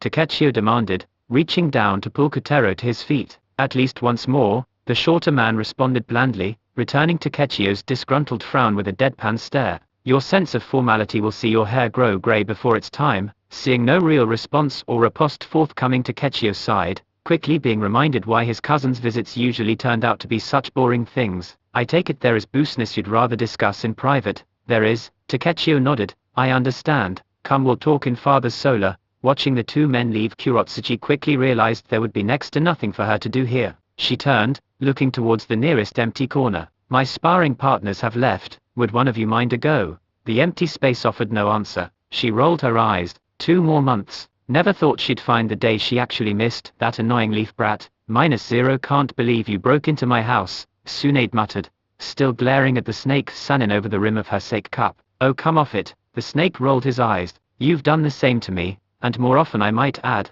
That's different, she scoffed. The snake's eyebrow arched very, very high. Oh, do tell. I'm a woman with a daughter. She needs peace of mind. That creepy pale guys won't just show up here randomly. You're the eternal loner that doesn't need the peace of mind, so I'll take it that gives you a faux pass for that time you and Dan were fighting and I got home to find you sprawled over my bed having eaten my food, drank my sake and changed into some of my old clothes. You weren't using M, and besides you were supposed to be gone for another 3 days on that mission. That arched brow notched itself a little higher. That makes it better. How? Shut up, she grumbled. I suppose I'm also supposed to overlook that time you tore my door off its hinges and dragged me out of my own home in the middle of the night. It was 4 a.m. and I was going into labor, you asked. Dan was out training his team on survival exercises and Shizune was on a mission. Besides, I paid for the damn door. Yes, you did. You neglected to pay for the broken end table, the shattered kitchen counter, or my concussion. However, she was glaring now, so Dan decided to cut in before something in their house was broken, like say the house. So Maru, how's life been treating you lately? Well enough, the Sanin replied, shrugging. Missions have tapered down somewhat. Normally happens right before something big. Tsunade scowled, poking at his knee with her toe. Don't go wishing for another war just to abate your eternal boredom, Oro. The man raised his arms in a placating gesture. Oh, with Naruto here, I'm certain there will be plenty of entertainment. She jabbed that toe a little harder into his knee. This is supposed to be a celebration for his return, not a chance for you to go dick measuring with the 4 sensei that have been teaching him on the daimyo's dime. You wound me. Have I made any untoward gesture all night? Why, the boy seems to be doing an apt job of celebrating as we speak. Tsunade turned her head towards the kitchen, where one Naruto was chatting excitedly with Ryoko and Kyofu and another was playing hide and seek with Akane, with her little girl currently looking for him inside the lower cabinets. She knew the snake was just waiting for a chance to. All right, she suddenly heard Ryoko shout with quite a bit of enthusiasm. Tomorrow me and Kyofu are gonna see just how easy it'll be to kick your ass again. Naruto, I beat you all the time when we were kids. So what again are you talking about? And out comes the ruler, looking at her teammate's placidly innocent expression. Tsunade wondered how much it had cost to bust her door over his head and give him another concussion. As per his usual morning ritual, there was a bowl of hot, just shy of steaming, water waiting for Kowtow as he entered the room, where he was to bathe and make himself ready for the day. The daimyo of Hinokuni splashed the hot water over his face, rubbing the sleep from his eyes in slow cheek-to-forehead motions before proceeding with the rest of his face. Droplets of water pelted the surface of the bowl with a sound that told his brain more than anything else it was time to get up. He dried himself off, ready to enter the adjacent chamber to bathe, before a voice directly behind him nearly made the daimyo leap to the ceiling. I trust you had a good rest. The middle-aged ruler whirled around, one hand over his heart. Don't do that, Sarutobi, forgive me, the sandame drawled, lighting his pipe. Sometimes I forget myself. Kowtow waited a moment to make certain he wasn't about to suffer from cardiac arrest before he took a breath and spoke. I suppose there's a good reason for you to be scaring off the last decade of my life this early in the day. Turning around, he made his way towards the bathing room and closed the door firmly behind him. To speak of Naruto in a setting where you have no need to watch protocol, the sandame answered through the door. And your office couldn't do. Truth be told, I was anxious, wondering if anything unusual had changed during the return to Konohagakure. No, old friend, like the last 6 occasions you asked me, and the last dozen or so when you deigned to question the instructors you provided for him and Kurotsuchi, he responded drolly. Quite frankly, he is a remarkable boy. If it wasn't for you saying something's wrong with him, I'd have never even suspected. As it is, I'm beginning to have doubts on the claim. Sarutobi puffed on his pipe at that, not responding. He was having his own doubts. The daimyo's request for 4 tutors to train the Iowa princess had been fortuitous in its timing, allowing him to kill several birds with one proverbial stone. He had granted the daimyo's request with minimal fuss, staying well within the man's good graces and most likely earning a favor or two, a thing that Kowtow was known to repay. He'd sent Itachi away, eliminating a threat to the Uchiha clan, as well as eliminating Fugaku's ace in the hole, ripping the wind out of the revolutionary clan's sails long enough to decide on a proper response without tipping his hand as to his knowledge of their planned mutiny by honoring the clan heiress with an assignment from the daimyo himself. In that same gesture, getting the girl away from such a volatile environment that was clearly weighing on her psychological health, if murdering her whole family had seemed like the most adequate outcome in her mind. Lastly, he'd placed Naruto in a controlled environment where the tutors, the daimyo, and the next cycled unit of the daimyo's Anbu guard, could observe him carefully over an extended period while also giving their prodigy the same skills and advantages I was princess was going to get, putting, at least in theory, one of his own on equal if not greater footing than Inoki's granddaughter, while simultaneously pushing him well out of Orochimaru's sphere of influence where the snake couldn't affect the outcome in any way. Move your enemy, do not be moved by him, had held true and had turned that very stressful day into an easy turnaround with Kowtow's unexpected request. Orochimaru had been furious. It wasn't something he outwardly demonstrated by shouting or destroying something, but Sarutobi had known the boy since he was 12. He knew him well enough to tell. He wanted the world to know that Naruto was his success, his apprentice, with 4 other tutors, ones under the daimyo's aegis no less. He now had to share in the credit, and snakes were always very territorial creatures. Outside of his estranged students' grievances,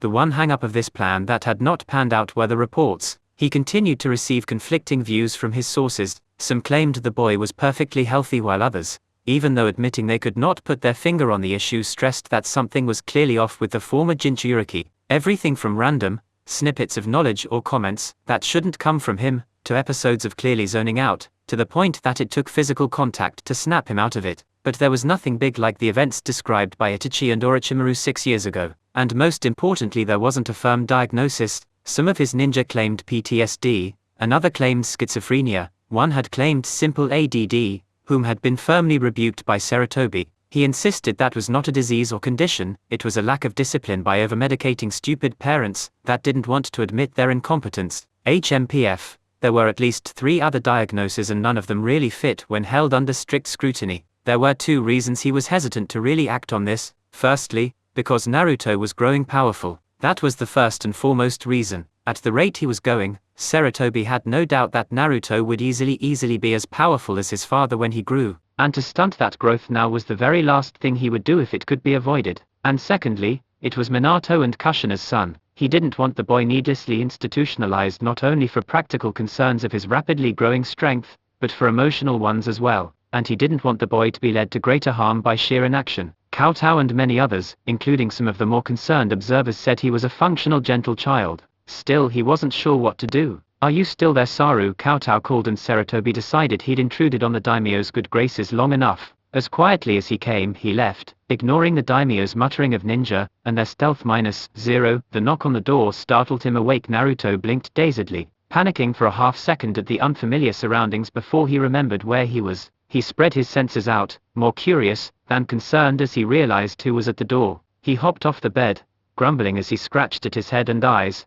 making his way towards the door. Opening it with a click, he looked out to Ryoko and Kyofu. "What's up?" he drawled. "Why are you staying at a hotel?" Ryoko asked. Naruto blinked. "Do you have any idea how filthy a place is after years with no cleaning? It's gonna take my clones all day to get that place to livable conditions again." Both girls offered grimaces of disgust. "Yeah," the silver-haired teammate drawled. "Got a point there." The blonde smiled and opened the door wider, walking back towards the bed as they walked into the room. "So what's up?" "It's been 6 years, Naruto." Kyofu smiled. "We decided to come spend the day with you." "Yeah," Ryoko smirked as she sat herself down in the cheap hotel chair. "Show you around, get you reacquainted, build up that happiness level before savoring your defeat later today." Naruto smirked back. "Challenge bloody accepted. Still think you can beat me, huh?" With a big goddamn smile on my face, she laughed. Naruto smirked, hopping onto the bed, his face scrunching up in thought for a moment. "Hey, tell me something. I didn't want to really talk about it last night with Tsunade, but Akane, she's as young as I was when I joined the academy. I remembered Tsunade trying to talk me out of joining till she was blue in the face." "Sue?" Ryoko shrugged. "Beats me." Kyofu, sitting down in the bed beside him, hummed in thought. "Well, she and Dan are 2 of our strongest reputed ninja. Tsunade-sama, especially with her medical skills. Perhaps she was put under pressure to return as quickly as possible to the hospital and Dan to return to the field. 6 years with our top healer and one of our top operatives only working part-time, at best, isn't something a village can just take lying down easily." Naruto frowned. He hadn't thought of that. Many shinobi families often had one of the parents retire when the child was born. Usually it was the ninja of lower rank, since the other was 1, more valuable to the village, and 2, made more money. But with both Tsunade and Dan being high-ranking, high-demand ninja, neither one was a loss the village would be willing to just take. Not to mention that Akane herself, if his suspicions were correct, is the new Jinchuriki of Son Goku. Lineage, necessity, and Jinchuriki, 3 reasons why Sarutobi would be all but shoving her into the academy door. He didn't like that picture over much really -0 you can't let this occur, talk sense into your father.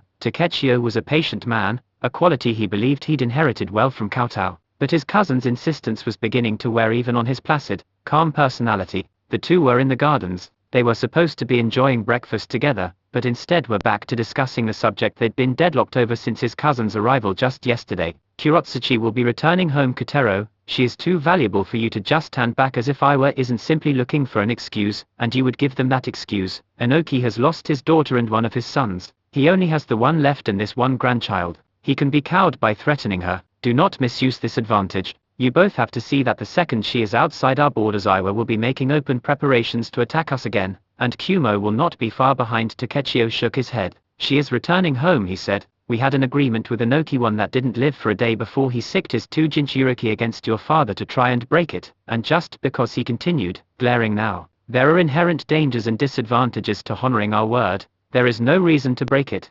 Kurotsuchi deserves to see her father and grandfather again, and we will let her, and have our doors open to her should she ever wish to return. Kotaro leaned forward, glaring into Takechio's eyes with a cold anger. You won't help me convince Kowtow-sama then? Takechio nodded. I believe we're getting somewhere now. The shorter, dark-haired man leaned back. If that's the case, then I request we take some precautions. The daimyo's son sighed through his nostrils. He'd been hoping this conversation would just be over. Such as a start, I would like to be allowed to take stock of our grain and treasury reserves. I would also like to be given permission to execute repairs on the roads, and requisition orders for a recruitment draft after the harvest is over and done with. As a start, you say? Takechio drawled, turning his gaze away from Kotaro's cold gaze after a moment. I can approve you taking stock of our reserves, but for the rest you'll have to ask father. It will have to do, I suppose, Kotaro drawled, clearly displeased with the words. While Takechio understood his cousin's misgivings about Iwa, he was not, and he was certain his father was not, about to let those misgivings lead them to betray Kurotsuchi's trust.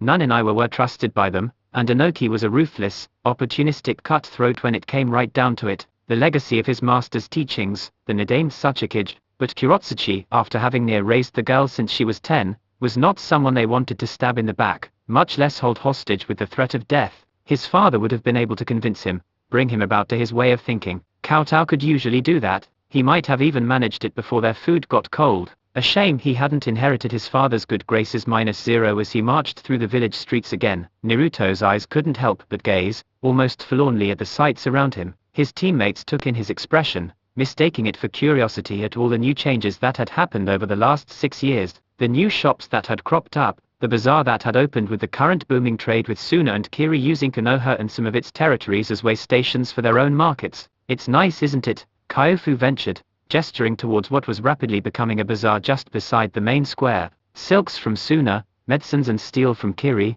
jewels from Bird Country. Being in the center of the continent has opened up trade for us very well, she commented. Yeah, especially since no one has to worry about Iwa getting uppity with the daimyo holding their princess on a leash. Ryoko chuckled. Naruto frowned. Hey, Kurotsuchi's a friend and Kowtow isn't holding her hostage. Ryoko raised an eyebrow, incredulous before she shrugged. If you say so, Naruto. I don't know either of them. Just saying what the word on the mill is. How well do you know the daimyo and the Tsuchikage's granddaughter? Naruto Kyofu asked as they made their way through the hub. The blonde grinned. Pretty good, I think. They're both good people. Though Kuro-chan's a lot easier to prank than Kowtow. You tried to prank the daimyo. If anyone was competing for a way to pull off looking aghast and murderous simultaneously, then Kyofu was certainly a contender. Was it a good one? Naruto laughed. Oh, I tried everything.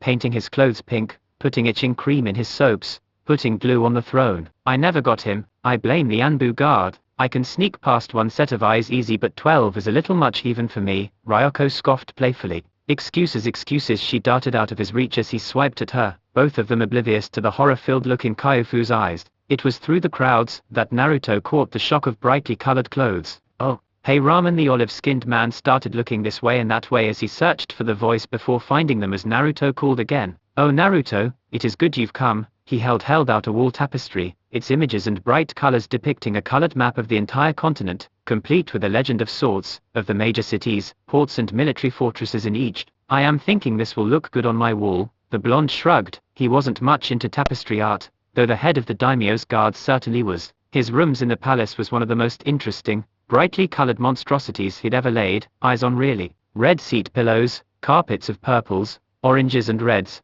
various tapestries and tile murals, and several kinds of incense for different days of the week or holidays. It was weird, but it suited the foreigner. Who's this guy? Ah, sorry, Naruto apologized. Ryoko-chan, Kyofu-chan, this is Ramen, head of the daimyo Sonogood. You are making me sound old now, he smiled, a set of white teeth on what most would refer to as a baby face as he held his hand forward. It is pleasure to meet Neru's teammates. Ryoko took the offered hand first, Kyofu a second later. You seem young to hold such a high position, the mocha-skinned Chunin noted. It is family curse, you see, he grinned. We stay forever handsome, no matter what age we make. I thought that only applied to your maturity, Naruto snickered. Hush you, respect the old. Considering his current track record with Sarutobi, that was not very likely to happen, but Ramen was allowed his hopes and dreams. The foreigner looked around, raising a curious eyebrow. Where is Itachi, girl? You two were always connected at pelvis back in the palace. Ryoko laughed and Naruto blushed, the red blooming across his face to creep down his neck and up the tip of his ears. That's not, he growled as he caught the man's sly little smirk. Damn bastard, using his accent as an excuse. Kyofu grinned with a raised eyebrow. Oh, does our Naruto have another girlfriend then? First it was that Kiri girl, now this Kuro-chan, and now a new Itachi. And you're just 12, workin' fast there, big guy. The boy makes any man jealous truly, you know. Kyofu grinned. You're not allowed to have a girlfriend until she passes Ryoko and my screening test, right Naruto? Ha ha. Naruto drawled, glaring at them now as he crossed his arms. No, seriously, Ryoko decided to continue the joke, waggling her finger in front of his face. No dating until she gets the seal of approval from us. Naruto's teeth clamped down where the offending digit had been with an audible clack. Oh, I bet she likes that. Can we get to the training grounds soon? He ventured, a gleam in his eye. Suddenly I'm looking forward to our friendly match more than I was before. -0. It was a while later that the three did in fact find themselves in the training grounds, only, unexpectedly, there was someone waiting for them. Naruto blinked in curiosity. Itachi, the raven-haired Uchiha, turned, looking over her shoulder, near waist-length hair allowed to hang down like a curtain behind her as she turned. Naruto, she paused as though waiting for something before Naruto caught himself at Kyofu's pointed ahem. Oh, Ryoko-chan, Kyofu-chan, this isn't Cha, I mean Itachi, he hastily corrected. He really did have to grow out of that nickname he'd given her when he was a kid. He could feel his silver-haired teammate's wolf-like smile behind him. Oh, that's so sweet, you have pet names already. I am going to murder you, Naruto deadpanned. Slowly, I'll enjoy it. Itachi raised an eyebrow. Ignoring his snickering teammate, he decided to try and divert the subject again. So what's up? Word got around as to your little bout and I thought I'd drop by, she drawled. You'd either need a fourth member or an extraordinary strong opponent. I figured I could fill either role, she shrugged. That and she'd wanted to leave the house for a few hours. Without Sasuke beside her, the place felt less like a home and more like a residence she had to keep returning to, and her brother still had school for another 4 hours. Naruto grinned. You wanna try and take us 3-on-1, or 2-on-2, Kyofu supplied. You're not trying to weasel out of our rematch, right? Ryoko chuckled. Naruto scratched at his cheek. Well, we could go 2-on-2, but whoever has Itachi on their side is most likely gonna win in that case. That piqued the wind user's interest. You think your girlfriend's that strong? If she expected some kind of reaction, she was to be disappointed. The placid, almost bored features of the Uchiha princess didn't even twitch in anything remotely resembling surprise. Naruto, though, started to nod. Yeah, she's not my girlfriend. -0. There was nothing for it really. She was bored out of her goddamn mind. After 6 years of living with 4 instructors, a little ball of hyperactivity that wouldn't shut up, and the best damn training partner a girl could ask for, along with kowtow and Lady in OA to keep her occupied. She had never really taken stock of just how much actual time she shared with them. With each one suddenly recalled back to Konoha, it was like the carpet had been ripped out from under her and she didn't like it. She didn't like it at all. Worse was the fact that while there were certainly people at the palace, none of them, not a single one, really had time for anything, least of all with her, the quote-unquote most dangerous person there. What with her being the only hostile ninja on the grounds, the only one who seemed to really have desire to speak was Takechio, and Takechio, in lieu of his father's leave, was understandably busy, so he didn't have the time, and she had nothing to do. She'd already done her morning exercises, she'd already rifled through the library yesterday for a book she hadn't read, and read said book, she'd even slept early and woken up late, all just to try and bleed the hours away. So she just wandered, literally marching through the entire palace, down the corridors, into empty rooms, across the rooftops. She had no doubt at least one of the Anbu were following her around, but she really didn't care. If he or she decided to make themselves known and say she was cut off from X or Y wing, which had never happened in the years she'd been here, it'd break the dreadful monotony. It wasn't until she heard a faint crying that she found something to do. Channeling chakra to her feet, she swiveled under the overhang of the tiled roof, following the sound towards one of the many palace windows. She peeked in and wasn't surprised to find Sasame wailing at the top of her powerful little lungs as the nursemaid rocked her,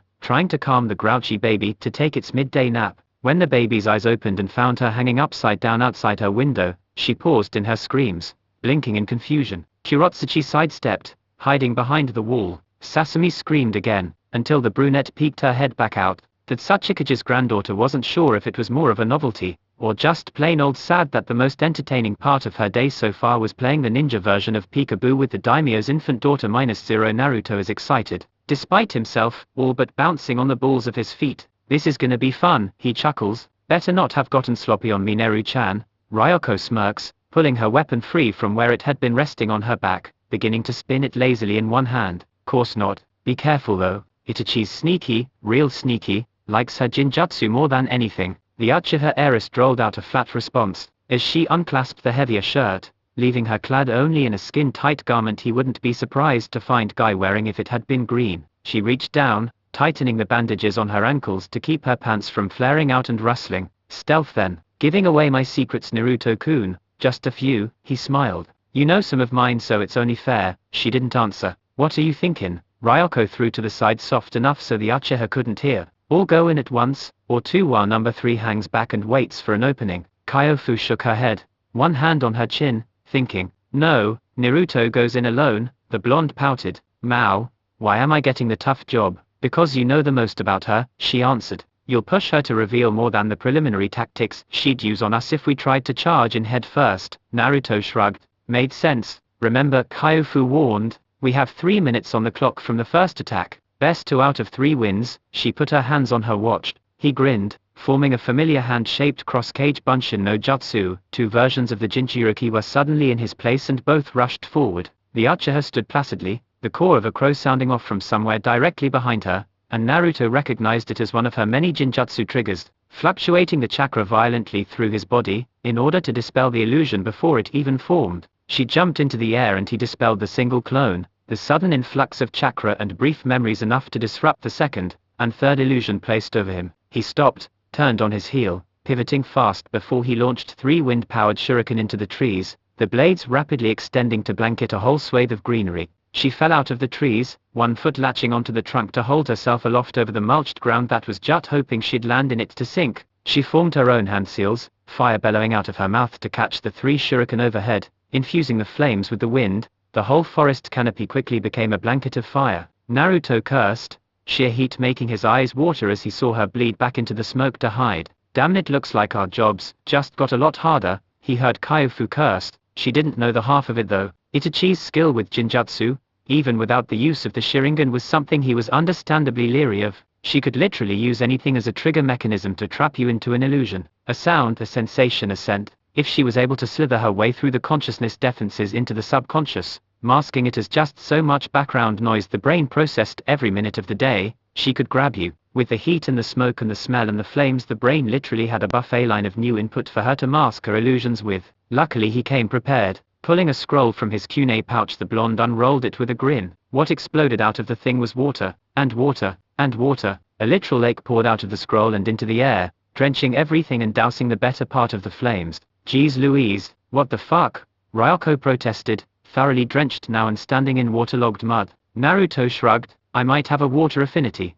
but I'm no Nidame that can just pull moisture out the air. So scrolls, he pointed at the unrolled piece of gear by way of answer. I love Fu ninjutsu. That just leaves one issue. Kyofu deadpanned. Where is she? Naruto looked back into the drenched forest. Other than the last few flames and some scorched tree tops, it was pretty much unchecked. He stepped forward, sloshing in the water, eyes narrowed. Ryoko looked down at her feet. Anyone else wondering why it's taking this last inch of water so long to get sucked up by the dirt? Her 2 teammates paused, then, all 3 jumped straight up into the trees as the water at their feet flash boiled. The 3 ninja were in the charred tree tops, with Naruto quickly forming a hand seal, gathering the water in a crude torrent and sending it hurtling off to boil somewhere else. Underground, Kyofu shouted, on it. His silver-haired teammate sprang into action. That custom double Vogue, now far more adequate in terms of size, charged with wind chakra as she drove one blade down into the ground to the base. Naruto's eyes widened a bit as he saw the wind that had been coating the weapon simply spear itself down,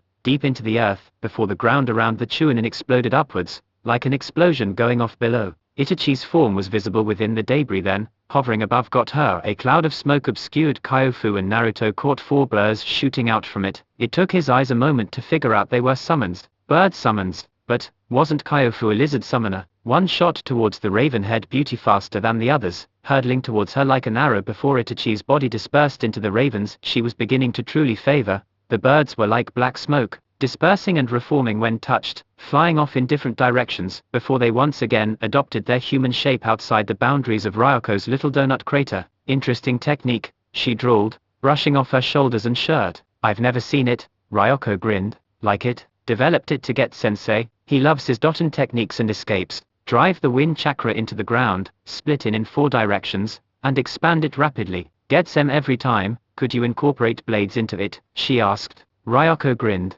Not perfected, but working on it. This is still a friendly match though, so I didn't want to kill ya. The Uchiha nodded. If she could incorporate wind blades, then the match would have been theirs. Kyofu's birds suddenly smacked headfirst into trees, vanishing moments later in puffs of smoke. What the she caught on, eyes widening. You placed my summons in an illusion impossible to do on normal animals, but summon beasts are intelligent, she explained. Their brain functions and processing of information are far more similar to our own, especially the eyes. Her gobsmacked expression was priceless. That was a weakness she'd never faced yet. Not even Orochimaru had been able to succeed in bringing her summons under an illusion. Kyofu's watch alarm went off. Ryoko cursed. 3-minute matches suck. Oftentimes battles are decided in less. Itachi shrugged. Besides, it's sparring, not an exercise in needlessly risking injury. Okay, so this round is your win, Itachi interrupted. That wind technique actually hit me. If it had been the lethal version, needless to say I'd be dead. She shrugged. I promise though, you won't get the last win you need. She smirked. -0. Meanwhile, Sarutobi was back in his office, doing what he and every other village leader disliked most of all. Paperwork, of course. The stack was fairly mild today, though that was likely to change in a handful of months. He raised his eyes over the file's edge as he looked up at his guest, staring expectantly. It's done, the man drawled. I've sent off 2 of my best to keep an eye on Iwagakure and gather intelligence. If they're planning anything against our daimyo or his family, after they recover their princess they'll report back to us, and we'll be able to make preparations. The older man drawled. He reached up, scratching at his bald, liver-spotted scalp. Have you considered my offer? The Anbu nodded. I have. The answer is no. The older man took a breath and slowly let it out. It's sad to hear. You should pass on your skills before it's too late, Kakashi-kun. My place is in the Anbu Hokage-sama. I don't wish to leave. A shame, he said, though his heart wasn't truly in it. Kakashi was his best agent, a front-runner to replace him next to Tsunade and Orochimaru, probably even more favored due to his relative youth in comparison. To still have him on the front, running missions and assignments rather than in the rear teaching students wasn't exactly a loss that was going to keep him awake at night. You still have 3 months before this graduation if you choose to change your mind, Kakashi. I'll keep it in mind, sir.